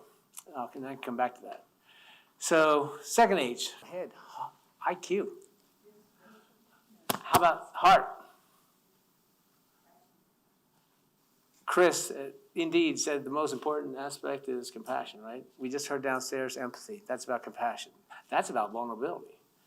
Okay, 4th H. Actually, humility. Every great leader has the ability to subjugate their ego. They all have egos. We all have egos.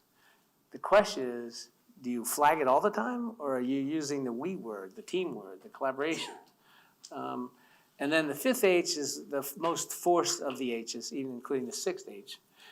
The 5th H is holes, because every great leader fills the gaps in the organization, their own skill sets and everybody else's. They're incredibly self-aware, incredibly curious. As I was talking about the 5 H's, one of the women said, well, Tom, I worked with you for a long time. You always talk about having fun. And I said, fun in the sense of not walking around laughing all the time, but fun in the sense of joy. I get up in the morning, I feel joyful about doing what I get to do, which is the only reason I keep doing it. If I didn't, I wouldn't do it. And so I said, you're exactly right. We should have a 6th H, humor. So those are my attributes of great leaders. And they have the balance and they know how to exercise them. And they're very decisive. Tom, can you explain the holes that people want to get? Can you talk about that? So the best example I can give you is Doris Kearns Goodwin came out with a book called Team of Rivals. And she praised Abraham Lincoln for his willingness to understand his shortcomings. And he filled his gap with, actually, in some cases, competitors in a political sense. But also, he understood what he wasn't good at. So filling the holes, understanding the gaps. Many leaders is sort of a willingness to sort of open a forum for their constituents to provide feedback, but the detriment that gets done when the leadership isn't actually really listening. They're sort of creating this space for people to communicate different things, their frustrations, their challenges, but then there's nothing left after that. It's, the opportunity is sort of closed down and there's no engagement. So talk to us a little bit about sort of servant leadership, conscious leadership, and accessibility, being willing not just to create the forum to hear from people, but to actually listen to them and act on it. So there's a lot there, Nikki. So Thoreau once said, your actions speak so loudly, I can hardly hear you.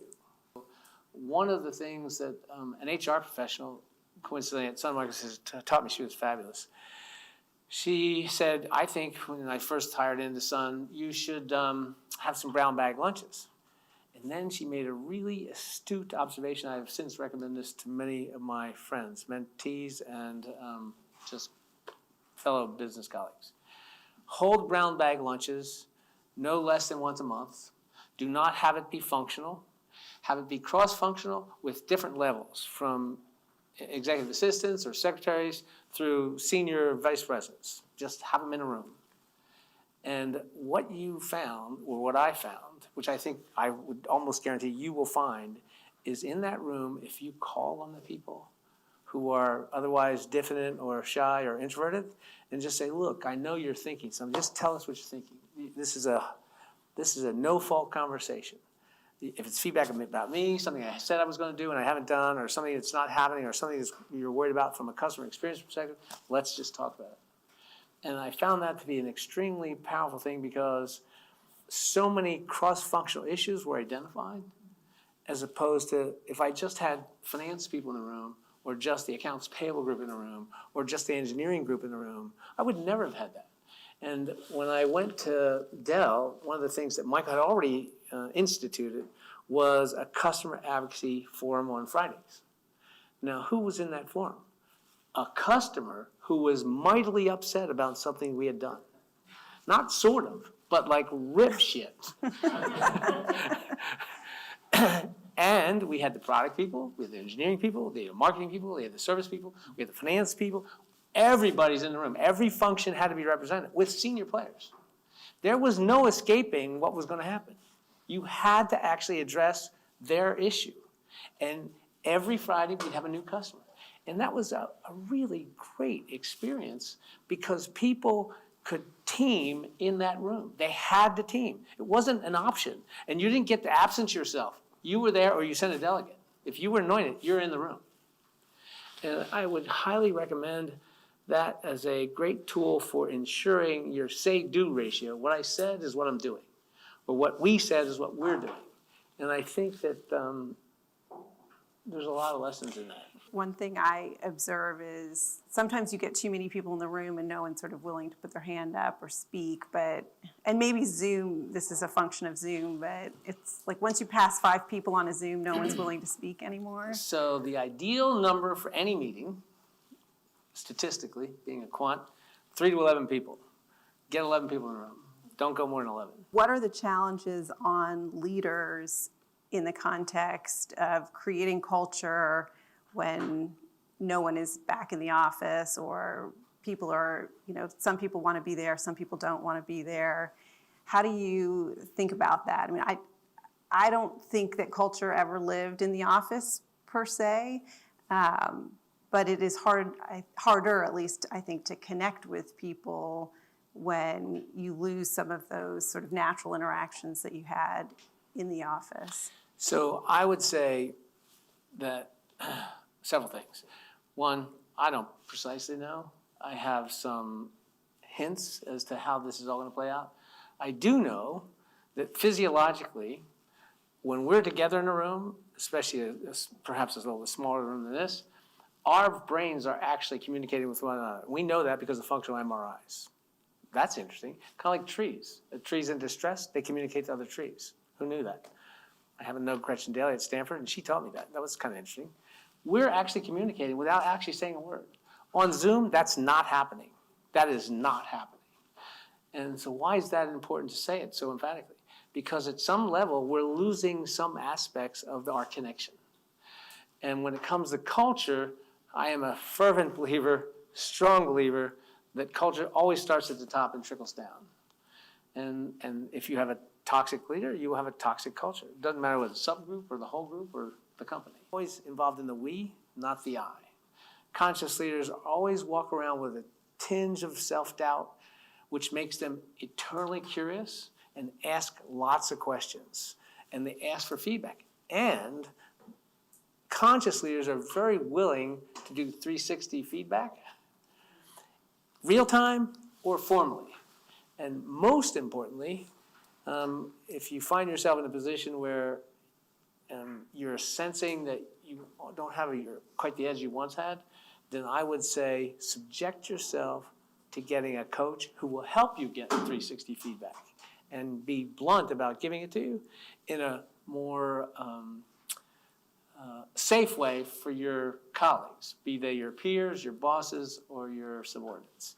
And I think the conscious leaders really have empathy and understand what Greenleaf wrote about in servant leadership years ago. In fact, it's over 30-some years ago. And if you haven't read Servant Leadership, it could be the most important work that you could ever read, and do yourself a favor, read it. But get the 25th anniversary edition, which is probably 10 years old now, because in it, Collins has the preface and Senge has the afterword. If you just read those two, you'd get a lot out of it. It starts out, and there's a Sherpa and a bunch of people, and they're on this journey, and there's a bunch of people who are paying the Sherpas. And one day, the chief Sherpa leaves, and the whole thing disrupts. And then what happens next is, a decade later, or whatever it was, years later, the head of the journey runs into the Sherpa, and he realizes he was the chief. And he was the one that was actually guiding everybody, including himself. And that's what servant leadership is all about. When you don't know who the boss is, that's a good thing. And it's hard to essentially subject yourself to putting yourself in that mode of operating where you're allowing everybody to have a voice. I think, for white men being able to, who are relatively senior in their career, being able to say they don't know something is different than it is maybe for women or people of color. I can only imagine that that's true. Seekers. In many respects, we're all seeking truth. We're seeking how to essentially engage in an enterprise in a way that's safe, productive, fulfilling for me personally. So 15 or 20 women, because I know their resumes, I'm constantly keeping tabs on who they are, where they are, what they're doing, what they've achieved, what their big risks are.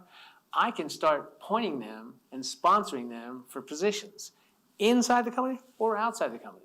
And actually, for all my new women connections in this room, I want you to look up himforher.org, Him for Her. Him for Her is about a board awareness, board-ready women, rather, who are essentially unknown in many respects. They're either on boards, they're on nonprofit boards, but what happens is oftentimes, frankly, guys like Tyson and Bill and I are sitting in a room and we're on a board and one of us say, well, Greg, he's got to leave because he's going to become CEO of another company. And we instantly say, we know somebody. And oftentimes, it's who do we know? We know other men.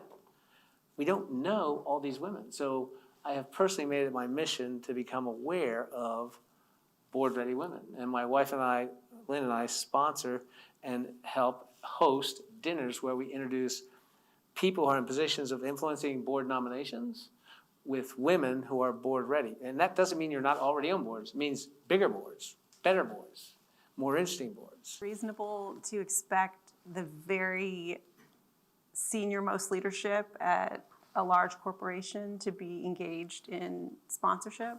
Absolutely.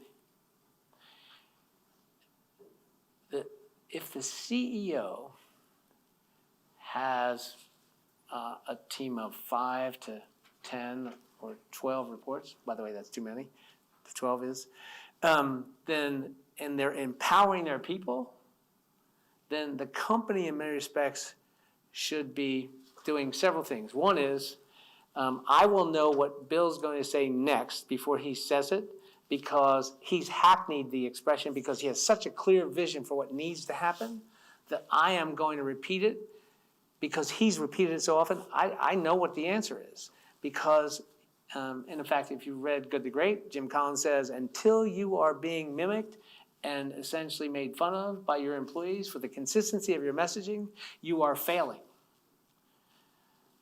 Secondly, you've empowered them. They know what to do.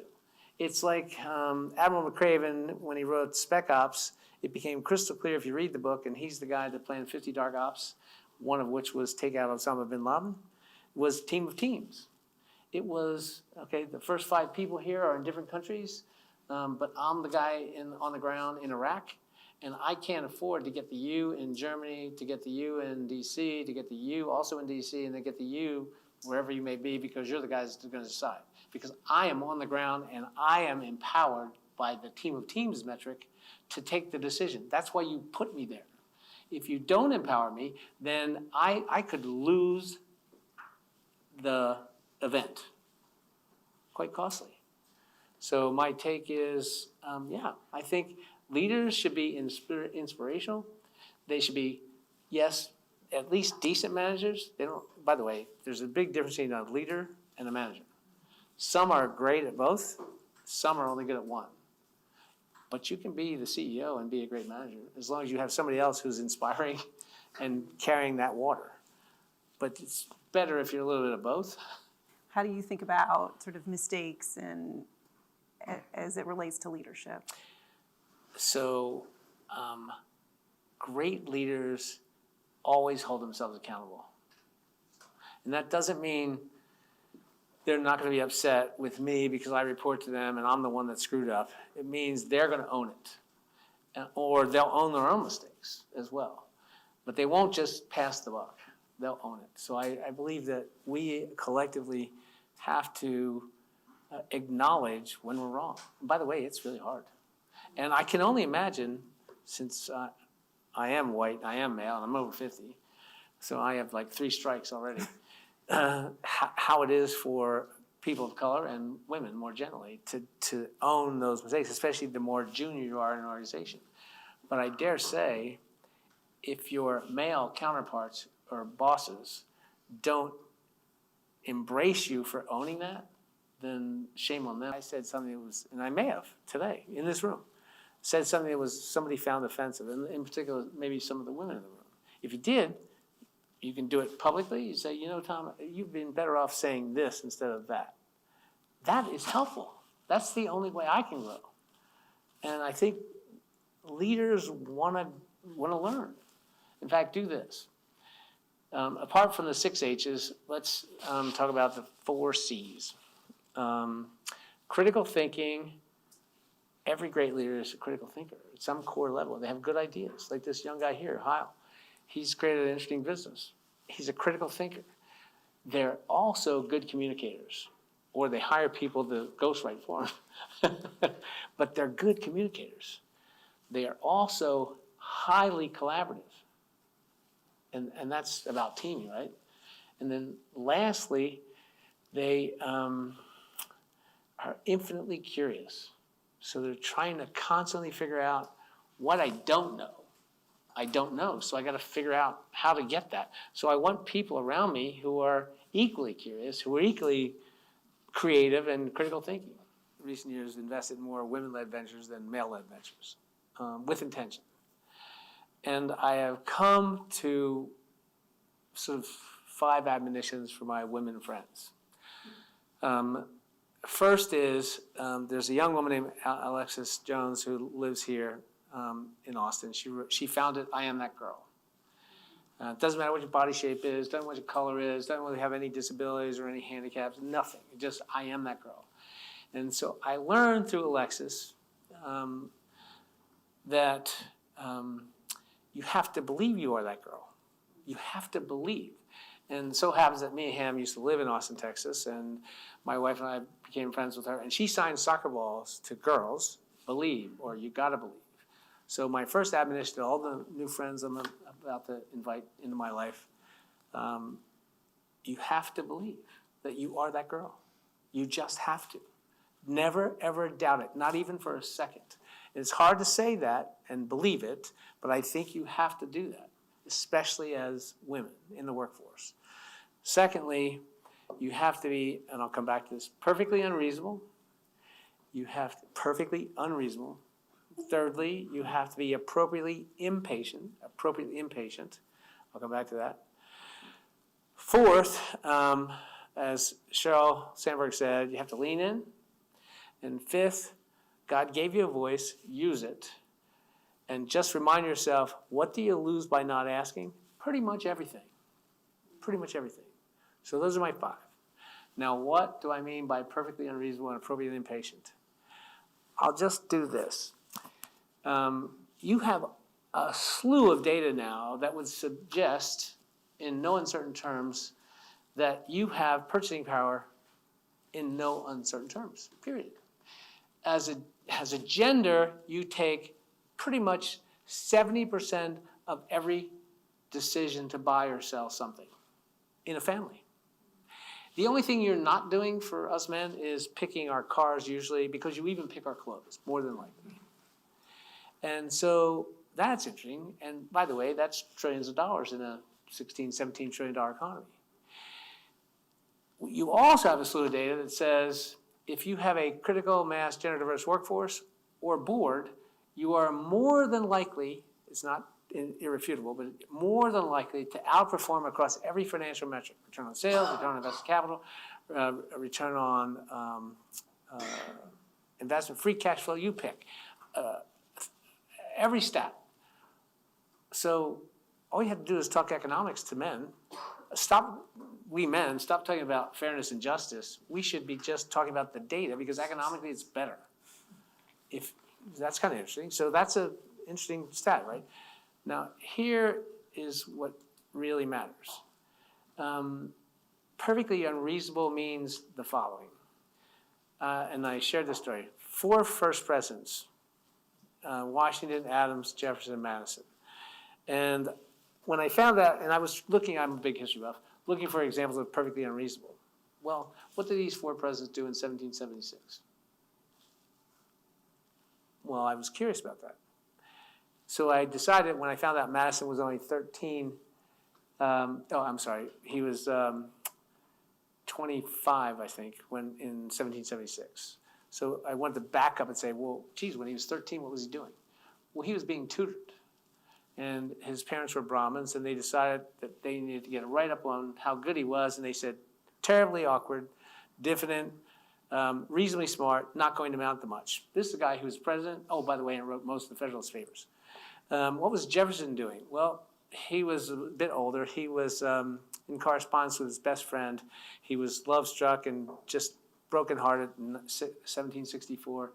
And his friend says, we have to rendezvous. I have something really important to ask you. And what do you think the guy asked him? Would you be my best man? Who's he marrying? His former lover. Great. So he's crushed.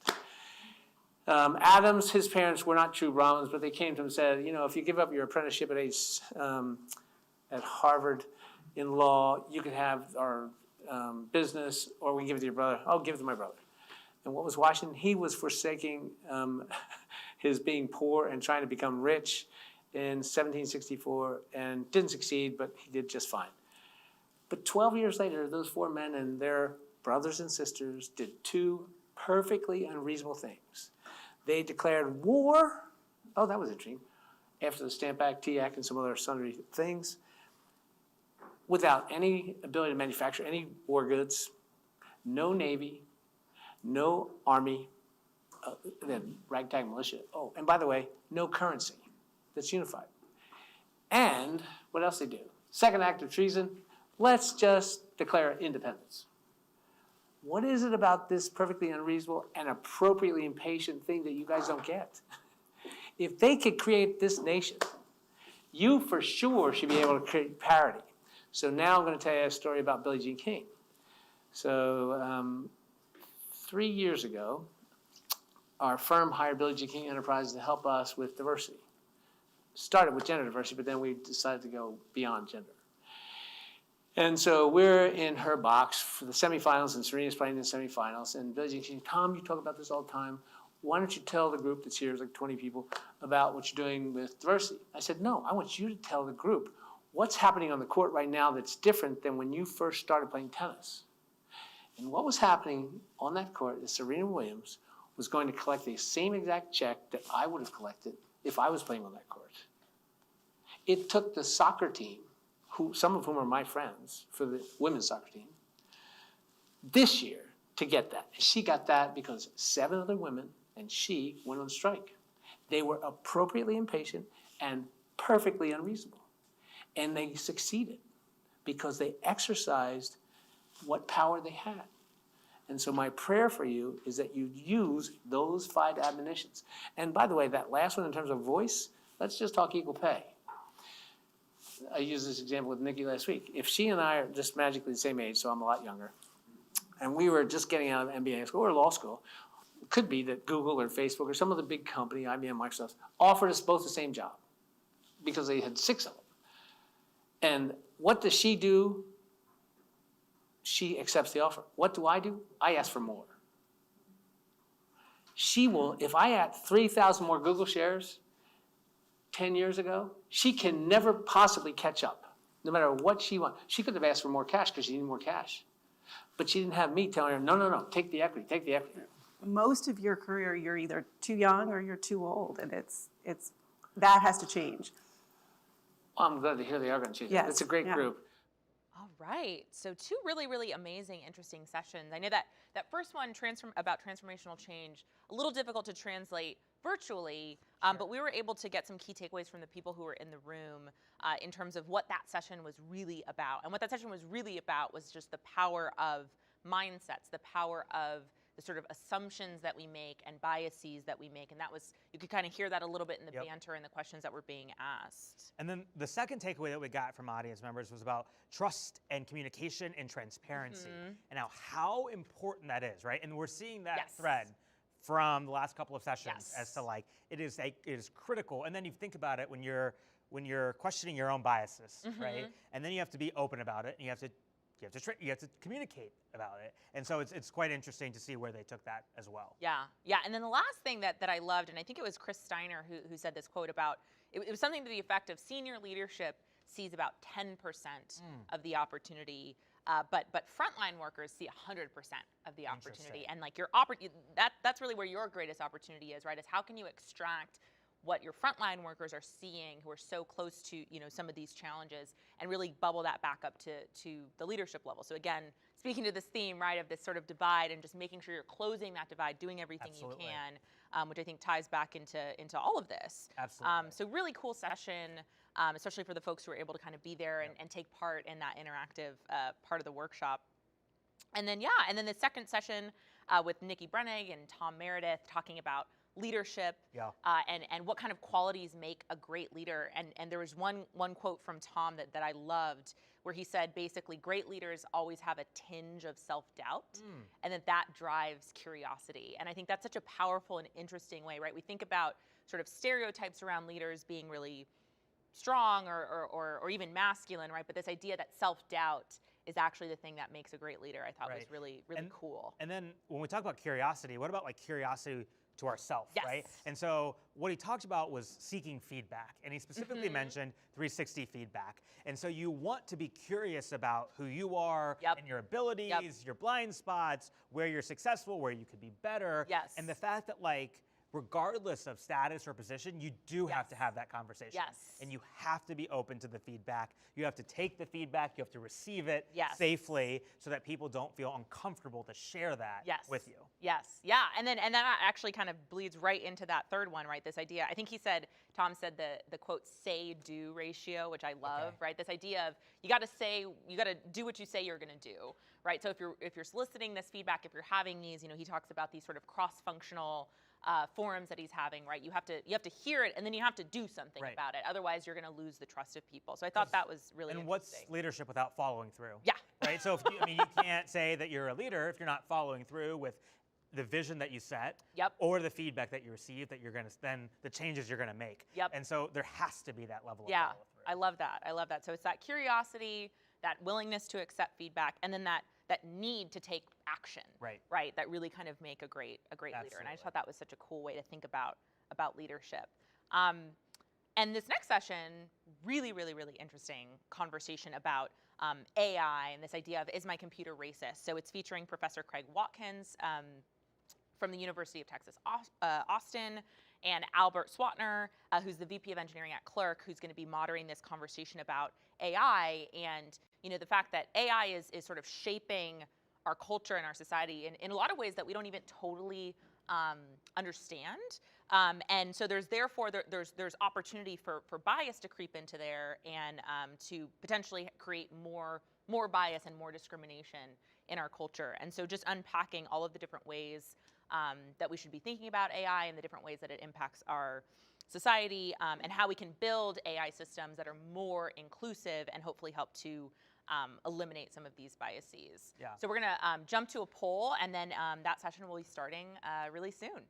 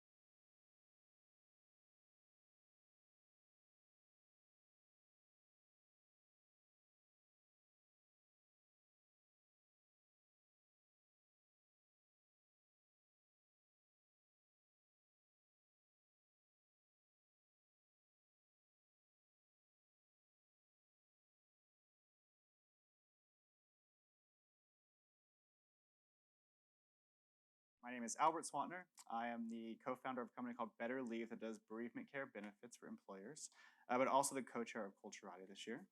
So I hope you guys have enjoyed all the cool talks we've had. If you have yourself a little bit more. Sure, absolutely. First of all, thank you everyone for coming.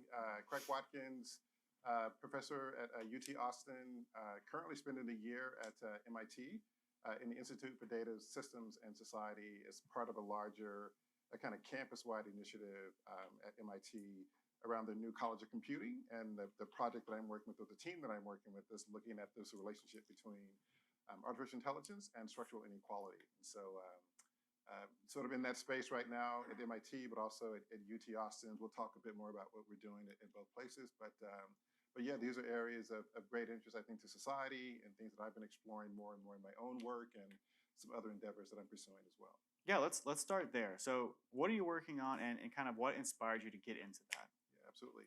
So I guess about a couple of years ago, University of Texas at Austin, launched a campus-wide initiative called Good Systems. And Good Systems is essentially a reference to what we oftentimes hear as ethical or responsible artificial intelligence. And sort of the reason it's sort of a campus-wide grand challenge is that the incentive is to bring researchers, scholars, graduate students, postdocs together across disciplines to sort of think about the future of artificial intelligence, particularly right through this lens of ethics, responsibility, and there are a number of different sort of verticals within that broader sort of Good Systems grand initiative. One of the ones that I'm leading is around artificial intelligence and the future of racial justice. And it's sort of really inspired by this, I think, growing consensus that as we think about artificial intelligence, and we're all sort of aware of its growing sort of visibility in our lives, in some ways very explicit, oftentimes in other ways less so. But increasingly, artificial intelligence being sort of integrated into sort of high stakes contexts, healthcare, policing, employment. And it's this idea, right, that given the sort of high stakes nature of machines or automated processes, data-driven decision-making systems making these high stakes decisions, that there are ethical issues to be addressed, there are social issues to be addressed. And so the idea is to bring together across disciplines different kinds of perspectives to sort of address those problems. I think there's a growing consensus that it's no longer feasible or acceptable only to have computer scientists in the room when having these kinds of conversations, when designing these kinds of technologies. Beyond data scientists, for example, you need ethicists, you need social scientists, you need humanists, right? You need a range of kinds of expertise in order to really deal with the broader sort of societal implications of the spread of these technologies. And again, their deployment in these really high stakes contexts. And so it was, I think as a result of that work, I had some colleagues at MIT, they've launched something very similar. And we were just having conversations, and one thing led to another, and they invited me to come and spend some time there, sort of working with similar kinds of projects that they're doing. And from MIT's perspective, right, both in terms of research, but also even in terms of their undergraduate curriculum, right? It's this idea that, like a lot of universities, and clearly, right, obviously at MIT, sort of training, right, the next generation of tech developers. And this idea, right, of training them with the mindset to think about the ethical issues, to think about the social responsibility issues associated with these systems that they're building or will be a part of building. Yeah. So I think what's really cool about AI recently is that it's been more democratized, right? So I think people are starting to come into contact with more systems that have been designed by AI, which has not happened except for recently. And I think one of the places where we are seeing that in the workplace is in hiring. So we had talked about a really interesting story about Amazon and hiring. I'd love for you to kind of talk about that. Yeah, some of you may be familiar with this story, and it's based on some research, so there's a field now around AI ethics, a field around algorithmic bias, algorithmic justice. Some of you may be familiar with some of these developments, but so there's an academic track sort of emerging around these areas, and certainly even within industry. So we heard this morning, for example, the CEO from Indeed, he was talking. And even within Indeed, they have an AI ethics team now. Most big technology companies are doing this. But there was this research that was done a few years ago, sort of looking at a hiring algorithm that Amazon was testing. And it turns out, right, that this algorithm was essentially had been trained, right, based on sort of historical data sets, hiring trends and patterns in the company over the years, to essentially, it was biased against female employees or female applicants. And so as it was screening sort of resumes, right, certain keywords, right, words that might connote, one gender or the other, sort of ended up essentially filtering out women in the pipeline. And so as a result of this research, Amazon decided basically to reject the algorithm, to go back and sort of retool it. But it was a great sort of illustration of the ways in which these systems, if we're not careful, can sort of replicate, right, the kinds of historical biases that we know that humans oftentimes are have been sort of guilty or prone to do. So when we see those results, do you think the problem is that where the guardrails are not there to keep it checked, or you think that the training sets are messed up, or like how are we getting to the place where the AI is essentially biased? Yeah, it's a great question, and it's something that I think both researchers and industry personnel are addressing more and more. I mean, I like to think about it. So the AI development sort of life cycle, right, has these interesting different sort of intervals or moments. So there's problem formulation, might be the initial stage. Then you've got sort of data collection and processing. Then you've got sort of building and selecting your model. And then, that fourth stage is sort of deploying and ultimately monitoring, right, the performance of the AI itself. And I think what we're coming to understand, right, is that each of those points, right, that there are likely, instances where, some element or some expression of bias is likely to manifest itself. And we can talk about this later, but some of us are thinking about, how do you design toolkits? How do you design like sort of mechanisms that allow you to sort of monitor at each of those stages of development to sort of detect bias, audit for bias, to sort of delimit, right, the potential impacts of bias in terms of the performance of the model. If you talk to most machine learning practitioners, they'll say, right, it's really the data, right? And these data sets tend to be problematic. These data sets, if you're not very careful, end up having sort of, inherent biases that then lead to sort of, disparate impacts or outcomes in terms of what the model is likely producing, if it's predictions, if it's recommendations, whatever the case might be. And so from their perspective, right, it's really about sort of data curation, right? How do you build data sets that are more inclusive? How do you build data sets that are more sort of representative? And we've seen this, right, be problematic in a number of different sort of spaces. Some of you may be familiar, right, with some of the growing concerns about facial recognition software, for example, and its higher rate of error when it comes to sort of misidentifying or misrecognizing people with darker skin color. And a lot of that, right, had to do simply with the fact that these models hadn't been sufficiently trained on a broader spectrum of different sort of facial types and skin tones. And as a result, right, it was less reliable when it came to sort of predicting or identifying people of color and also women, right? And so in that sense, it's certainly, right, like the data sets that are being used and how do we build more representative, more inclusive data sets. But I would also argue, right, that it's all of these other points along the life development cycle, right? It's even the problem formulation. What kind of question are you asking? What is it that you expect or desire, right, your algorithm or your model to do?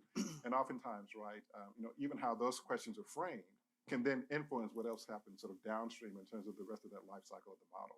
Yeah, that totally makes sense. I know you had kind of mentioned that you were working on an AI equity toolkit and some work with the city of Austin. So like, what does that look like, and can we get access to that, or how do we do that? Yeah, we're hoping that eventually you and others will be able to get access to it. So we came up with this idea. Some colleagues of mine came up with this idea a couple of years ago, and we started working with the city of Austin, and more specifically the city's sort of equity office. And, like many other cities, this office is charged primarily with the responsibility of making sure that each of the departments across the city, transportation, public health, education, housing, you name it, that these departments are essentially, sort of practicing, developing operations, developing frameworks, hiring practices that are mindful, right, of sort of equity goals, right, that the city more broadly has. And so we had this idea sort of recognizing both from conversations with them. We were also having some conversations with some of the AI team in the New York City office's mayor's department. And this question, right, that more and more cities are beginning to procure and deploy AI-based systems, right, that they're rendering more and more of their operations and their procedures to these automated decision-making systems. And so we did some preliminary interviews with about 7 different departments in the city of Austin about this. And we had a series of sort of questions in terms of what we were looking at. What we basically wanted to understand is to what extent, if at all, equity considerations are factored into the decisions that they make in terms of what kinds of AI tools that they're using, if it's in policing, if it's in fire, if it's in housing. And not surprisingly, right, as we learned, right, is that it's not a considerable part of their calculus or their decision-making process. So in other words, they aren't asking questions about, well, what kinds of data sets was this model trained on? Has this model been audited, right, for bias or for discriminatory impacts? And so, the idea, right, is that ultimately we would help to sort of develop in cooperation with them, like a toolkit. And this toolkit would essentially be like a mechanism or a process that might enable them to be much more intentional about how they sort of think about equity considerations when they look at the deployment of AI and sort of building policies, building procedures, building practices that might facilitate their ability to do that with a greater degree of effect. That's awesome. So, I think, the results just come out of these AI sometimes, and you're not quite sure, is this a legitimate result? Is it biased? So, like, what are some of the tools that we can use that would tell us if something is suspect, or just the questions that we should be asking to make sure that it's inclusive and not having bias in it? Yeah, so what you're seeing now is the creation of auditing software. Okay. And so these are tools that in some ways allow you to essentially run tests on your data sets, run tests on your models before you deploy, right? And so this is, and machine learning practitioners are very transparent about this, right? The way they find out if a model is biased or if a model performs poorly is after they put it out into the world, and they sort of see these sort of poor results, or they see these sort of disparate impacts. And no one wants that, right? These are things that should be sort of understood and addressed before, right, they get to that stage. And so now you're seeing that, the creation. In fact, I just met with a fairly new startup out of MIT last week, where they're essentially trying to build an entire company around this. And they're not unique in this way. I think it's going to become a greater trend, because I think more and more, if it's corporations, if it's public sector institutions, as we become more aware of these systems, as we become more aware of the potential for bias and disparate impacts, I think there will be a greater interest or a greater concentration trying to address those issues before they manifest themselves. And so this auditing software, I think, is very important, because it allows you to detect for bias within your data.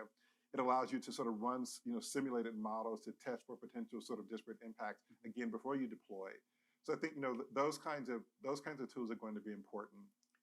And then, I think there's a growing recognition too of what's oftentimes called human in the loop. And so it's this idea of not just allowing machines, to make these high stakes decisions without some type of human oversight, some type of human intervention. And that's one of the big fears, right? Is as we sort of, surrender more and more, kind of control and authority to these machines, to what degree are we still capable, invested in maintaining some type of control or authority over the machines ourselves? And so that human in the loop process, right? So if you're a judge, for example, and we've seen evidence, some of you may be familiar, right, for example, with a widely read and cited ProPublica story, maybe about 4 or 5 years ago, where they were looking at sort of risk assessment algorithms. And what they found, right, is that, a Black sort of defendant was much more likely to be predicted as a repeat offender, and therefore more likely to face harsher sentencing or not being released, right, when in fact they presented no threat whatsoever compared to a white person in a similar sort of situation. And the idea being, right, is that these kinds of software, these kinds of tools are going to become increasingly important in terms of understanding, right, how do we mitigate these kinds of disparate impacts. But if we understand, right, that those are some of the potential dangers that these software represent, you wouldn't have a judge, right, just simply going off of, right, that algorithm, right? The title of the piece, if you're interested, is called Machine Bias. And the idea, right, is that judges should always have sort of final authority, final say over what an algorithm predicts she or he should do. And so that human in the loop process becomes really important. So I think, when we look at AI, right? So it's kind of great because I feel like it could be used to reduce bias by helping you uncover amazing candidates that you would naturally kind of gloss over because their background, the school they're from, the name that they have, whatever. But it could also be used to where it just confirms the things that you're already looking at, right? Like where it finds, oh, Stanford grad, oh, this, rich family, nice private school, like, oh, this is the candidate we want. So how do you make sure that we're using the AI that's actually amplifying diversity as opposed to the one that's just confirming the bias of the person who created it? Are there other things that we can do? Yeah, that's a great conversation. And this is where we think like the toolkit might come in handy. Okay. So the toolkit would, let's say if you're an organization or a company, the toolkit would essentially provide you with a series of tools, because it's a toolkit, a series of tools to basically allow you to sort of assess, right, that the potential for the algorithm performing in that manner. And so in that regard, for instance, the toolkit might provide you with some questions. It might provide you with some frameworks. Again, a mechanism for if you're an organization using software that some other company has developed, allowing you to basically better interrogate, to better understand, right, the history of that system, The quality of that system, has it been audited? Has it been checked for these kinds of potential, forms of bias? What does your data set look like? Has it been engineered to maybe sort of address, some of the sort of implicit biases issues that you've noted? Do you think enough people are asking the questions to make sure? No. No. And what we've learned is it's not out of intent or malice. It's just that most people simply just don't know to ask those questions, right? And I think many of us, have just sort of made the assumption that machines are, kind of machines, right? And they're pretty reliable, they're pretty consistent, they're pretty high performing, they're able to manage, right? Tons of data that a human never could.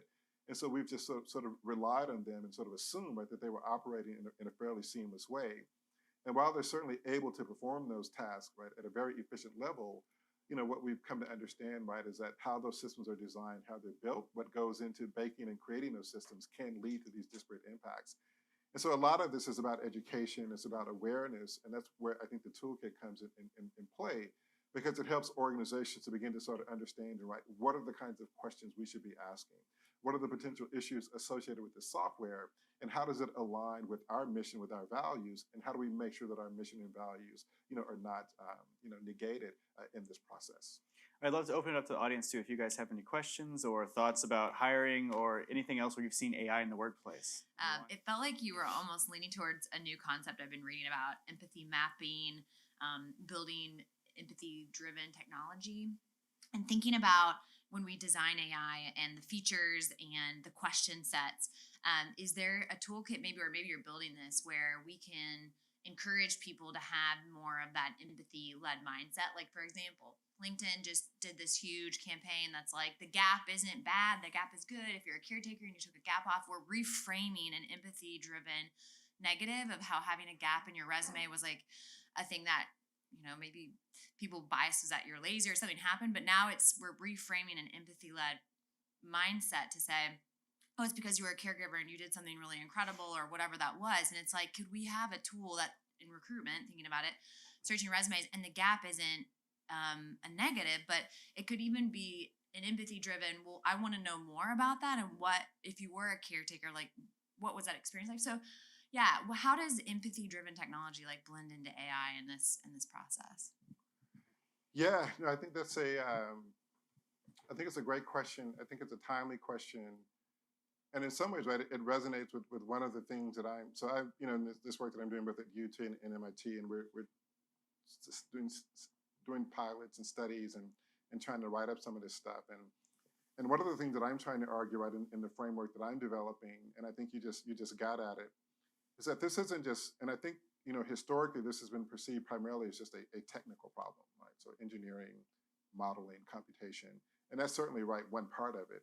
But I think what you just articulated, right, is the other interesting and compelling part too, and there's a social component here as well, right? So, and that's what I was alluding to when I made the reference to just problem formulation, in terms of just what kinds of questions are you asking, right? And how the questions that you ask oftentimes frame, right, the pathway that you take. And so if you're framing questions that allow you to think about these other aspects, these other dimensions, in this case, right, how do you build empathy within your algorithms, right, is a compelling question. And to be honest with you, I think it's a question that more and more developers will certainly start thinking about if they haven't already. Again, sort of recognizing the need for nuance, recognizing the need for complexity in terms of what we expect, these machines to do in terms of how they perform. And while I don't think that we can purely rely on computational models or AI to solve, right, these issues around structural inequality, these systems can certainly help us develop greater insight, to develop greater understanding, which I then think can contribute, right, to greater human ingenuity and innovation in terms of how we solve these problems. So I don't see it, right, as just a purely technical or machine-driven solution. And in fact, your question or the scenario that you just articulated, right, for me, emphasizes, right, that there's a very strong social component, very strong social element here that we also need to think about. And so it gets at, right, just the ideation process, again, just the types of questions that we're asking, how we're framing the problem, and how we frame the problem oftentimes influences or dictates, right, solutions that we come up with. So I'd love to shift gears a little bit. I want to talk a little about the future of work, right? So, Elon Musk says that less than 5 years, computers are smarter than people. So, like, what does it mean to be human at work and be productive when you know that the computer is smarter than you, right? So how do you feel empowered to make decisions when you know that something is probably seeing something you're not and theoretically better at it than you are, right? Like, what do you do? Yeah. You pray, I guess. Yeah. You know, it's one of the sort of raging debates in this whole field now is as the capacity of machines sort of widens, right? Particularly, right, their ability to perform more cognitive kinds of tasks. I think we all get, right, you know, computers and machines, you know, performing and replacing, like, you know, human labor, manual labor, for example, right? So you go to any plant now, any industrial plant, and you probably, you know, more machines than humans right now, sort of actually manufacturing and building the products. And I think, you know, problematic or not, right? So people sort of understood that and said, oh, okay, well, that's efficiency and you know, machines don't call in sick and you know, they don't get injured on the job and things of that nature. And so you could kind of justify it maybe in that way, or maybe not. But now that machines are also performing more cognitive tasks, right? Things that require a different level or different kind of human expertise. There's kind of panic, right? About well, what will humans do, right? As machines begin to do more and more things. And I think it's. Do you worry about that? To some degree, yes. That's not good. You know but I think for certain segments of the population, it's likely more of a crisis than for others. Okay. So there's this notion, right, that, you know, are your skills such that your skills can be substituted or replaced by a machine, or are your skills such that they can be augmented, right, and enhanced by a machine?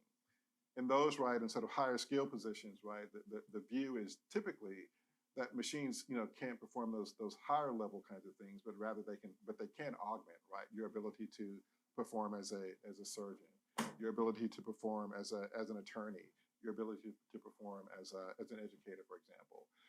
And the idea is that idea of augmentation that I think people are really interested in, right? So not so much machines substituting humans, but complementing humans.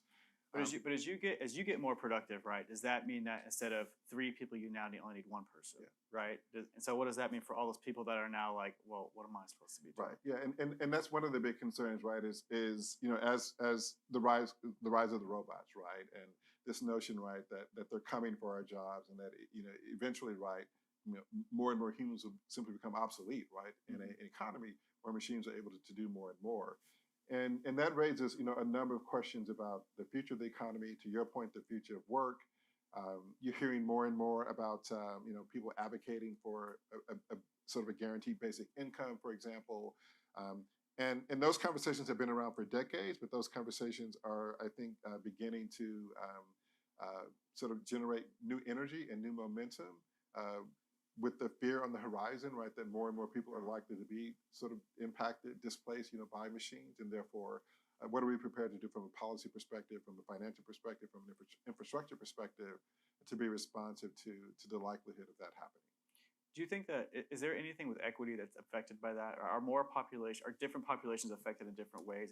Does it over-index on, you know, hurting populations that have always been hurt by technology, or what do you think? I think so, certainly, right? So those who are disproportionately in the lower skill positions, you know, lower levels of educational attainment, you know, they certainly run the risk of being displaced in ways that could lead to some pretty serious outcomes. And so in that sense, right, you know, I think it's not disproportionate in terms of the likely sort of future impact of these trends. And I think that's, you know, raising a lot of concerns about, well, how should we be rethinking education, or how should we be rethinking, you know, workforce development and skill development, you know, given that this is a future that's not too far into the future now, and in fact, we're getting closer and closer to it. I was in the presentation with the 4 panelists speaking about youth mental concerns, and one of the panelists talked about this idea of kids needing to get in front of therapy, but the wait being so long. So a alternative is a bot type of therapist, where the child could either through text message or even maybe FaceTime somehow talk to the bot, and the bot responds in an artificially intelligent way. I guess my question is, what question should I, as a parent who's considering that as an option, considering, not decided on that yet, but what kind of questions should I ask to make sure this resource is not going to be biased or flat out racist? Yeah, and that's where I think where the stakeholder engagement really comes in handy, because as you start expanding the number of perspectives and voices who are involved in this conversation, you're likely to be sort of compelled to address precisely those kinds of questions, as opposed to if it's just a limited number of people who are only concerned with product design, or only concerned with the model, but not concerned about the ethical considerations, not concerned about cultural competency, right, in terms of this bot and its ability to respond to kids in different kinds of contexts, right? Language sort of diversity, cultural experience, race, ethnicity, what have you. And I think to the extent that we start, and this is something that we're having conversations about at the Good Systems program that I mentioned earlier at UT, and even at MIT, is the need to build sort of just greater kind of public awareness of these issues. So more and more people need to ask that question that you just asked. More and more people need to ask the question that you just asked, the question that you just asked, right? I mean, I'm going to be a little presumptive here, but most of us here are probably reasonably educated, obviously, right, have some experience or interest, right, in these kinds of issues, which is why we're here.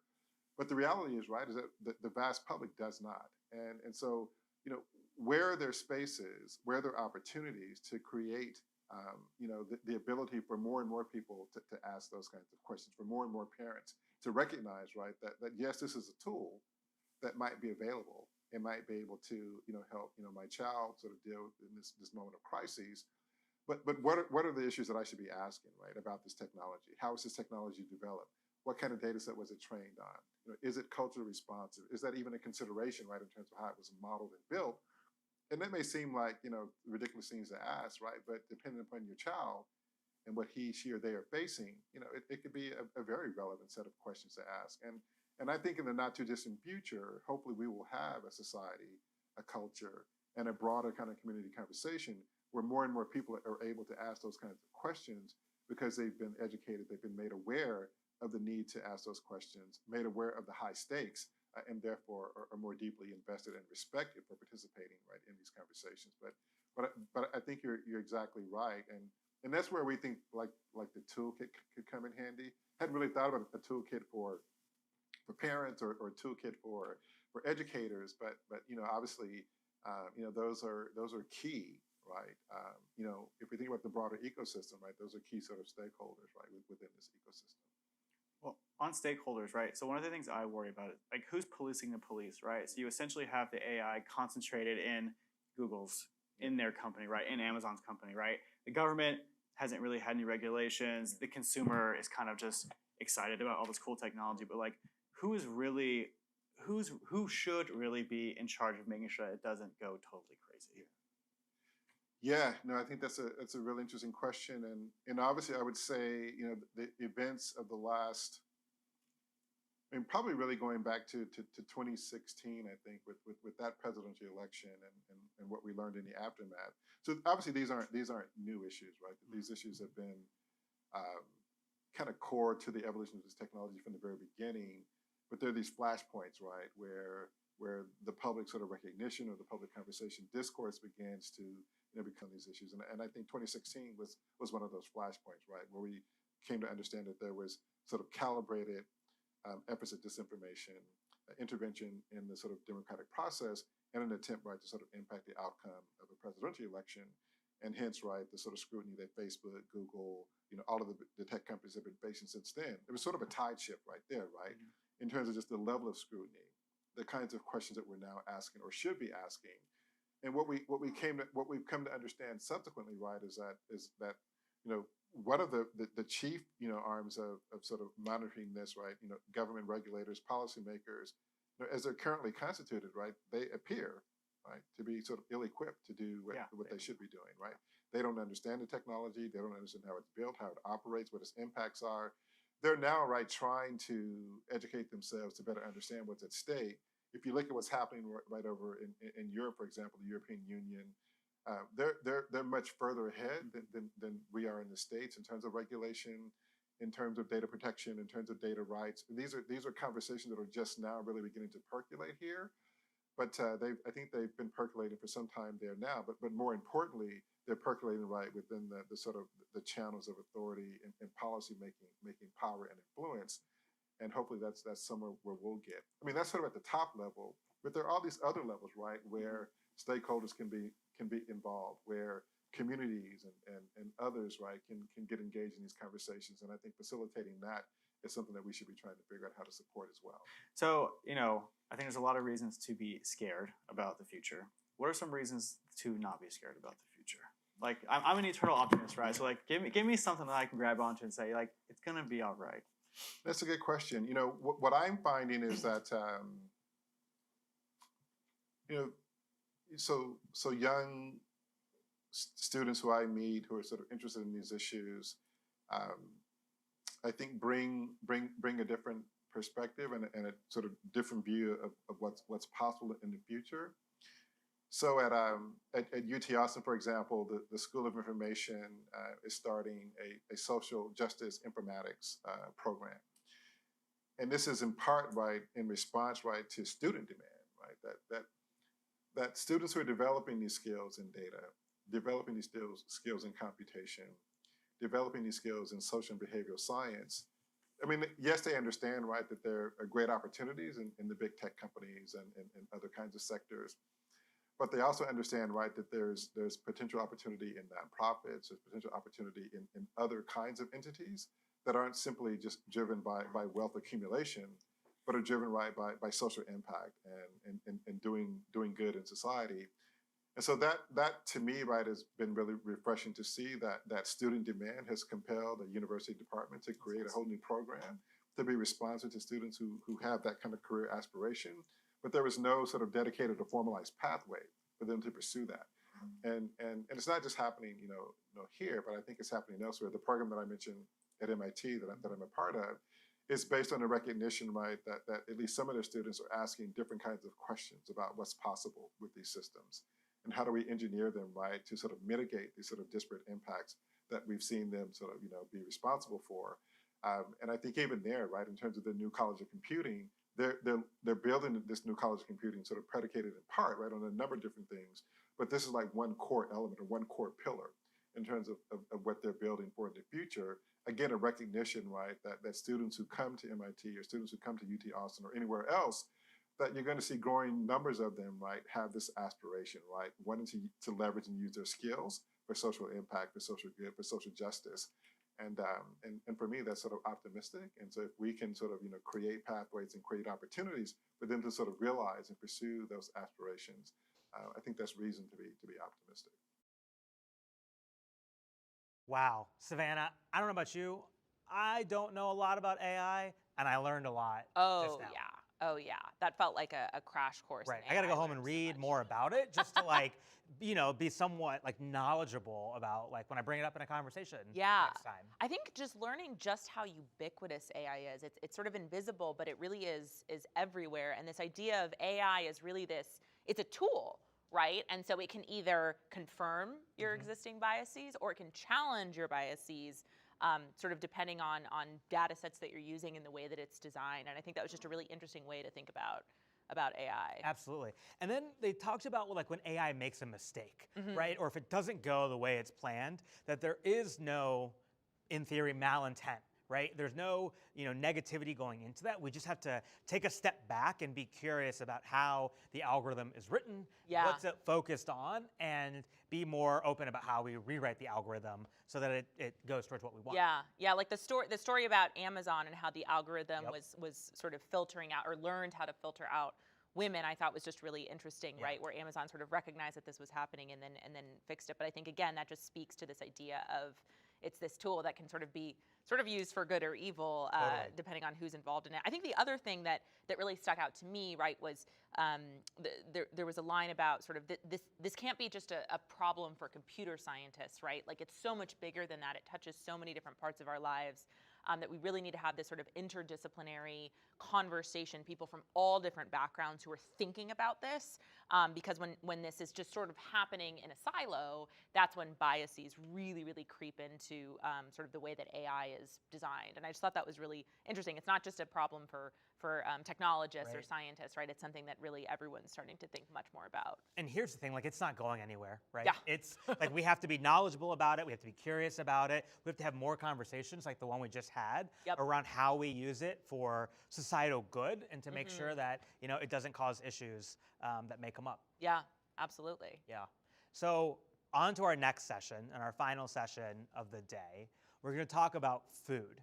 And it's really interesting to me as we were prepping for this session and learning more about Raj Patel, the individual who's going to speak about it, is one of the world's leaders in the food economy system and in agriculture. And he is a filmmaker, he is an author, he's a speaker, he's also a counselor to kings, queens, heads of states, governments on how food works in economies. And it's going to be a really, really interesting conversation about how fragile our food system is prior to COVID, right? So think about now. Already fragile. It's already fragile. Then COVID, and then we look at Russia's invasion of Ukraine and what is produced in Russia and Ukraine and how it's just not possible to get that out there into the global supply chain. And so with that, we're going on to our final session of today, the food crisis and its impact on the global economy.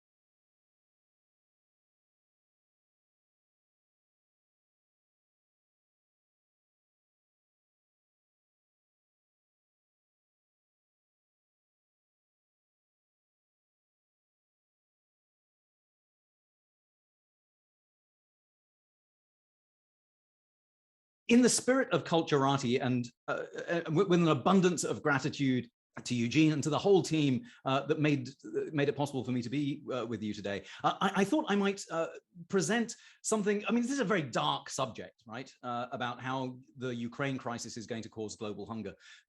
And there's no way really of sugaring this presentation in any way other than to offer a sort of sideshow if you're interested. This presentation is brought to you by the letter C. And so if you are interested and just want to score points, see if you can spot how many times the letter C is responsible for the mess that we're in today. I'll give you an easy one right now. I mean, humans are capable of eating 7,000 plants, but unfortunately, about 50% of the plants that we eat are really just about 3 cereals, and that's corn, wheat and rice. And the fact that our diets are so dominated by just a few things means that our food system is already inherently fragile because of the way that we treat these cereals as commodities. Now, the fragility of the food system is not an accident. The food system has been designed this way, and it generates a whole lot of externalities. The Rockefeller Foundation last year put out a report observing that in 2019, we spent about $1.1 trillion on food here in the United States. But if you look at the mess that this food system creates in terms of healthcare costs, in terms of environmental destruction, in terms of underpaying workers and the depression that comes from that, there's a range of factors from biological to physical to the economic costs.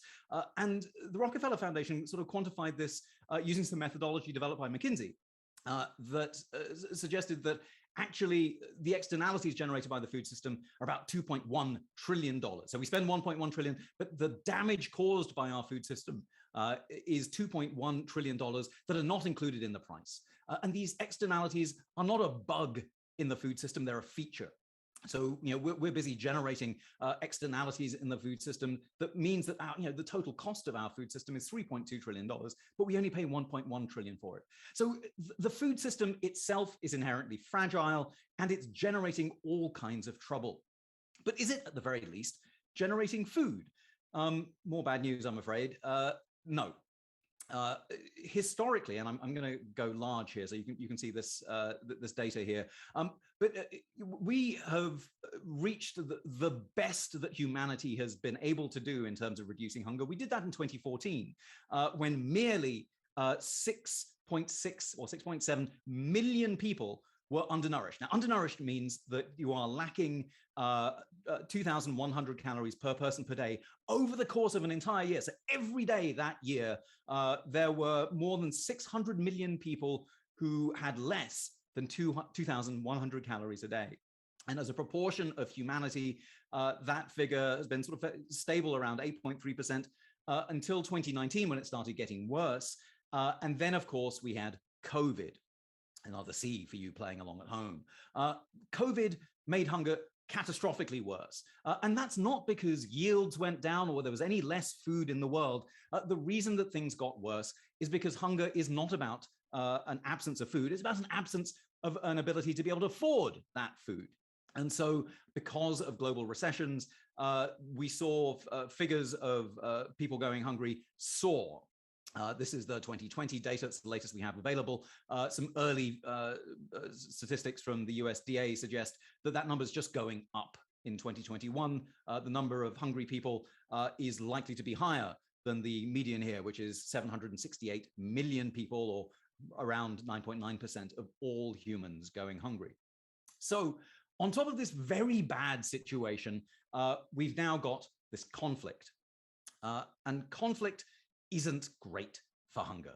I mean, before Ukraine, there were, there've been conflicts around the world, and it's quite right to observe that the coverage of the story in Ukraine has always been a little bit sort of disproportionate, given that there are so many other conflicts happening in the world that involve people of color.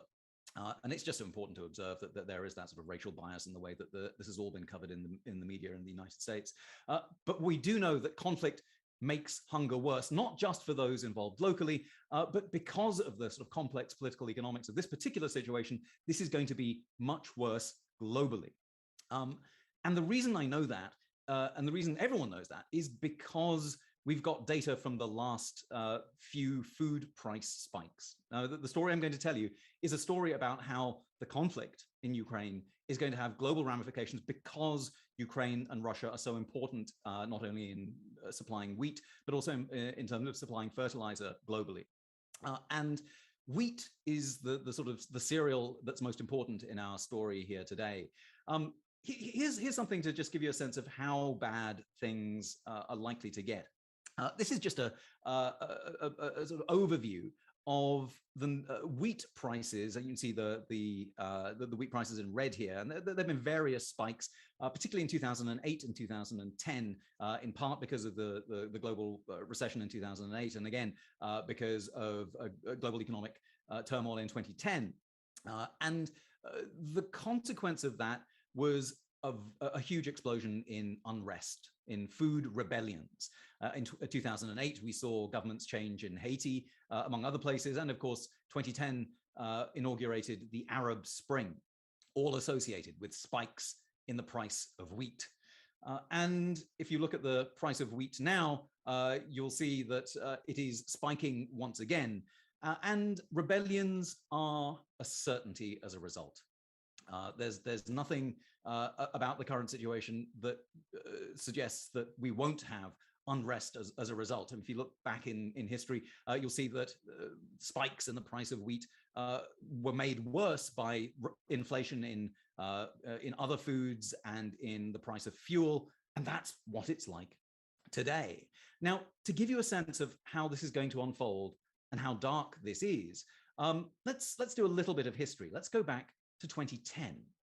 In 2010, we had some of these global food price spikes. And there's a story that I want to tell you that's about some of these food price spikes and Russia. Now, you may not have necessarily caught this in 2010, but there was a wobble in the atmosphere. Now, so some of this data is just coming through now, but climate change was involved in a wobble in the jet stream. Now, as a result of that wobble in the jet stream, a couple of things happened. In Pakistan, there were unseasonable floods, and a third of Pakistan was flooded in 2010. That didn't make the front page of the newspaper, but there was something else that did, and it happened on the other side of the jet stream, and it was a massive heat dome in Russia in August 2010. And that heat dome caused epic fires, particularly in the food-producing regions of Russia, and I mean you can see the results from space here. I mean there were vast wildfires, and the heat dome settled over Russia, and you know in some of the data here you can see, look, it was incredibly hot, in the 40s Celsius, so we're way into the hundreds, and as a result, mainly of the smoke from the wildfires, not just the heat, but the smoke in particular, 55,000 people were estimated to have died as a result of that heat dome. Now, that you may say, well, this is just a story about the weather, but climate change isn't just about the weather.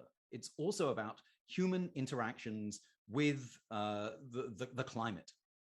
And in Russia, there's a story that's worth observing that predates the advent of Russia. This is a story about the advent of capitalism in Russia. Now, in the Soviet Union, the way that grain was produced in some of the grain-producing belts of Russia was fairly tightly regulated. The Soviet Union understood the wisdom that peasants before the creation of the Soviet Union understood, that if you're growing a couple of crop cycles a year, you're going to be able to allow the soil to recharge a certain amount of the water that you're draining out of it with your crops. But if you don't allow your crop rotation to let the soil recharge, if you don't have fallow periods built into your agricultural cycle, then the water in the soil will be drained out by your crops. Now, the Soviet Union was there busy regulating that. And of course, After the Soviet Union, things changed rather dramatically. And it's important to remember that the United States had a hand in it. If you want the sort of Cliff Notes version, I really like this article. The Harvard Boys Do Russia. It's in the Nation magazine, and it's absolutely fantastic. Google it, you will enjoy it, and you'll see lots of familiar names there. You'll see names like Jeffrey Sachs, a man who's since invented himself as the economist for Bono, and you'll see, Larry Summers, for example, as folk who went in and allowed the privatization of certain kinds of Russian assets and gave us the oligarchs that we have today and the sort of political situation that to which we can trace the current situation in Russia. But one of the other things specifically about food is that all of a sudden these restrictions on what could be used in the soil, what could be grown and how often you could grow, all of a sudden, all of that was out the window. And that meant that farmers started planting not just 2 cycles, but 3, 4 cycles of crops every year. And now what that did was drain the moisture out of the soil, entirely predictably. But the consequence of that, and I won't suffer you to really sort of dig into this graph because time's running short, but suffice to say that areas where where farmers had really drained the water out of the soil, had really been very profitable farmers, very successful farmers. But those areas where crop rotations had been successive and the soil was dry, those areas were 13 times more likely to have heat spikes. So again, the climate was made worse by the interaction with farming habits that were unleashed by the advent of capitalism in Russia. Now, this was all made worse by some other folk, some other capitalists who were, and you may know the firm Glencore, set up by Mark Richards after he ran away from the United States, accused of various crimes. He parked up in Switzerland, and Glencore, based out of Zurich, had a grain trading arm.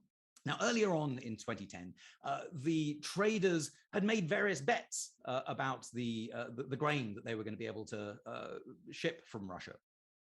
And all of a sudden, with the grain price spiking and with the fires burning in Russia, those grain traders looked like they would be seriously out of money. And so in August 2010, the grain traders in Russia made an open call. The Glencore made an open call saying, look, Russia, you need to impose a grain export ban, because that way you will be certain to be able to feed your people here in Russia. Yes, of course, there'll be a grain price spike, but you don't have to worry your pretty little heads about that, Russia, because at least there will be grain for you. Now, Glencore's motive in this was, of course, because if Russia did declare an export ban, all of a sudden, the traders would be able to declare force majeure. They would be able to get out of their grain contracts because, if Russia suddenly changed the terms of the game, the contracts were built so that the grain traders could walk away without having to lose their shirts, paying way over their strike price for grain that would come from Russia. 2 days after making this demand of Russia, Russia imposed a wheat export ban. And for certain traders at Glencore, they were able to walk away from their contracts, and some of those traders lived happily ever after, although other bits of Glencore, of course, and the rest of the world suffered. Let's talk about the rest of the world for a second. And in fact, let's talk about this place. Let's talk about Mozambique, a place very far away from Russia, but a place that was that felt really very deeply the effects of the wheat export ban. Now you may think, well, hang on. Mozambique isn't near a grain belt. Wheat doesn't seem to be the sort of thing that naturally grows in Mozambique, and you'd be entirely right, except for the fact that there has been historically a taste for bread in Mozambique because of Portuguese colonialism. The Portuguese hadn't colonized and created the area that we now call Mozambique, then it wouldn't be normal for people to want everyday bread on their table. But the fact is that Portugal did colonize Mozambique, and the taste for bread was inculcated in everyone. And it just becomes one of these things where your dignity as a homemaker, as a working person, rests on having your daily bread. So there were queues for bread in Mozambique as a result of the grain price spike that happened when Russia imposed its export ban. And Russia was doing, Mozambique was doing pretty badly anyway, because it was a very indebted country. Interest rates, well, the mode of governance there was one of austerity. So, you know, as you'll remember from 2008 and 2010, governments across the world tightened their belts, driven by, you know, Larry Summers again. And the tightening of belts meant that food got more expensive in Mozambique, fuel got more expensive, and you know, budgets for things like policing were cut. And the police in Mozambique found that they didn't have the budget for rubber bullets.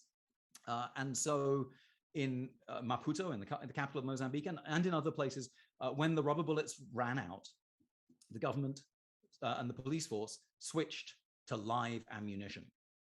And as a result, dozens of people, including children, were killed in these bread protests, in these food rebellions. Now, that in and of itself is the story of what happened in 2010.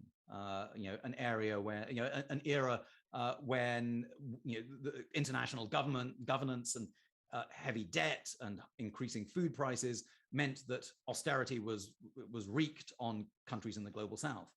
And that's not really different from where we are now. And it's possibly worse because right now, interest rates are going up. I mean, at least in 2008 to 2010, interest rates were pretty low, but we're seeing them go up.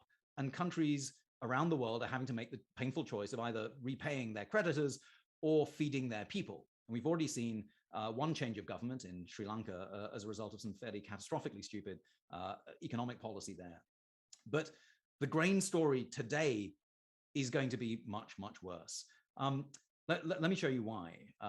Now, this isn't something I expect you to be able to read, but the important and salient bit here is that you've got the blue and the orange here showing the extent of food, of wheat being imported in a range of different countries, the names of which you can't see, don't worry about that, coming from Russia in blue and Ukraine in orange. And you can see that there are quite a lot of countries that get 100% of their grain from, or close to, from the combination of Russia and Ukraine. And we're in a situation where those exports are becoming increasingly expensive and where Russian and Ukrainian grain is increasingly not available, in part because Russia has gone out of its way to do things like mine fields in Ukraine. But you know, we're seeing also just speculation on the price of wheat, and that's driving up the cost globally. And so you may think, well, all right, perhaps there's some flexibility here. Maybe we can have more being exported from other countries. Let's have a look at this. So we've got the Russian Federation. These are figures around the world's wheat exporters in 2019, I believe, is the year this comes from. But you know, the Russian Federation was the largest, and the US and Canada were next. Now, and then Ukraine was after that. So we've seen that Russia and Ukraine, well, their grain exports are significantly curtailed. The problem with us in Canada and the United States is that there hasn't really been a huge supply response. And that's because of another feature of where we find ourselves, which is that Russia is an exporter of fertilizer. And in particular, it's one of the top 10 exporters of nitrogen fertilizer, which is, you know, vital if we're going to be able to have the kinds of monoculture of wheat produced at levels that we're used to. Now, if the price of the price of fertilizer is going up as it is, then you know, you won't see a strong supply response. And in fact, earlier on this year, only 40% of Canadian wheat farmers said that they were going to plant more. And that's not nearly enough to make up the shortfall. So you might think, all right, well, maybe we can turn to some of these other producers, like France, for example. The problem is France right now is undergoing a heat wave. And heat waves aren't great in the early stages of wheat production. And right now, of course, you know, the spring planting's in the ground, and wheat isn't thriving. So then we might think, all right, well, if not France, maybe maybe some of these other places, maybe India. I mean, India up here is not a huge producer of wheat, but maybe India can help out a little bit. And that would be great, because India, we want Indian wheat production to thrive, not least because India is one of the world's largest consumers of wheat. And here's where things start to get even darker, because right now, India is under a catastrophic heat wave.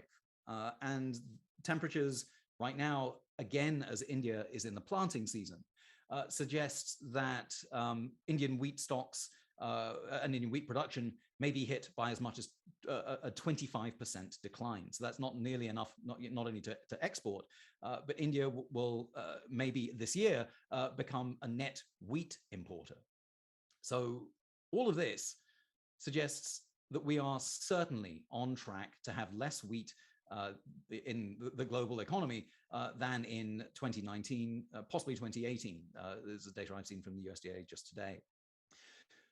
All of this, coupled with rising interest rates, particularly in countries in the global south, plus spikes in fuel prices, leads to the potent combination that will almost guarantee, and in fact, I'll put money down now, we will see more rebellions of the kind that we've already seen in Sri Lanka, and it's just a matter of time for that to happen. So what can I offer you? I mean, first of all, maybe a summary of what I've been just saying, and for those of you keeping track at home, here's where you get to see your scores. First of all, this has been a story about climate change. It's also been a story about hunger under COVID. I mean, things were bad enough under COVID, and COVID is not going away, much as we would like to pretend that this sort of short diminuendo we find ourselves in is in fact a finale. It's not. COVID's going to be around for a while, as is conflict. Even if the story in Ukraine ends happily ever after tomorrow, and it's increasingly unlikely that that's the case, there are still going to be pretty difficult supply chain issues that plague Ukrainian wheat production for some time to come. And of course, this is a story about colonialism. It's a story about how these supply chains are old, and the demands that exist around the world have been shaped by colonialism. Again, think to Portugal and its colonization of Mozambique, but also just think to the history of the food system. The history of the food system is a history of colonialism. This is also a story about chemistry. The industrial agricultural machine requires not just nitrogen, but potassium and phosphorus. And Russia is a major exporter of all of those. And our chemical agricultural system is generating vast externalities.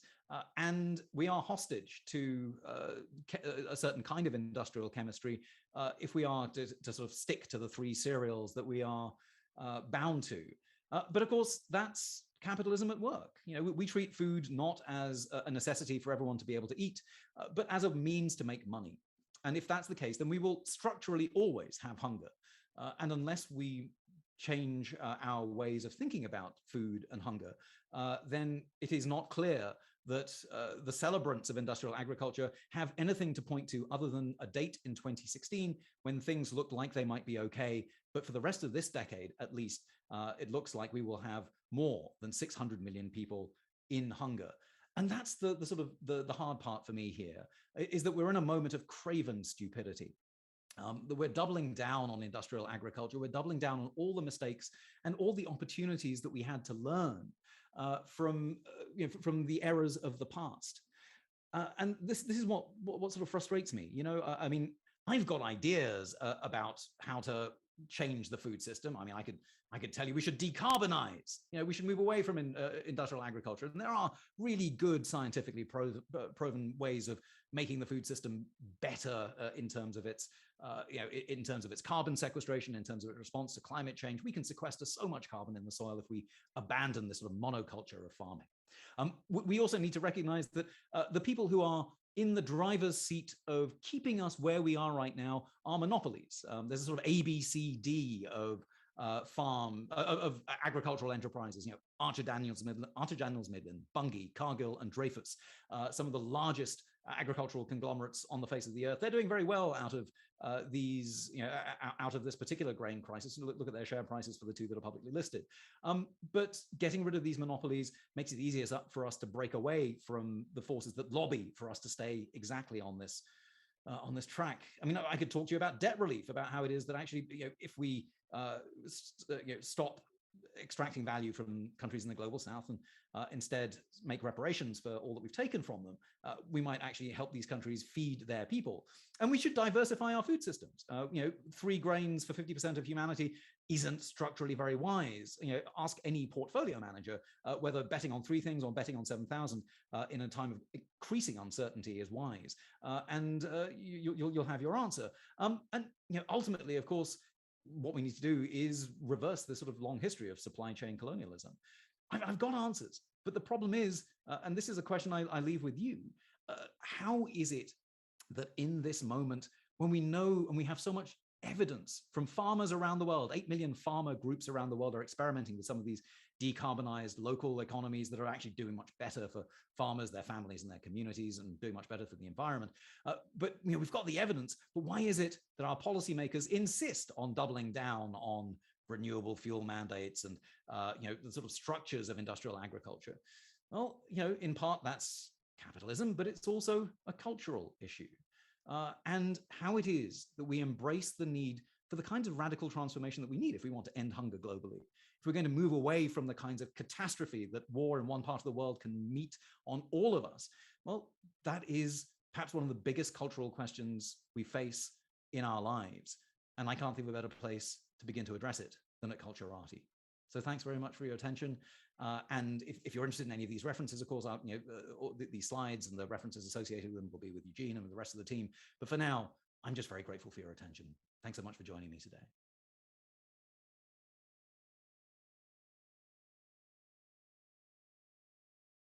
Probably wondering, where does that fit in to the conversations that we've had today? And the matter of the fact is earlier this month, Josh and Eugene really sat down to think about what needs to be discussed, the issues of the day that are happening presently.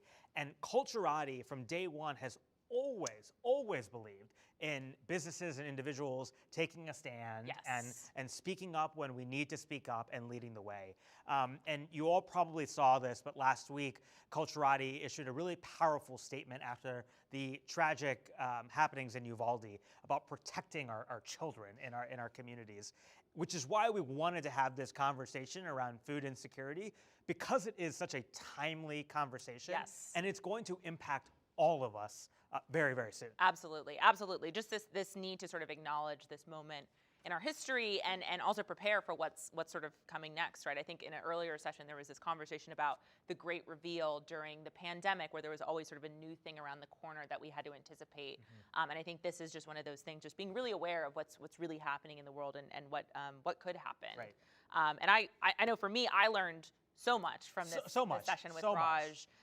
Just the fact that there were sort of the 3 C's, right? The 3 cereals, corn, wheat, and rice that make the foundation of our food system, and the fact that it is inherently fragile and was really interesting. Nearly 8 billion of us, our entire diet is based off those 3 grains. Yeah. I mean, fascinating.